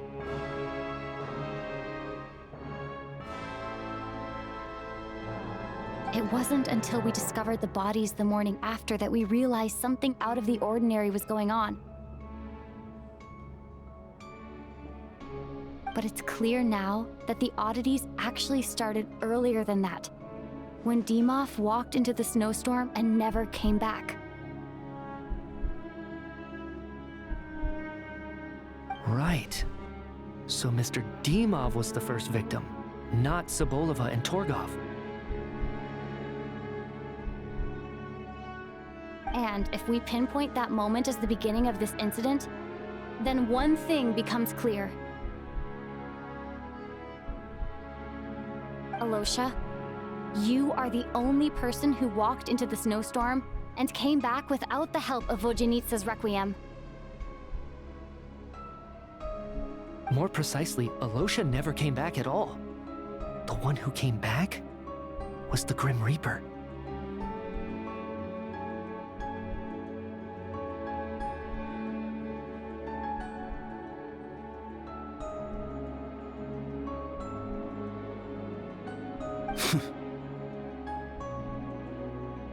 Not bad. Well, since you've backed me into a corner, I suppose there's no point in keeping up the act anymore.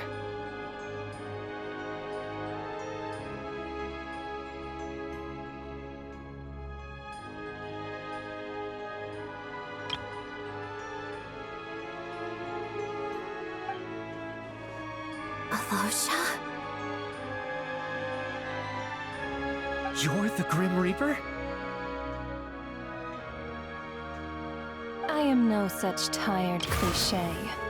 Mortals should address me as the ruler of death.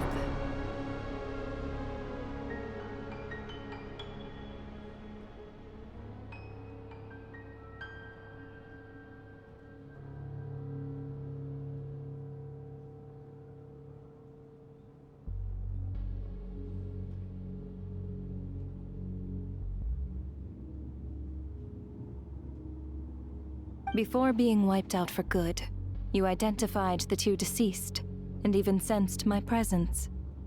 A commendable achievement, far beyond what I expected.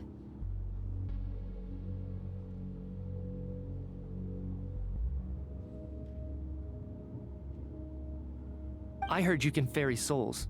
Those deaths each night, were they your doing?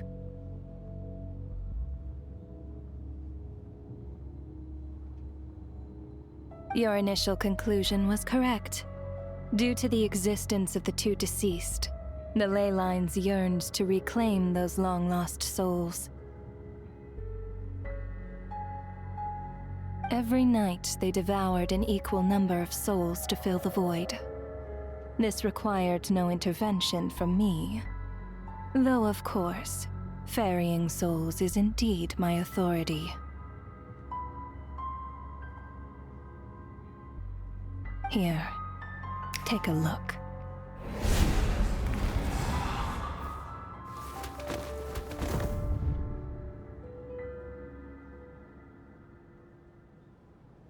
What are you doing?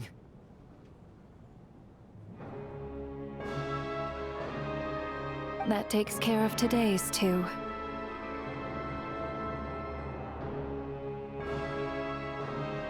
Don't get so worked up.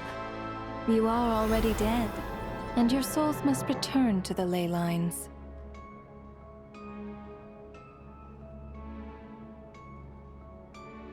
I know we're already dead. You murdered us, didn't you? Murdered? No. Murder is when mortals usurp my authority. Death is my jurisdiction. If I require someone to die, I need not resort to such laborious methods as murder.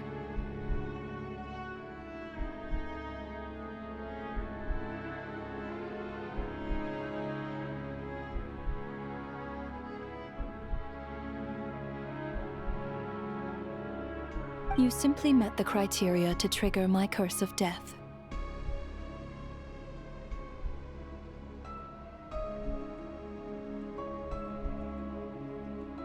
I know about the curse of immortality. So there's another death-related curse too? You cursed us? When? And why would you do such a thing?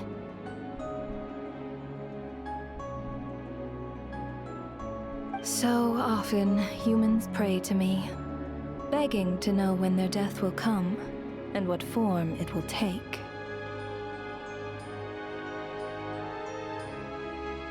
But few people ask why. If you must have an answer, know that death comes simply because one's time has come.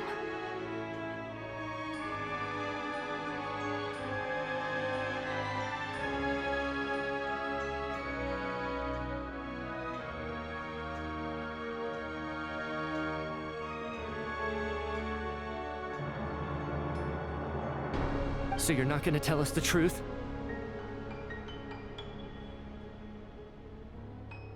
Hold your tongue.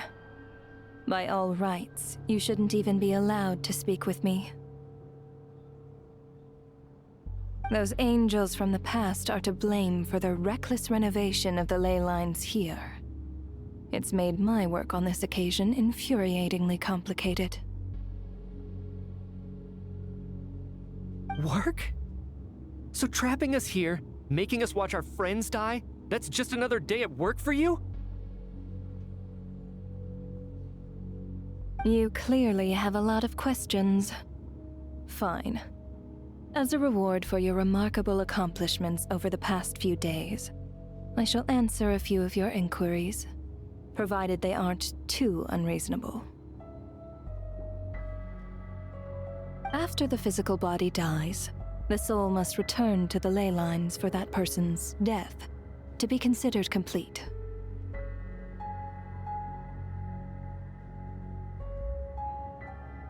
My work encompasses the entire process of death, including, naturally, the guiding of souls into the ley lines, with which you are now so familiar.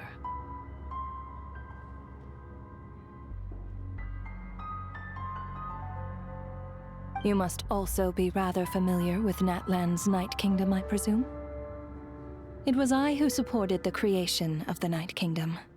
It provided a convenient means of guiding the souls of Natlan.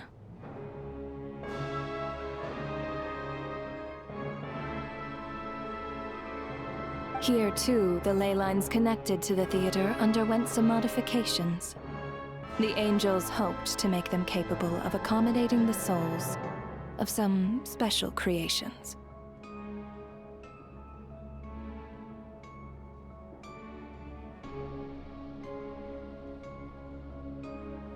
But this actually hindered their ability to accept ordinary souls to some degree.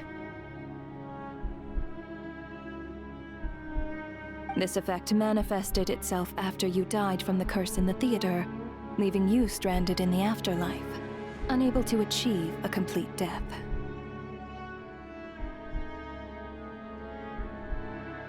But if souls who die from the curse of death fail to return to the ley lines within a short window of time, they will miss their chance for good.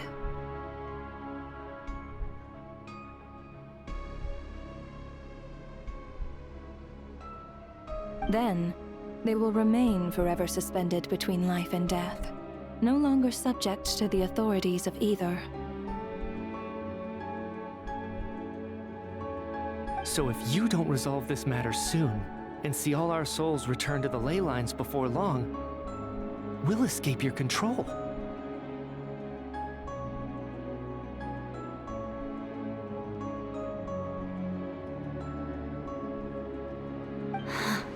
Nitya is sharp. This must be what Renova was worried might happen, and the reason she got involved to begin with.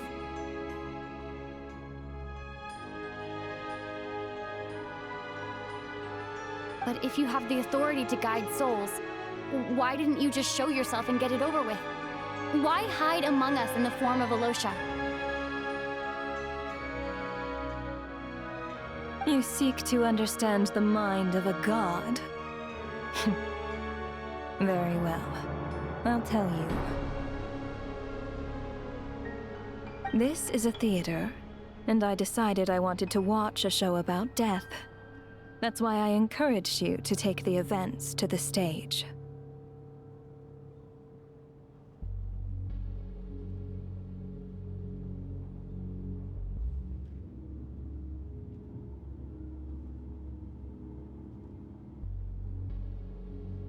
I found myself getting quite immersed.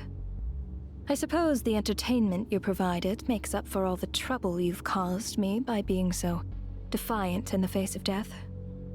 There. Are you happy with my answer? Can't say I am.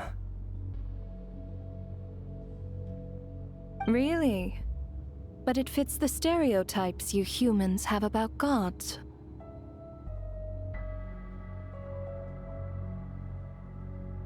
Just moments ago, you were complaining about how infuriatingly complicated your work here has been.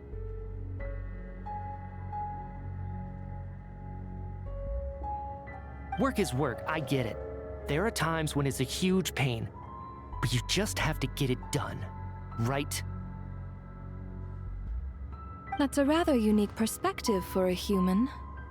You are in fact correct. There is a pain point in this case.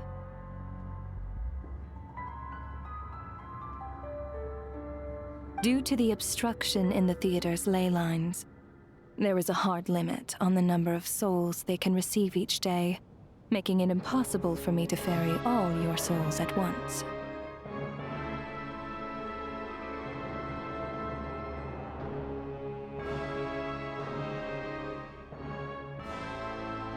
Revealing my identity too soon would inevitably have led to futile resistance, and there was a risk that any souls who chose to run would disappear. Then there was the issue of the 2 lost souls you called the deceased. The way you resolved that quandary was all part of my design. That's what I don't understand. If all of us were souls of the dead, what made their presence among us special? For centuries, they have refused to return to the ley lines, exploiting the issues created by the angel civilization to resist being drawn in.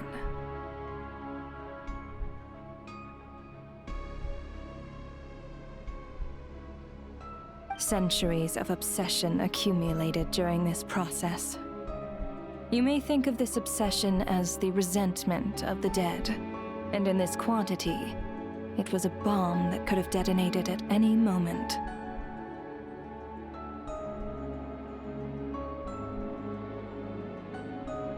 It reached the point where I could not afford to leave it unchecked. But the only way to fix it was to help them acknowledge their own deaths, make peace with their regrets, and willingly walk into the snowstorm.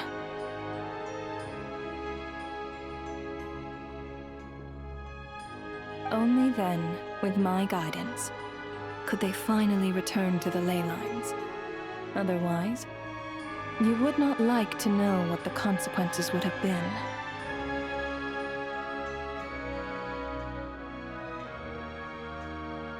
I vaguely remember seeing Patashka, but in the most terrifying form. Was that in a dream? Is that what would have become of her if she hadn't returned to the ley lines? I see your dreams brought you many revelations. So you see, death in fact grants wisdom to mortals. Souls connect to all things in the world and see the chain of cause and effect between them. It's nothing unusual.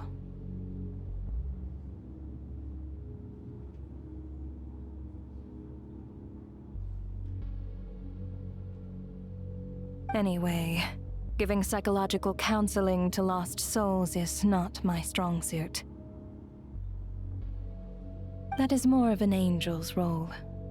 It was something I could not resolve directly using my authority, so I decided it was easier to leave the bomb defusal to you.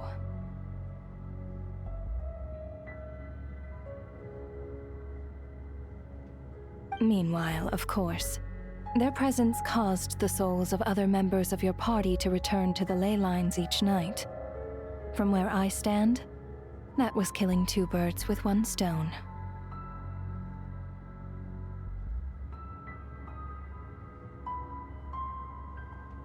As both issues slowly resolved one another without me having to lift a finger, all I had to do was stay close by and keep the situation under control. Then use my authority to wrap things up at the end. And, of course, while I was at it, I thoroughly enjoyed watching this drama, dealing with death from a mortal perspective, play out on the stage. Sounds like you had it all figured out, Grim Reaper.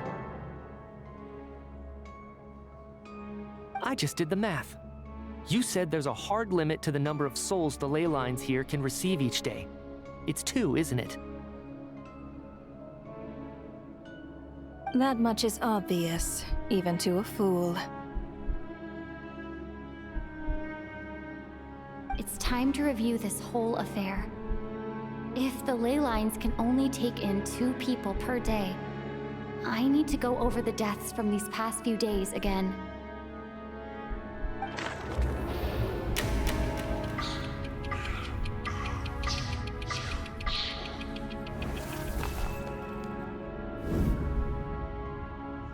Looking back now, none of us had the faintest idea at the time. From the moment the staff member named Dimov walked into the snowstorm, the incident had already begun.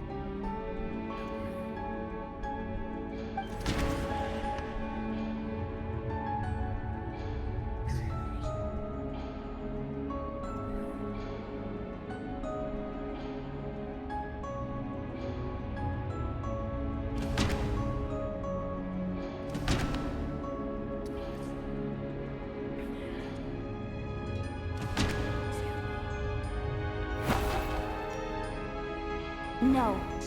Let me go over this again.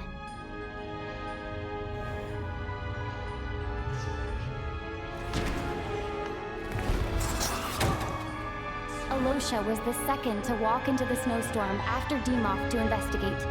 During this process, the ruler of death assumed his identity, making him one of the victims.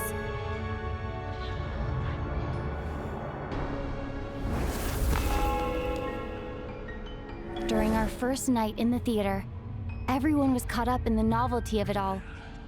No one could have expected there would be victims the very next morning. Despite all the confusion, and with the help of hindsight, we finally began to realize that something was amiss with the snowstorm.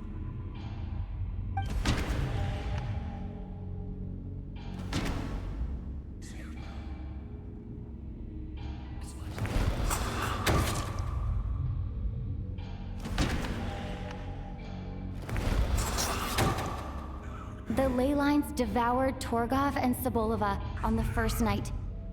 At the time, we thought this might be a murder case connected to Lelek.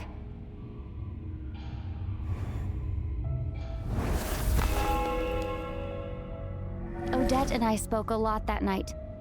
3 people were on watch, but in the morning, we discovered that someone had fallen victim all the same.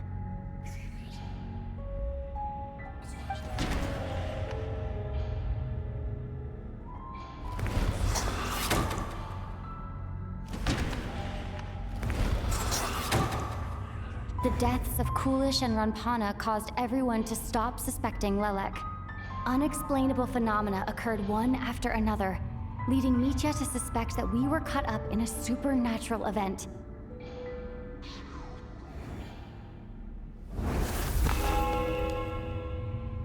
Later, we discovered that there seemed to be an extra person among us, and subsequently discovered the existence of the deceased.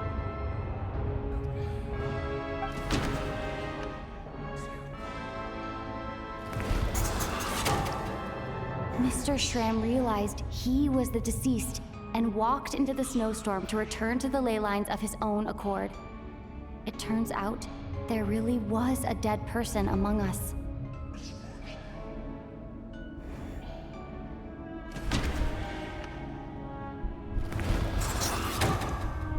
We thought it was all over, but Mr. Valeri's death was a rude awakening for everyone.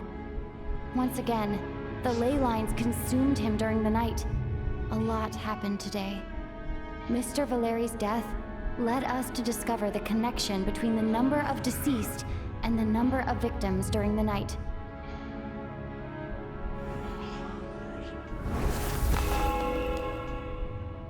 The fact that there was more than one deceased seemed to bring us back to square one. Odette revealed some information she had been keeping to herself.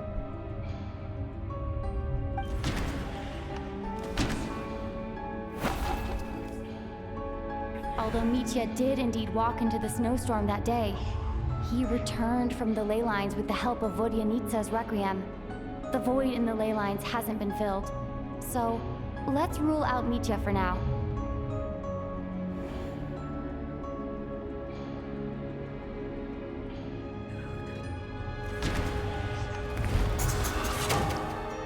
As it happened, Patashka filled the void left by Mitya's return from the ley lines by walking into the snowstorm this morning.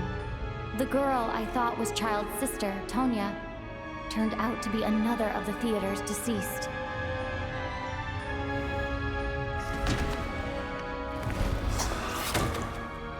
Vodyanitsa was swallowed by the ley lines in her sleep.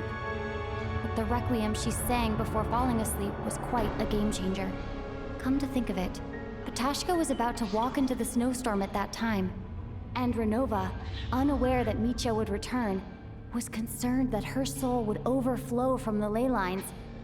That's why she used Alosha's voice to try and persuade her to stay behind. Looking back, I suppose that was an early slip-up on her part.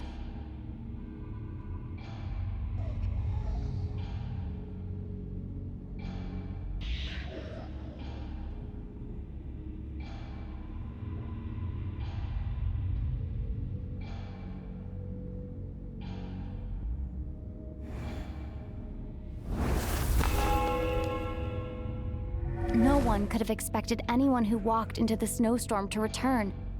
But just after nightfall, Mitya returned, bringing crucial information with him. Various truths began to surface, including that all of us were already dead, and that the ruler of death was here among us. Then, after revealing her true form, Renova callously claimed 2 souls.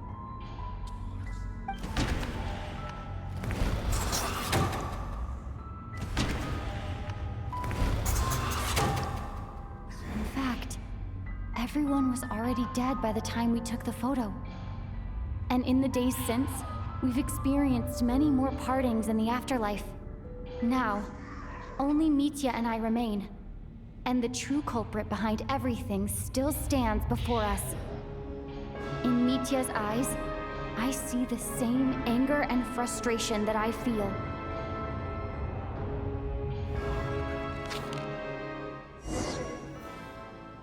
That covers everything.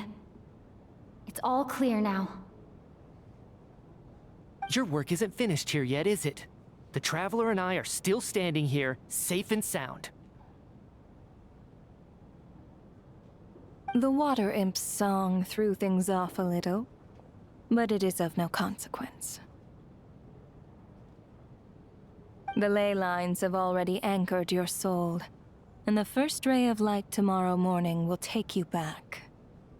I, meanwhile, need to review my attitude towards the Water Imp race.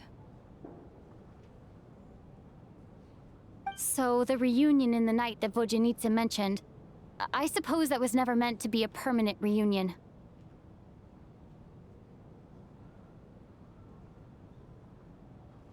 That just leaves you, Traveler. My power only allows me to temporarily separate your soul from your body. The ley lines of Tevat would not accept you.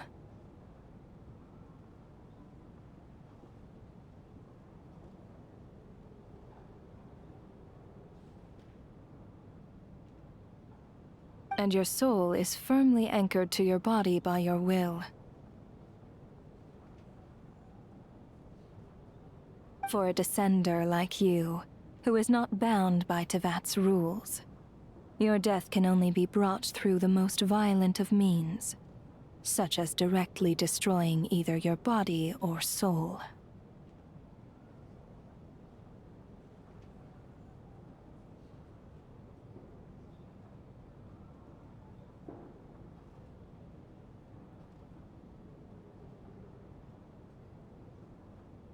I have no interest in involving myself with Descenders. For now. Although, this may change if Asmodee remains missing, or you insist on interfering with our affairs.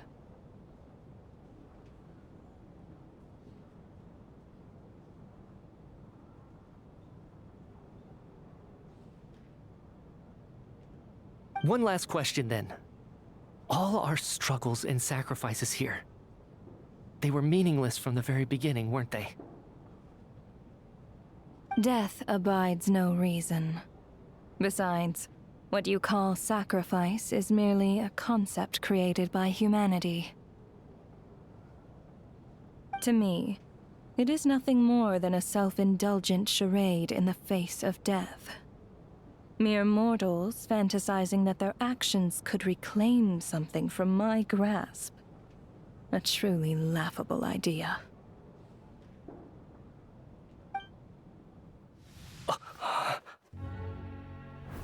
Grim Reaper, you really know how to get on my nerves. I'm not here to ingratiate myself with you. I kill merely because your deaths are necessary. Oh, you've made that quite clear. But humans don't take well to being scorned. Not even by the gods.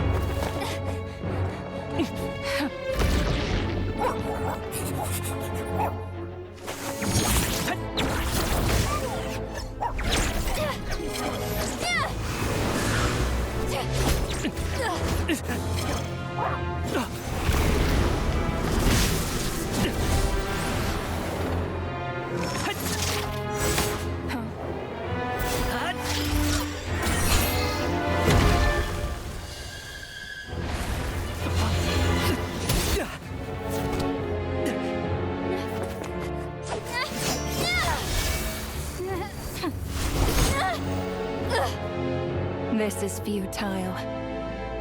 You must know that you are powerless against me in my own domain. I suggest that you save your strength. For what? Maybe we can't change anything. But if nothing else, we can at least teach you to have some respect for the dead. Audacious.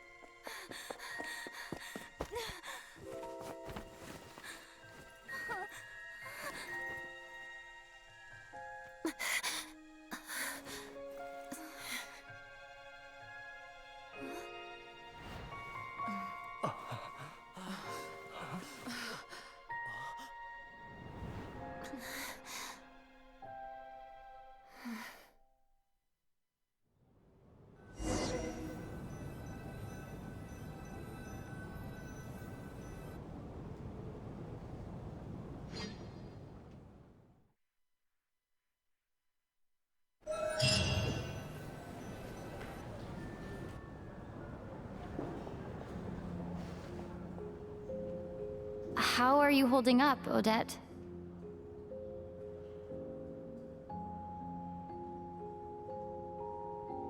What happened to me? How much do you remember?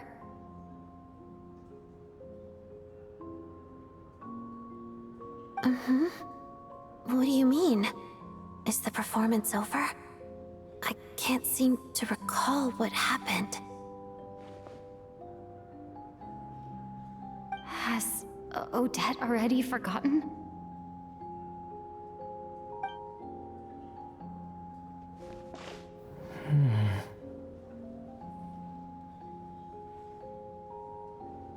Mitya?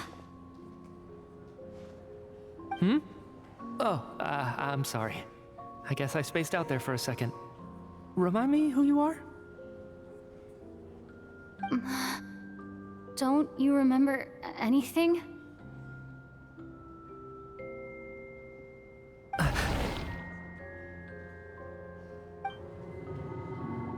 Yeah, I remember now, comrade. Looks like we guessed right. Just like me when Odette found me at the Armory Palace, for some reason, everyone killed by the Ruler of Death eventually came back to life.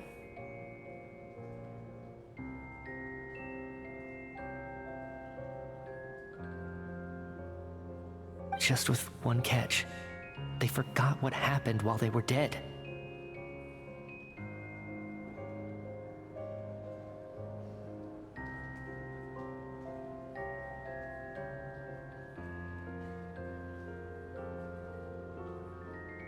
Odette and the others have already forgotten everything.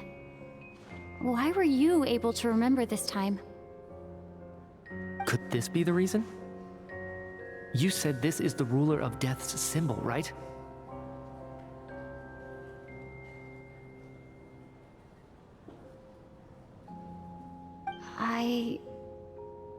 I don't see anything there. You don't? Huh. Okay, I guess that makes sense. I carved this into my hand in the afterlife, so it's not visible in the physical world.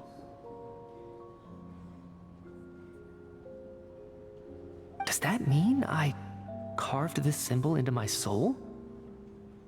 What an unsettling thought. Still, at least I get to remember what happened.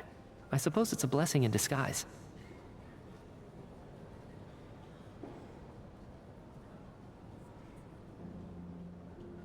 What about you, though?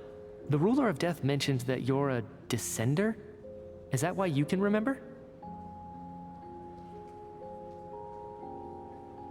A full explanation would get complicated very quickly, but that's essentially it. Well then, now that it's all over, let's figure out what we've learned. The first thing I notice is that everything here is precisely as we left it, right before our deaths. This confirms that time passes differently in the afterlife than in the real world.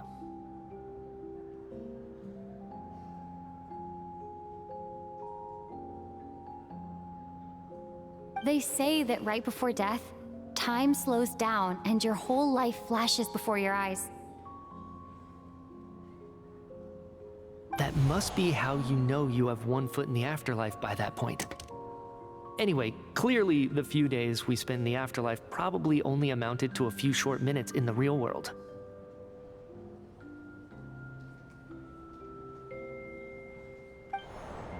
This also aligns with previous reports of widespread temporary memory loss among the Armory Palace personnel. Now it seems likely that those were all brief deaths caused by the Grim Reaper's so-called curse of death.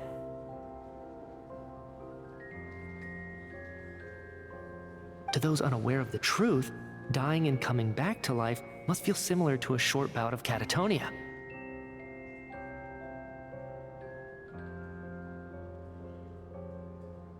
This leaves me with a couple big questions. What are the conditions that trigger this so-called curse of death? And why are we resurrected after we die?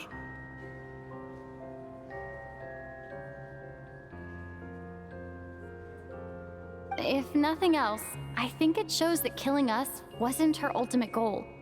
We still don't know her true reasons for subjecting us to death. Right. This time only got complicated because of the situation with the theater's ley lines. That's why she had to approach it differently.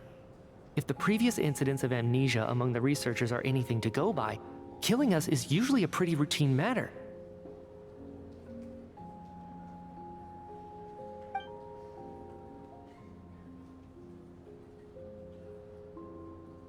Come to think of it, wasn't I about to note something down before I died?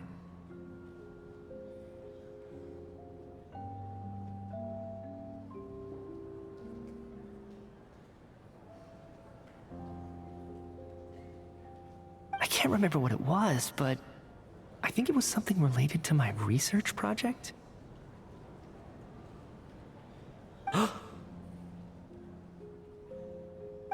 Sorry, Traveler. I'll catch up with you again later. Right now, I have to make a trip back to the Armory Palace.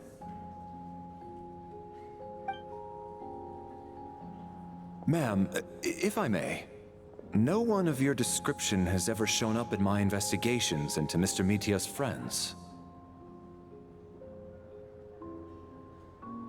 Yet, you two seem very familiar with each other.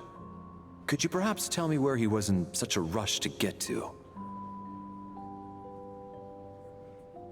And, by the way, Have we ever crossed paths?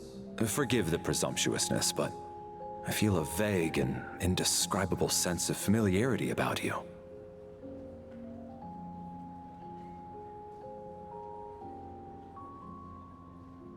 I can explain everything. Could you help me gather everyone in the theater in one place?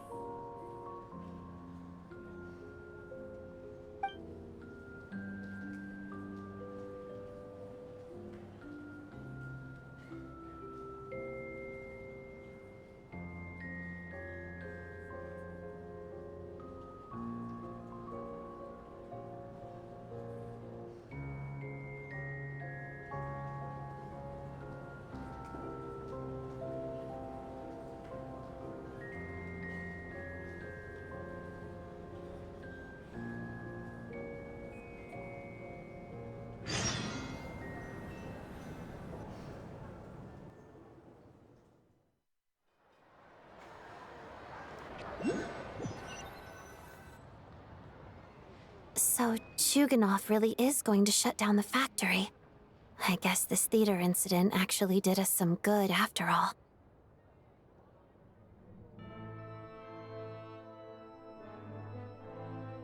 So, you said I promised to take you to the Armory Palace while we were in the afterlife, yes? I believe you. I think I even have a vague memory of it.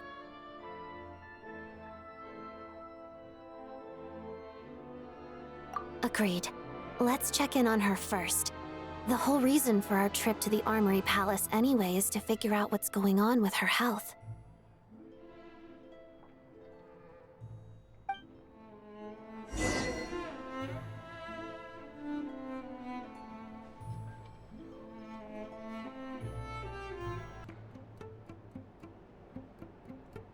I'm finally back. Even though a long time has passed from my perspective, as far as Paimon's concerned, I probably just went out to watch a very short show.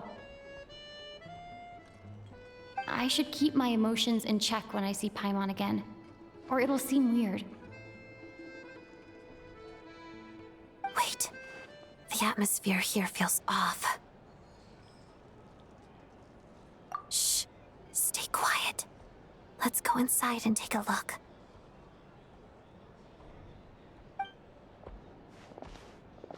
Have we still not been able to notify Child yet? We need new orders.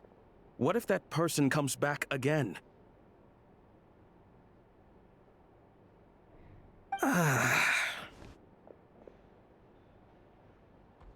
I'm so sorry.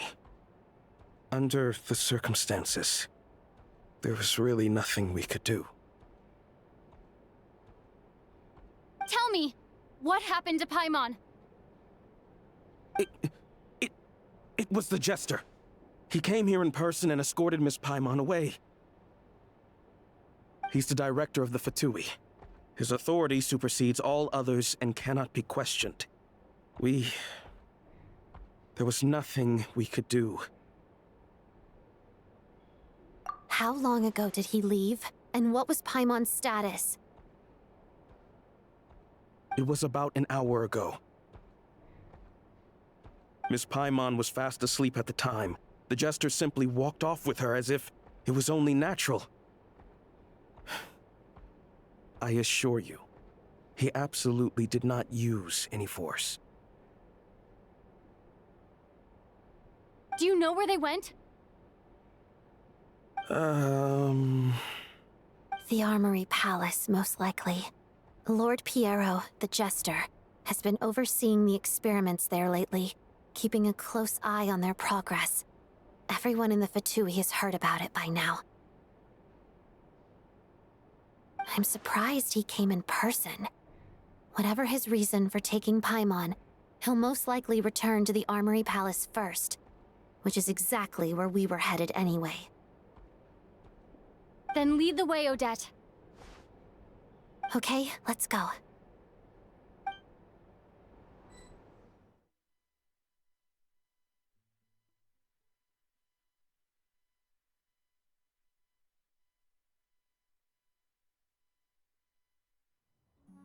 It's just up ahead. Quick, let's get inside. No, I'll go alone. You know I'm planning to force my way in. You're with the Fatui, so you should stay outside. I was hardly planning on taking you through the official channels anyway. I'm here to force my way in, just like you. I may be a Fatus, but I'm also Lelik, enemy of Project Stuja. Paimon's safety is paramount right now. With me around, you'll have an extra pair of hands. There might be devices inside that are easier for an insider to deal with.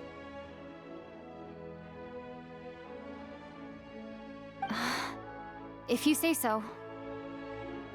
Let's go. There's no time to hesitate.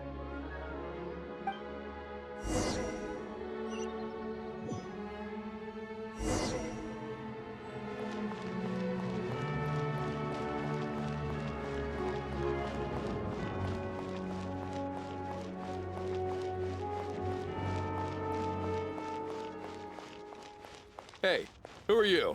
This part of the Armory Palace is under restricted access. What do you think you're doing? No questions, please. We're short on time.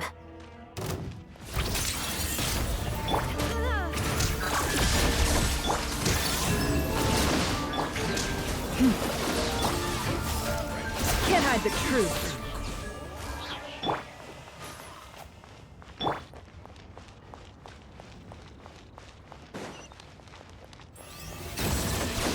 Together.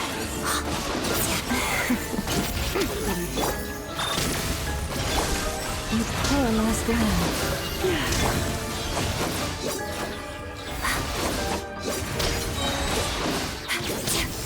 Shadow me.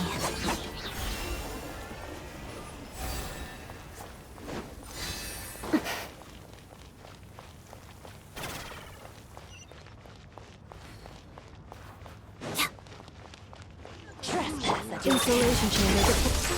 Leave this place. Let's begin. Crystalline Adagio. Ta-da-da.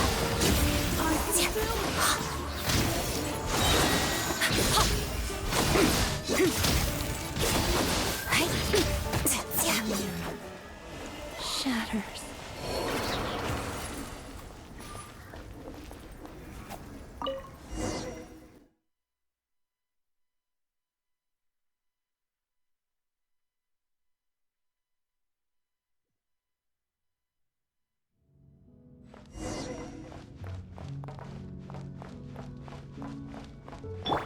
Cleanup sequence initiated. Do you have a pass?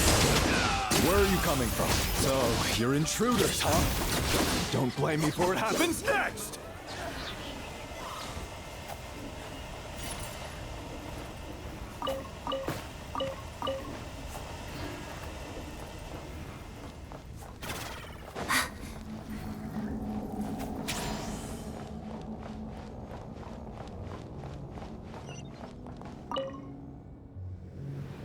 The Armory Palace is hidden this deep in? This place is much bigger than I imagined. They're conducting top-secret research, after all. The deeper it's hidden, the better, is standard Fatui logic.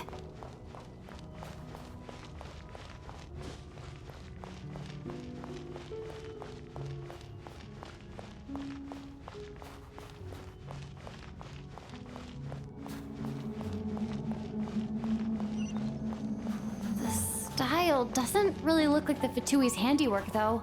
They must have requisitioned some structures from a past civilization. It also serves as a bit of a disguise.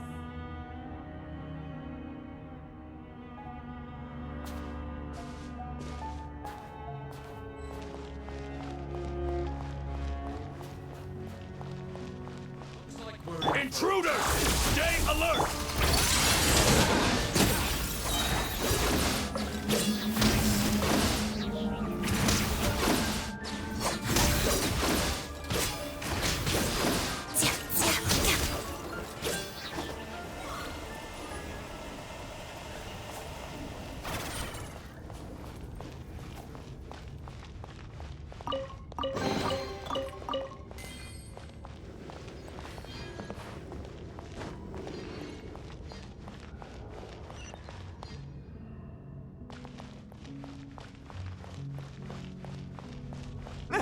Intruders?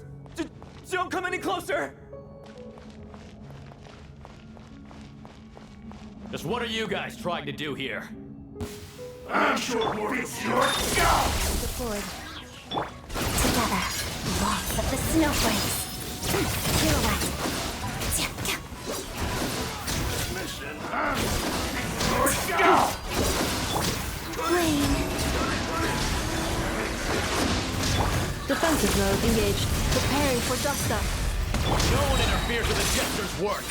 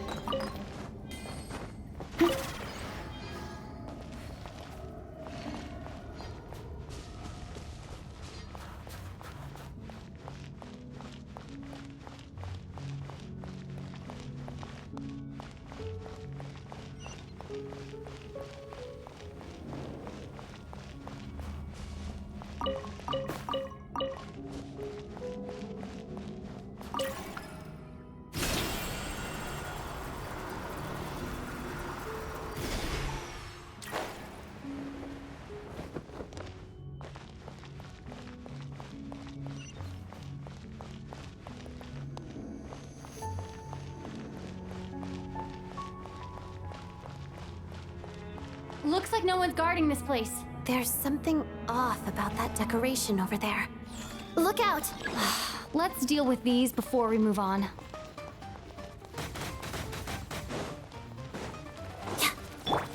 Installation chamber deployed.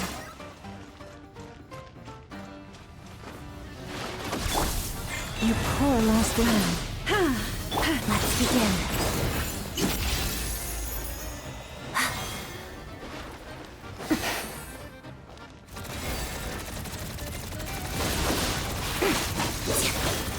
Defensive mode engaged. Together. Harada.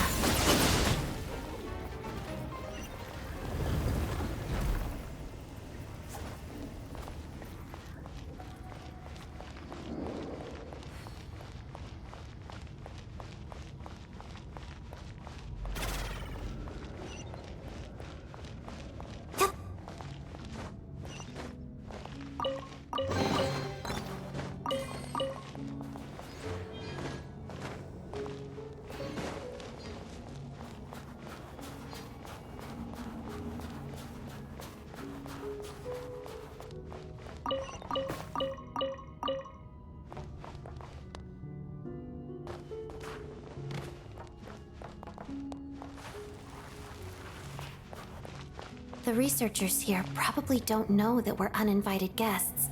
Let's try not to hurt them. What's the big star from the theater doing here? That's Miss Odette. She's a member of the Fatui. Don't tell me you didn't know that.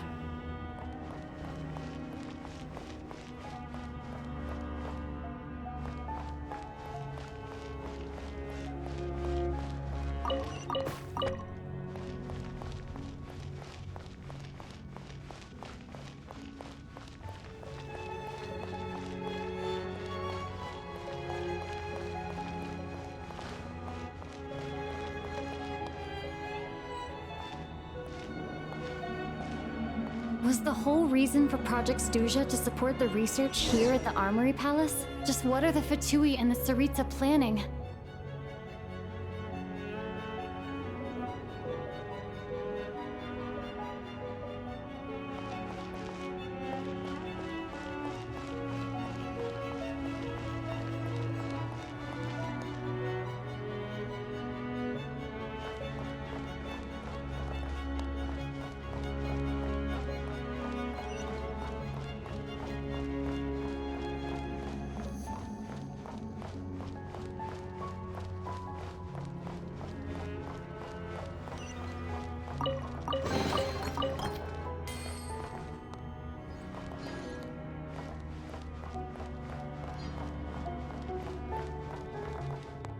Whoa! Who are you? Never seen you around here before.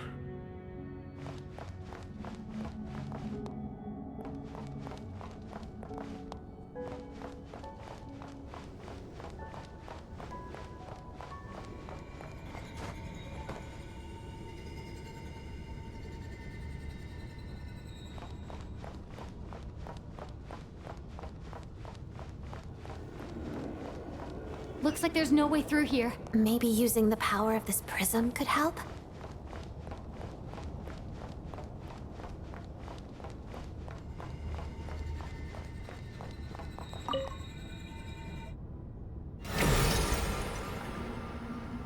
I think I see some images. It's the prism's power at play, causing images of the past to reappear, albeit only as illusions. Let's make our way through here. Paimon and the Jester? Is this another scene from the past? Yes. It looks quite old, though. I don't think it happened in the recent past.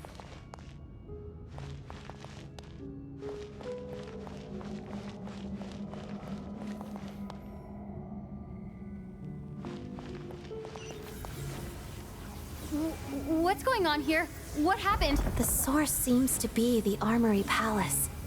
They must have started some large-scale experiment. Wait, what if this has something to do with Paimon? We need to hurry!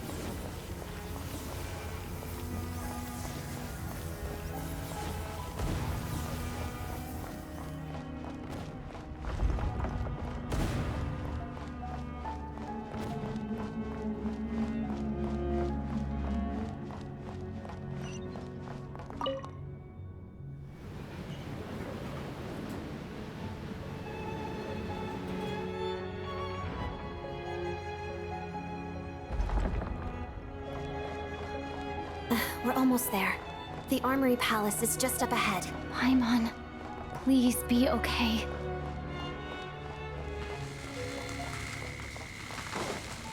Cleanup sequence initiated. Pirouette. Mission. A moonlit night for all. With one heart, we pray. Defensive mode engaged. Let's begin. Crystalline Adagio.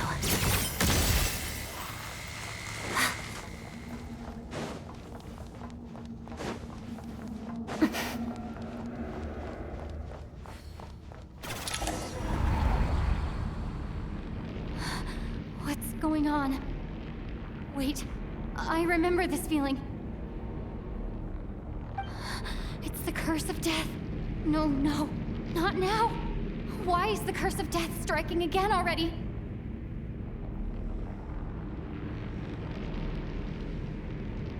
Odette?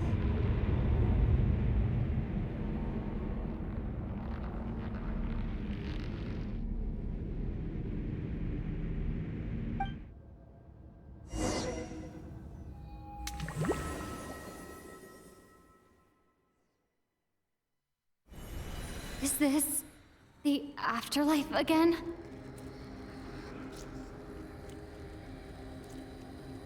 I need to find a way back to reality. Is that Odette's core Ignis? Could that be what just woke me up?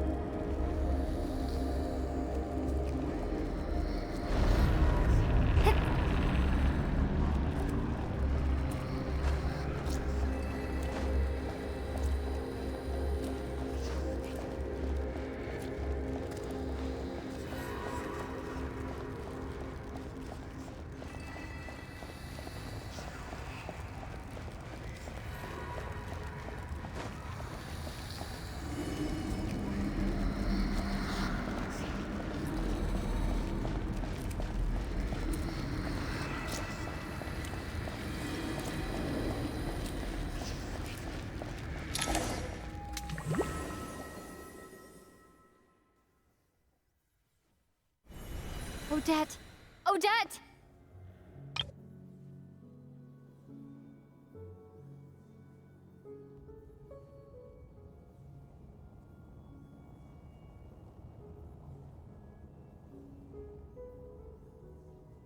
No signs of life, but past experience says that she should be resurrected before too long. Right? Did Odette intentionally use her core Ignis to guide my soul? I feel like something similar happened in a dream I had before. Thank you, Odette. If not for you, my soul wouldn't have found its way back to my body so quickly, and I might not have woken up so soon. But I'm sorry. I don't have time to protect you. I have to use the time you bought me to get Paimon back.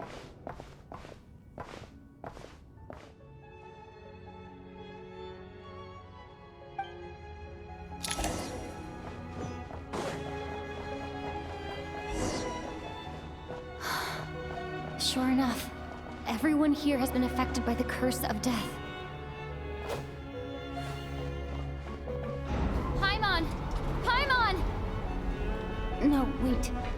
Paimon probably didn't escape Renova's curse either. She won't be able to respond to me right now. I'll have to find her myself.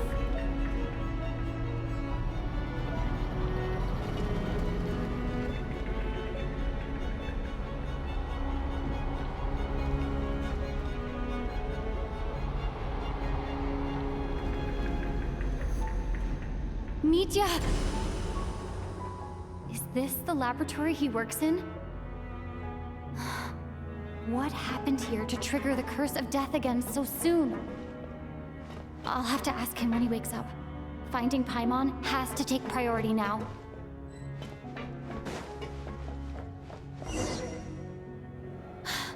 Found her! Paimon really is here!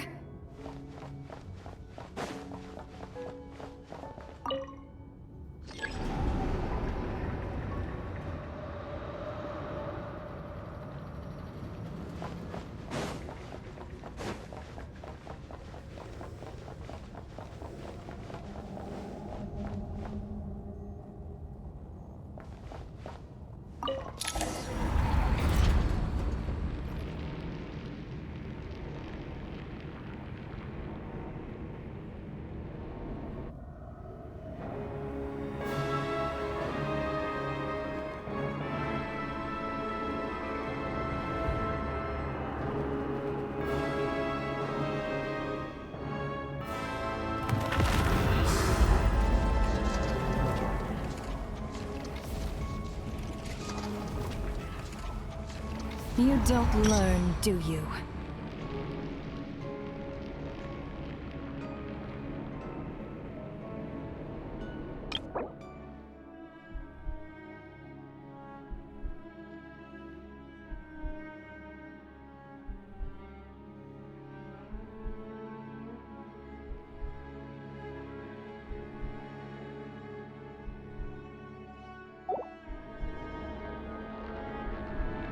You've already been involved in one mass death, and now you show up at the scene of another.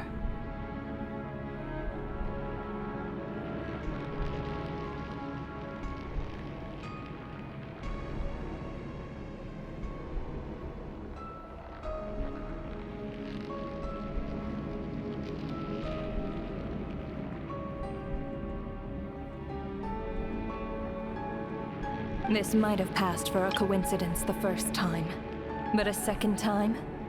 Am I to assume you are intentionally interfering in Snežnaya's affairs?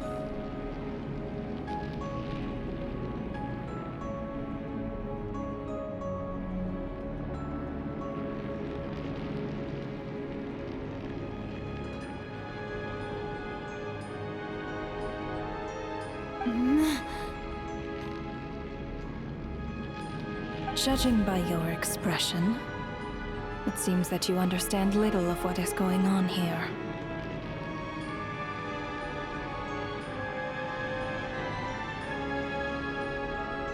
In that case, a word to the wise. Do not interfere in Snežnaya's affairs.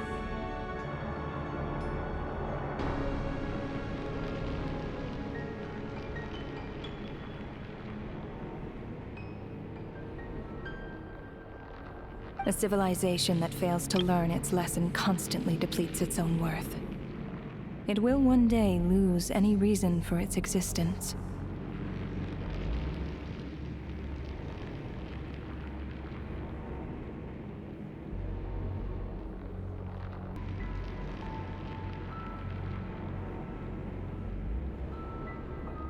And as a descender, you are perfectly suited to be the lifeline to which a dying civilization might desperately cling. Consider your position carefully.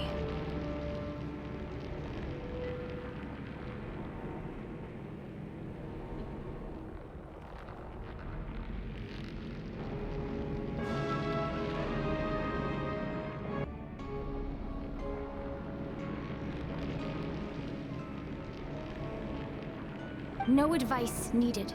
I'll make my own judgments.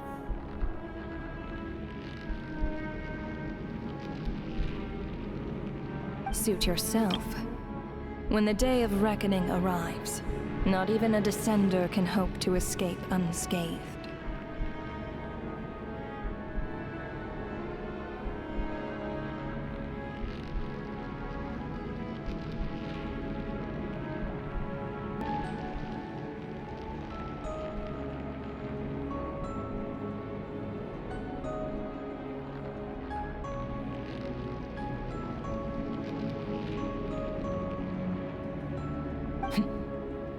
The time for resurrection fast approaches. The mortals here are not yet worthy to behold my form. So that will be all for today.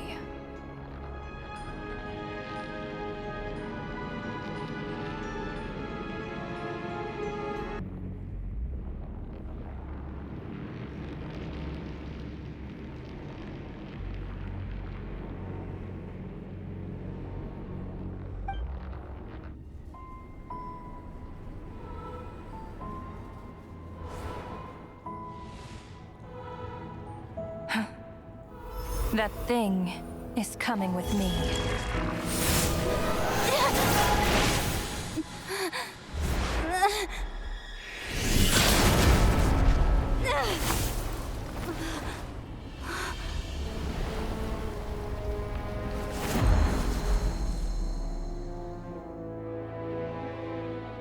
You awoke sooner than I thought. The curse of immortality is stubborn. Unable to enter the ley lines, yet not content to remain a spirit. Ruler of death, what do you want? You perplex me. Both you and you. That thing may be a creation of Celestia, but it possesses none of Celestia's power, let alone authority. Your obsession with it baffles me. No matter. The resurrection will soon begin. It's worthless anyway. I'll reclaim it next time.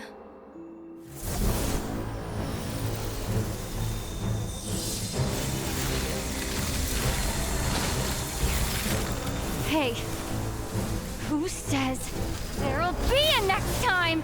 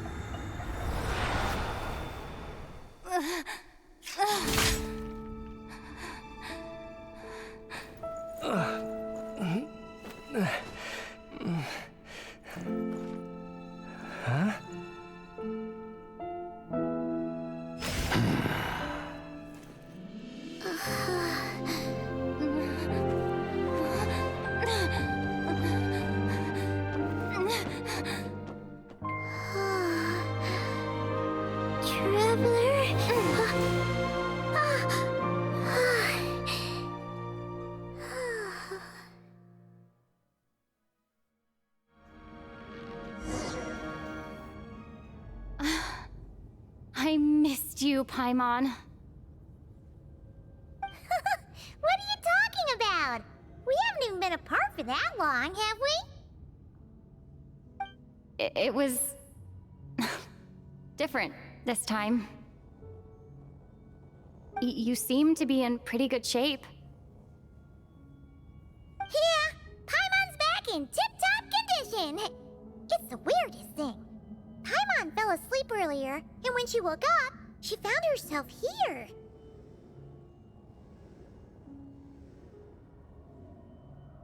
The jester and that guy talking to him used some kind of energy on Paimon, and she could kind of feel it canceling out that other thing that was making her feel unwell.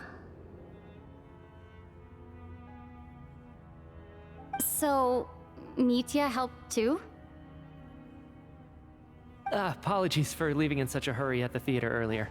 I was in a rush to verify some theories. Rest assured that your companion is perfectly safe. We reversed the effects that the experimental energy had on her. The jester specifically instructed me to do so.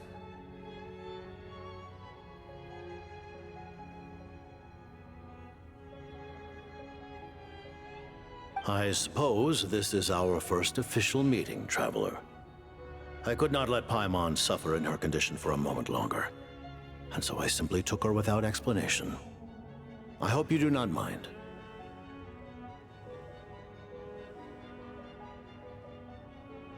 But why would a big shot like you care about what happens to Paimon?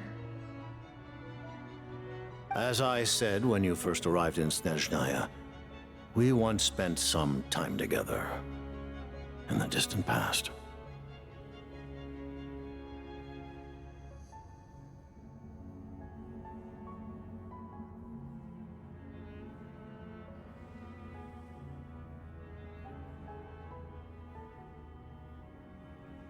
Oh yeah, you did mention that. And Paimon did think you seemed strangely familiar the first time we met. I'm afraid the reminiscing will have to wait. Mitya, let us continue with the report. What conclusions, if any, did you reach from conducting the final experiment of our energy research ahead of schedule? The good news is, my hypothesis regarding the ruler of death has been verified. As for the bad news, I recommend we suspend the experiments and Project Mistelton until further notice. Currently, we have no means with which to make a breakthrough. I say this purely as a scientist, guided by reason alone. I will trust your judgment. We shall put the project on hold until the ruler of death has been eliminated.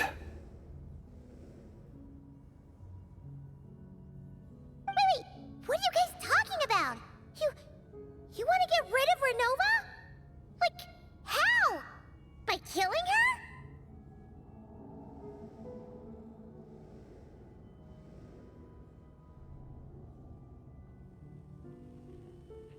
By whatever means necessary, so long as it removes the threat she poses to us. Until then, everything we do will be in vain. After what just happened, I've ascertained Renova's goal, or rather, the trigger condition for the Curse of Death. Okay, let's hear it. What she's doing is blocking Снежnaya's technological progress, preventing us from possessing any means with which to threaten the heavenly principles.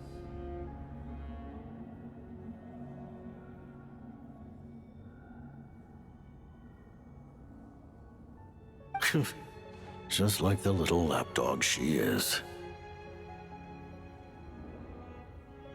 So, any ideas, research, or experiments that lead to technological progress can trigger the curse.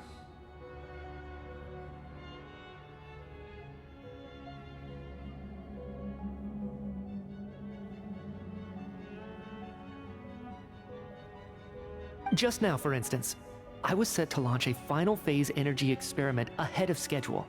If the experiment was successful, we could have achieved a crucial breakthrough.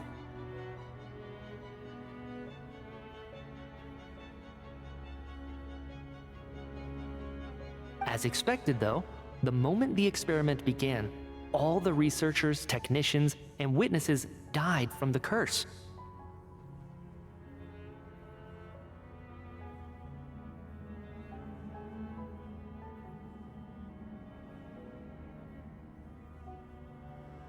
All that effort, not to mention the energy and materials we relied on Project Stuja to gather for us, went to waste.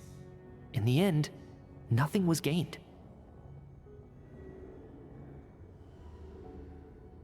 Does that mean something similar happened when we were at the theater? That's right.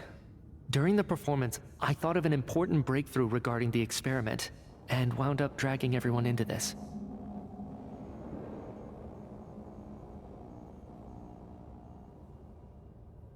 So the nature of the curse seems to be something like, when moments of technological progress occur, all life in the vicinity is taken away.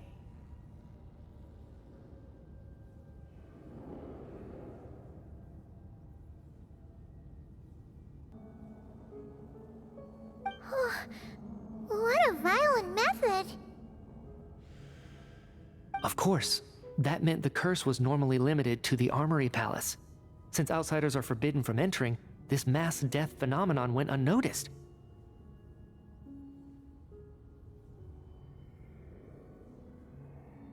Until Odette came along. I believe she was the first witness. The curse of death was triggered just before she infiltrated the Armory Palace that day. But you mentioned something about a final stage experiment.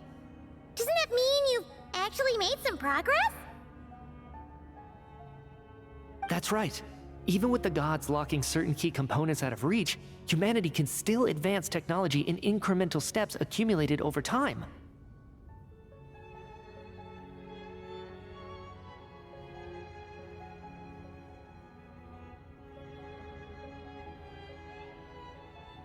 But, as I'm sure Renova anticipated, even incremental progress has its limits, a point where the truth you're seeking must be put to the test in an experiment.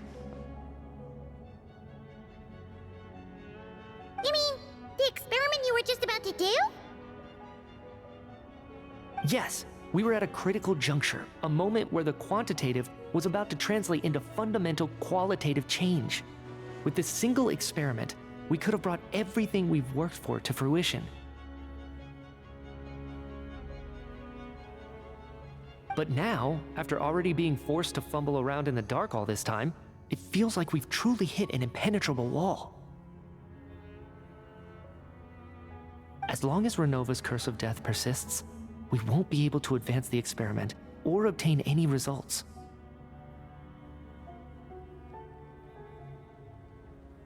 And with Project Stuja having been in effect all this time, at our nation's current strength, repeated trial and error is simply unsustainable. Only by eliminating Renova first will it be possible to continue advancing our plans. But she's the ruler of death! She can just kill whoever she wants, right? That's gotta be the scariest power ever! Is it even possible to beat her? We'll see. But one thing's for sure. She definitely can't just do whatever she wants. The best proof of that is me, standing here, very much alive.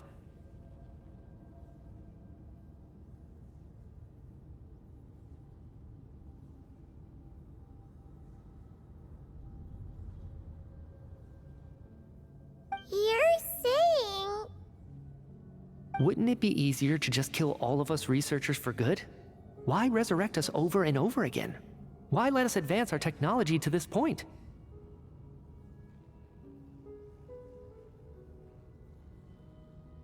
So, you're saying even the ruler of death has limitations we don't know about? Exactly. And I think that's where the key to our breakthrough lies. Regardless, the ruler of death has always been an obstacle we must overcome. Indeed, we must face life, death, time, and space. After all,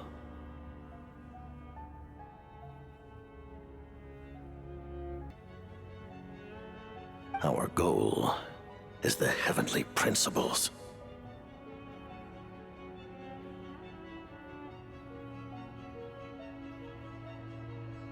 The Fatui want to challenge the heavenly principles?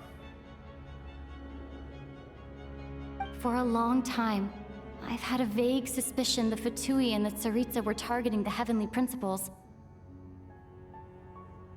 But hearing the Jester admit it is still a shock. No wonder that Tsaritsa's goal has always been kept a secret from the people.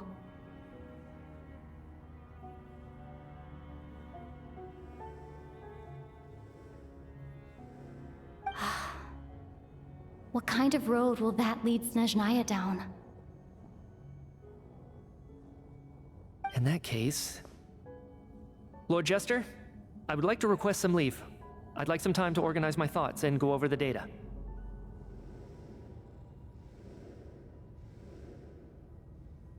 Granted. Get some rest, put the experiment out of your mind, and take care that the curse of death doesn't affect any civilians.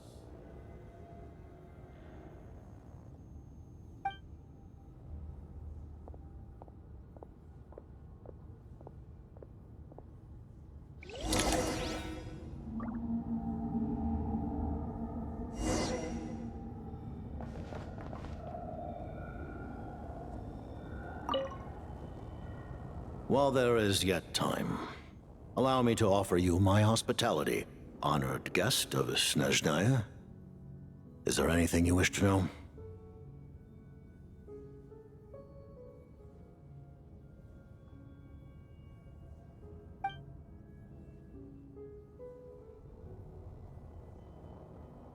I remember hearing the term Mistelton from Columbina. Yeah! Paimon wanted to ask about that when the name came up just now. What is it? Paimon's heard of Project Stuja, but not this one. As you know, Project Stuja is a series of measures enacted to consolidate our nation's resources, the greater purpose of which is to serve Project Mistelton.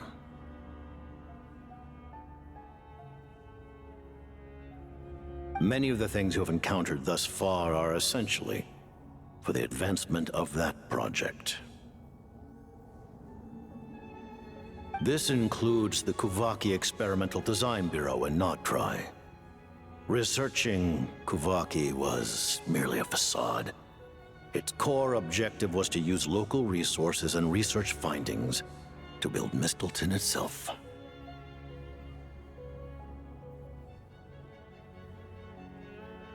And that's a weapon built for the final battle against the Heavenly Principles, isn't it?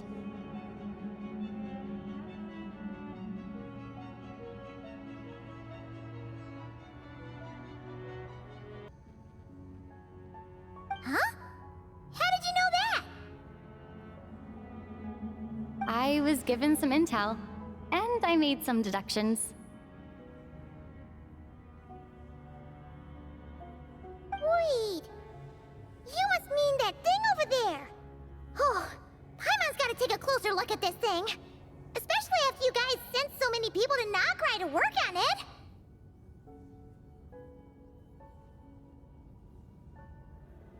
Kuvaki alone will not break through Celestia's defenses, let alone challenge the heavenly principles. The heavenly principles are no doubt accustomed to combating the power of the light realm, and elemental energy is simply the power of the human realm, converted to that form by the heavenly principles themselves. Any attempt to use this power against its creator would be a futile endeavor.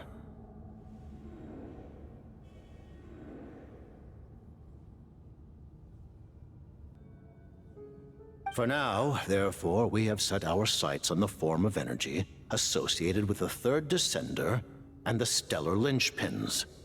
This may hold the potential to allow Mistelton to contend with the heavenly principles.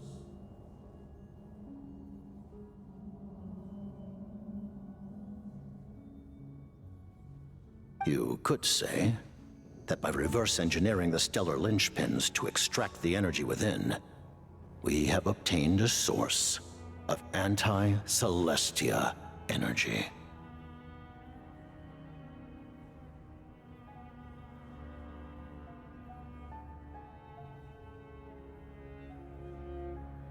The Kulagi Experimental Design Bureau, Project Stuja, and the new energy experiments. Huh. So, Project Mistleton is what ties it all together.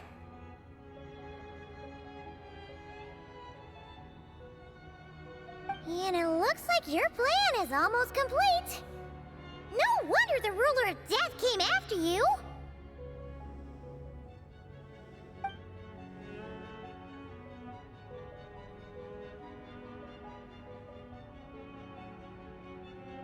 Her Majesty the Tsaritsa has embarked upon an expedition to vanquish a monster.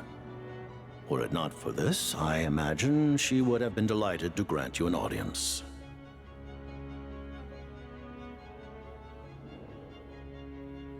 Seems like the powers that be in Снежная don't intend to hold my past conflicts with the Fatui against me. The Harbingers have been granted significant autonomy in retrieving the Gnosis. But by the same token, they do not completely represent Снежnaya's official stance.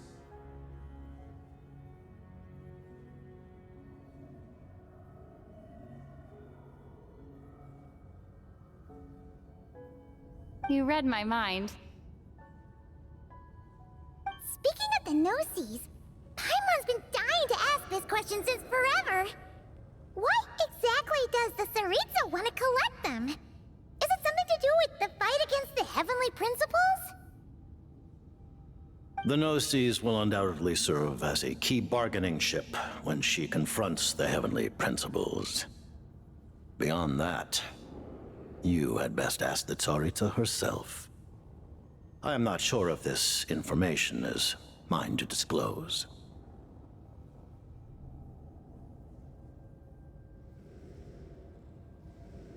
What do you mean, not sure? Don't you make the rules? You're the highest-ranking Harbinger! Ugh, never mind. Taking on the Heavenly Principles is something most people wouldn't even entertain in their wildest fantasies.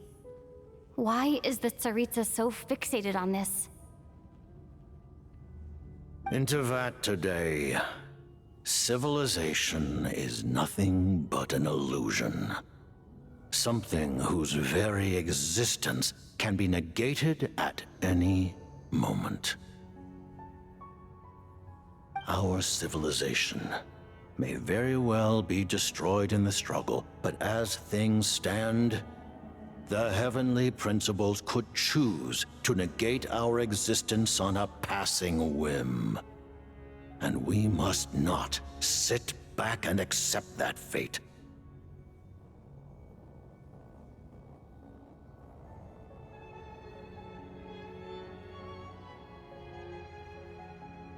Only by changing the state of affairs, only by overthrowing the Heavenly Principles, can our civilization truly be said to have taken root. Otherwise, the fate of the people of Conria and Hyperborea is a cycle doomed to repeat itself.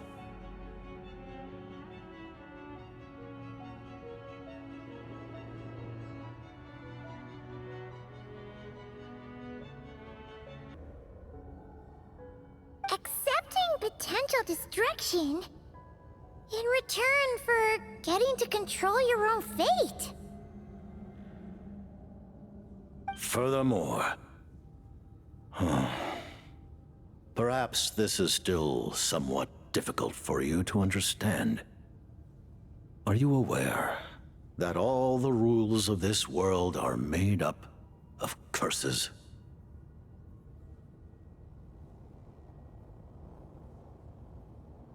Huh? All of them? Paimon knows about the curse of death you mentioned, and the curse of immortality that you and Dainsleif have. Then, the birth of the Hilly Churls, the rules of Natlan's Ode of Resurrection. Those are curses too? Farina's long life seems to stem from a curse placed on her by Focalor as well.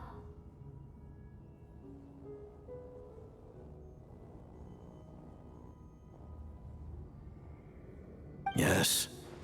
Even a god's love for humanity is a curse the heavenly principles inflicted upon the gods.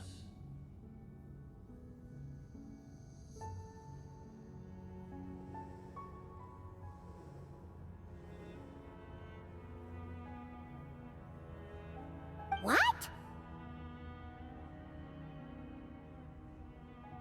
The Tsaritsa has always had ample reason to hate the heavenly principles. If she can seize their authority, she will reconstruct the entire world, and when that time comes, humanity will be completely liberated from curses and lies.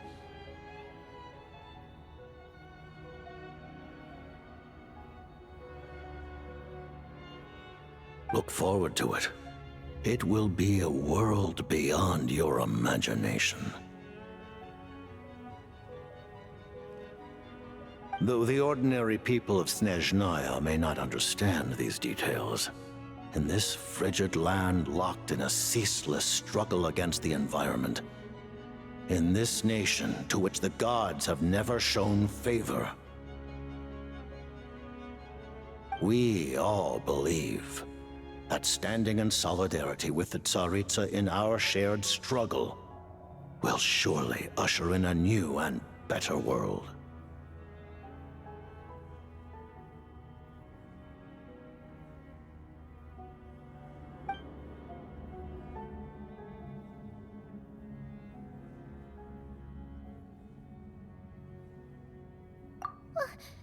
Paimon really doesn't remember. He's basically a stranger. You gotta believe Paimon. Allow me to explain. The reason Paimon reacted to the anti-Celestia energy developed by the Armory Palace is because she comes from Celestia herself. More specifically, she is one of its creations.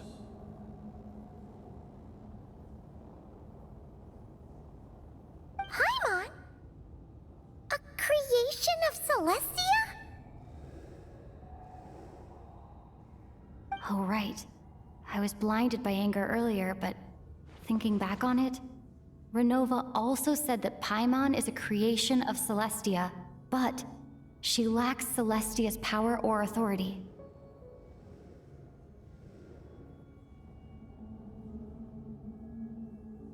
As you know, the lunar fragments in Nodcry were pulled down from the sky using Fatui technology. But the first application of this technology was in Conria over 500 years ago.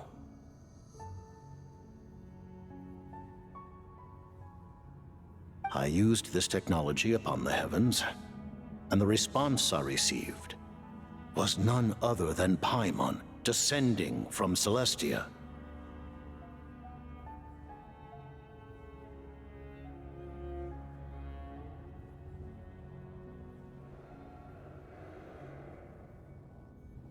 I presented her to the Vinster King, but he took no interest in this gift, nor did it satisfy him.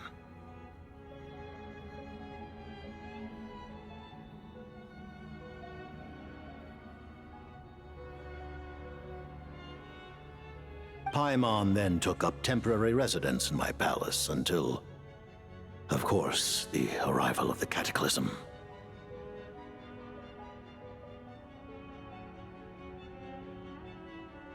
Wait, Paimon's a little confused.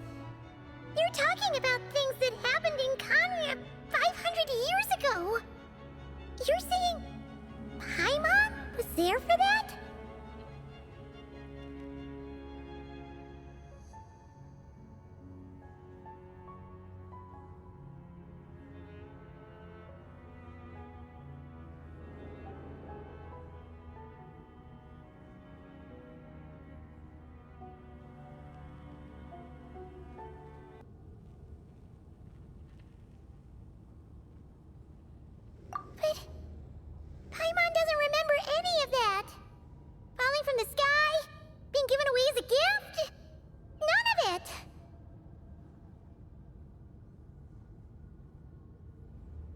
Having lived through the cataclysm, perhaps you too were burdened with some manner of curse. Although, losing your memories would indeed be the smallest price I've ever seen paid.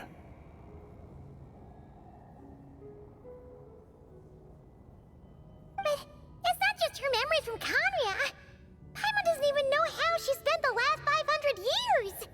She only has memories from the past few years. No matter how hard she tries to remember.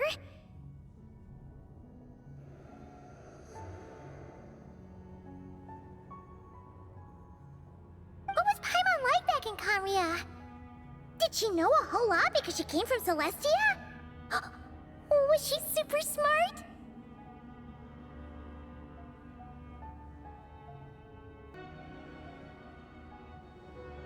Unfortunately, when you arrived in Conria, your consciousness was like that of a newborn infant. None could say what kind of being you once were in Celestia.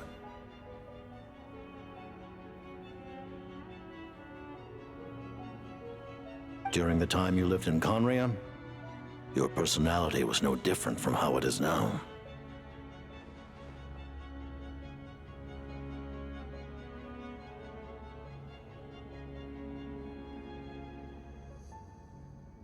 Aw, man! Paimon's plan to get her memories back and become super smart is ruined before it could even start.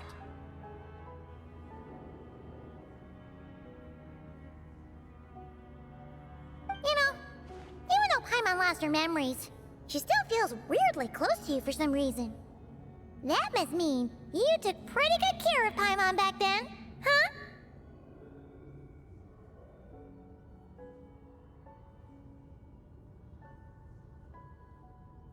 On the contrary, I completely ignored your existence. I was entirely focused on my struggle against Troptatir the Wise. But now, as I see it, it is as if you are the only sane thing that survived that era of insanity, and thus are worthy of protection. Noted. Man, Paimon's gotta stop projecting friendship on everyone she meets.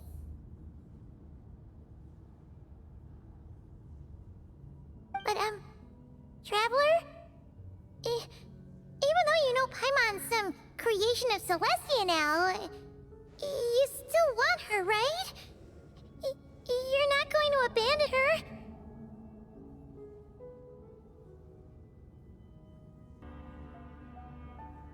Oh, phew! That's a relief. Paimon's just learning about this too. She's barely even processed it.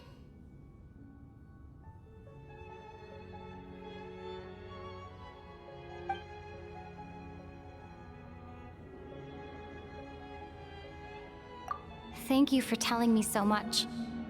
I'm a bit surprised, honestly. I didn't expect you to be quite so transparent with me. Given the circumstances, the Fatui need not hide anything from our allies.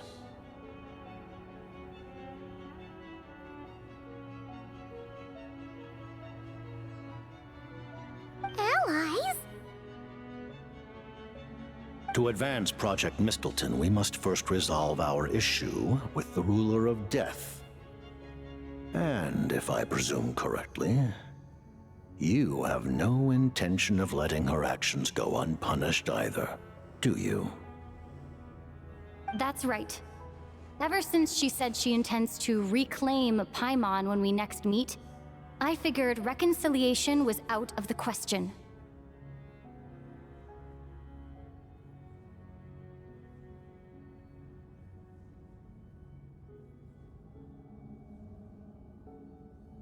Against an opponent of this caliber, deliberating over our allegiances would waste time we do not have. We must join forces unreservedly with whomever we can, if we are to stand anything like a fighting chance.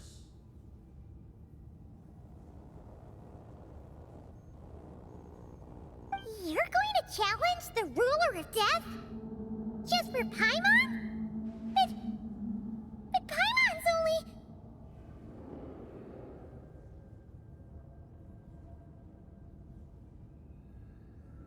Thank you! Oh, thank you! Oh, gee! Now Paimon doesn't even know what to say! Anyway, Paimon's super touched!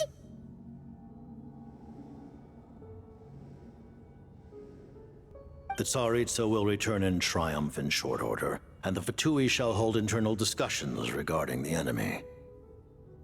The time for us to meet again will come very soon.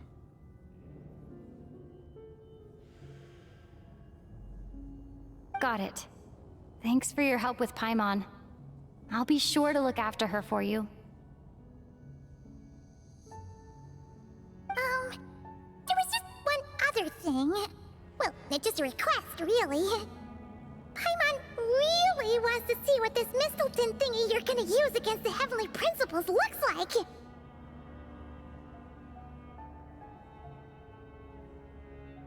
Of course, Paimon knows it's top secret and stuff, but she just had to ask. It's okay if the answer's no. Certainly you may. Whoa! For real? Actually, maybe it's best not to. What if her Nova suddenly pops up again? She might take this chance to... While the technology is not yet fully developed, it has nevertheless reached the stage where Celestia's creations are unable to damage it. In that regard, you may rest assured.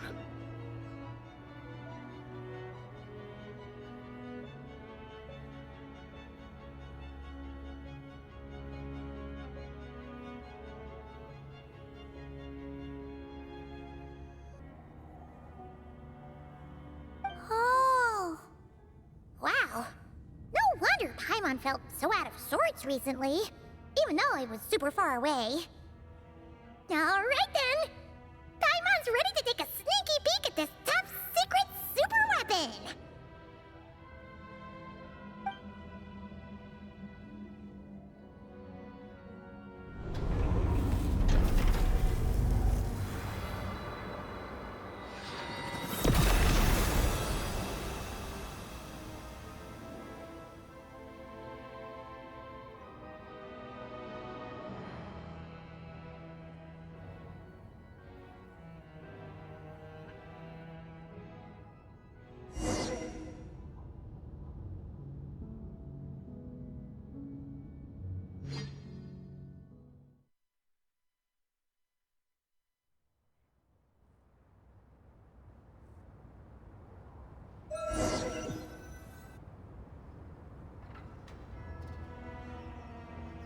Huh? Oh, hey there, Odette! Paimon? You're okay. Thank goodness. You look well.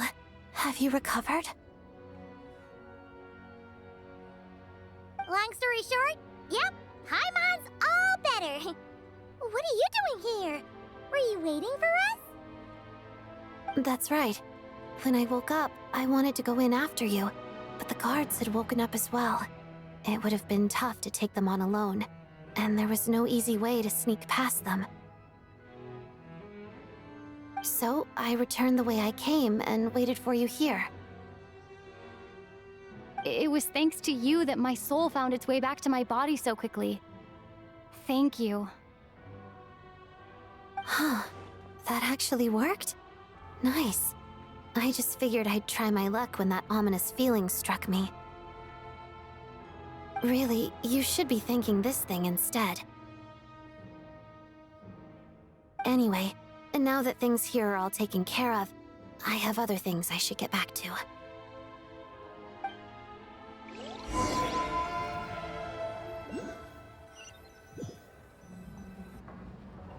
Ah, Director Chuganov, you're back.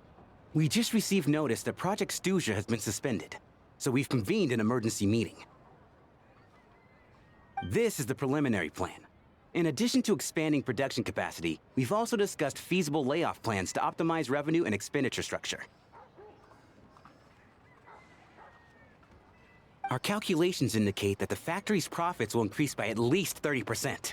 Just give the word, Director. That won't be necessary. Leave the energy for those who need it. Whether they use it just to get by or to run a business, that's up to them. Start preparing to halt production and lay off the staff. Make sure the workers are able to land on their feet and that they are duly compensated. Thank you all for your hard work during this time. Am I hearing you right? Why? After all the tough times we made it through, now is exactly when we should start to turn a profit. I just suddenly don't want to do this anymore. Huh. Does there have to be a reason? Iskra, it's time to rest. Dear esteemed members of the Rokot, given the effects of Lelik's radical actions upon our organization's reputation and social stability, a decision has been made to permanently withdraw this codename from use. Considering that Lelik did what they did for the benefit of the people, the Rokot has nevertheless negotiated with the authorities, ultimately securing a waiver for all penalties due to them.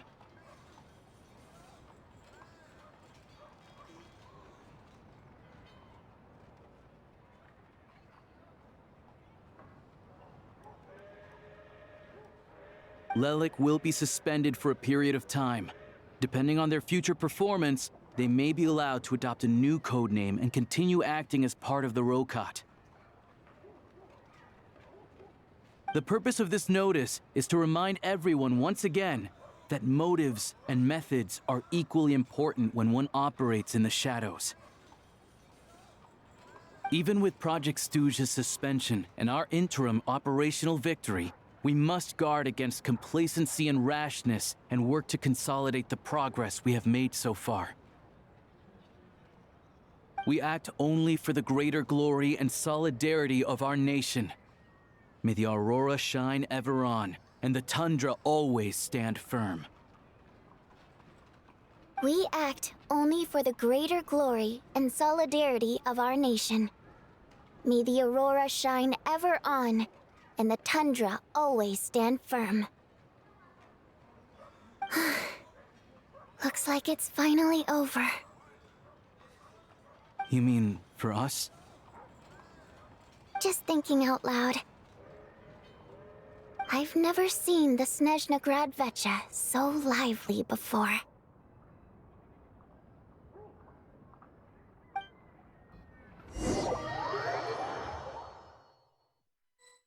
I never once thought I'd come here.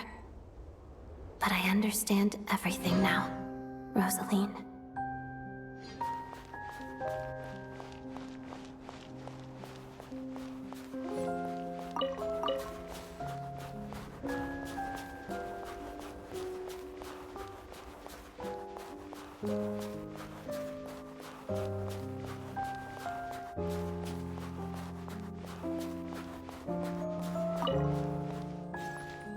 I've seen Spirit Seeker performed many times, including by your mother.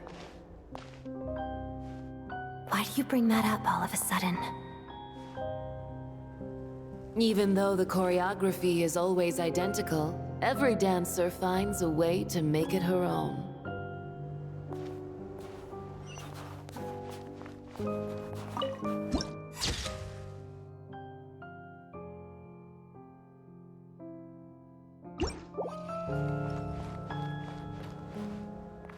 So you actually want to talk to me about ballet? I just think it would be a pity if the dance was lost to history. She didn't teach it to you, did she? That was an unusually subtle taunt for you.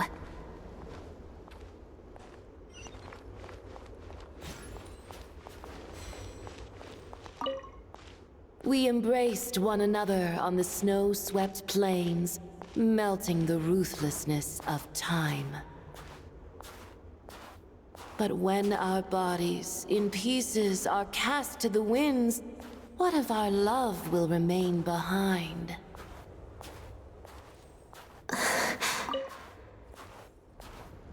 Don't tell me you can't sing. Shush.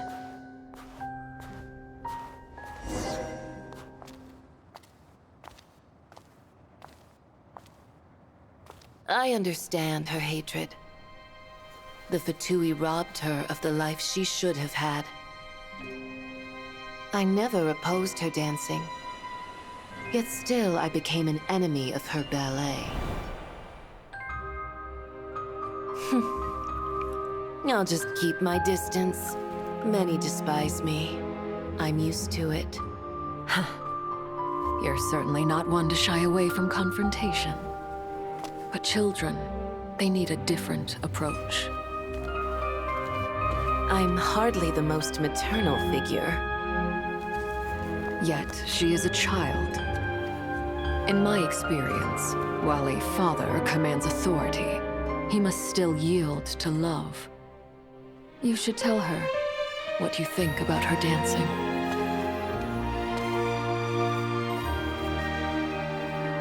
Odette will soon take the stage at the Koralyevsky Theater. This could be your chance. Geonosis secured. It went smoothly. I'll be there. Have them send me an invitation.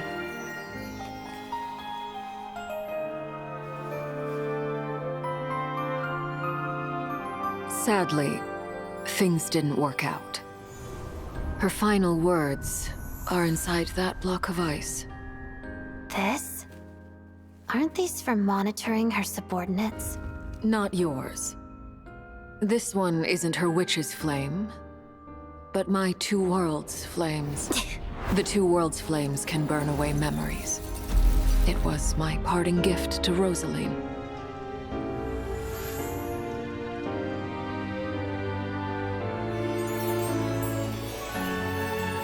If all goes to plan, she and I will both live to see the Tsaritsa succeed. I believe she'll find peace. But if anything happens to me, she needn't follow in my footsteps. The cryo-energy will fade away in time. Then the two worlds' flames will burn away all memories of the Fatui. She'll be free to dance. She deserves this. I will handle the aftermath. The choice is yours, child.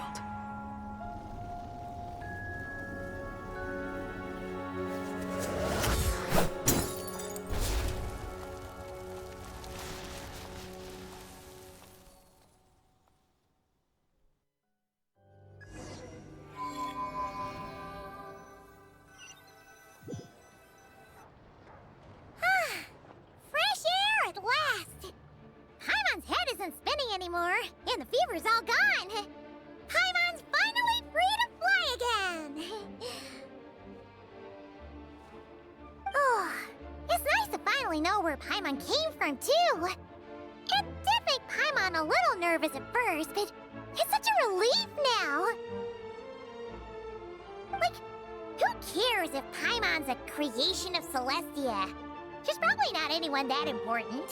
Probably just the fairy of food and fun or something. And like you said, this doesn't have to change anything between us. You're not gonna just... Hey!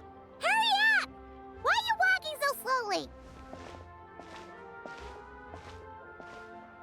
You've spent the last few days lying in bed and stuffing your face. I didn't think you'd be able to fly this fast. Who? Paimon's as agile as ever! They don't call her White Floaty for nothing! Paimon originally wanted to check out the bookstores in Snezhnograd, but she's more in the mood for flying around right now, so let's save that for later. Wait! They've got light novels from Yai Publishing House here, too! Huh? And this is Paimon's favorite mystery story from Fontaine! Wow! It got a sequel! The local Снежная books look pretty interesting too, but also kinda heavy. Not the easiest things to look around. I thought you were in the mood for flying around. Paimon can read while she flies. Hey! Look at these two dolls! Which do you like better?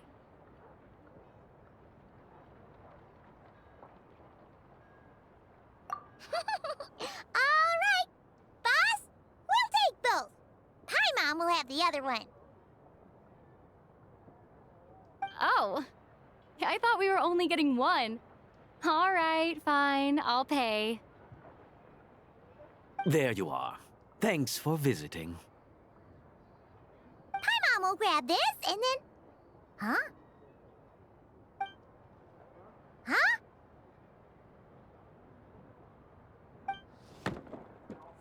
Huh?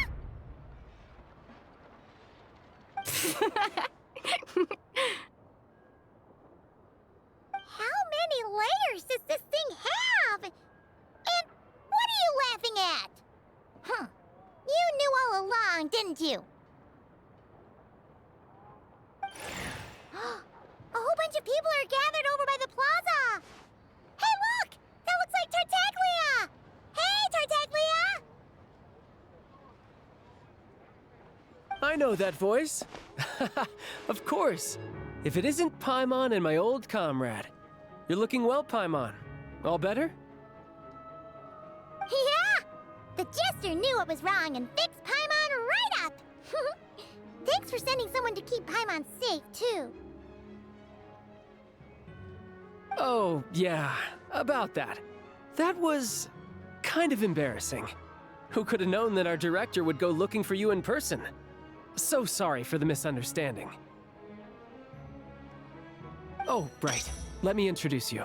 This is my little sister, Tonya.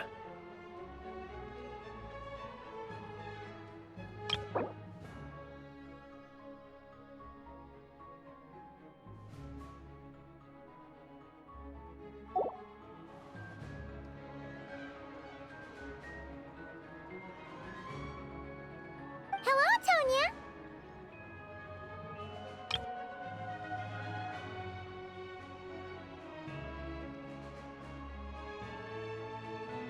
Hello. Firstly, I'm really sorry about my brother. Sounds like he's caused you no end of trouble.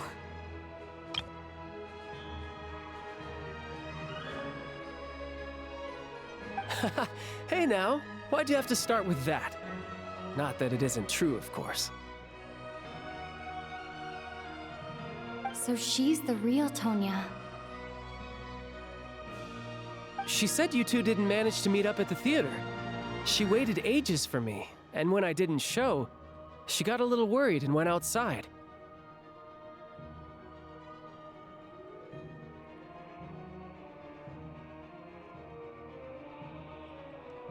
I know, right? He didn't bother to say a word to me.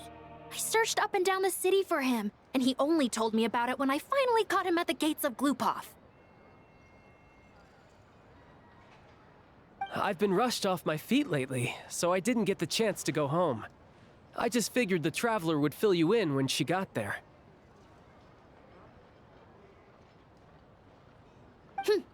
Well, the snow was bad, and you're never late. So I was really worried about you. How was I supposed to know that you'd stood me up? I'm sorry, Tonya. I really am. I'll make it up to you somehow. Just... please don't tell Mom and Dad.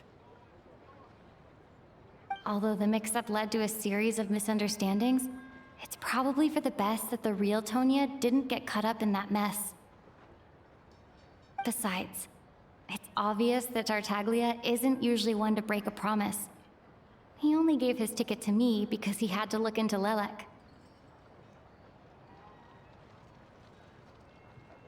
No, it's fine. It just meant I didn't get to see the show in the end. By the way, what did you think? You were one of the first people to see it, you know? I would say... The best is yet to come. Huh? What kind of review is that?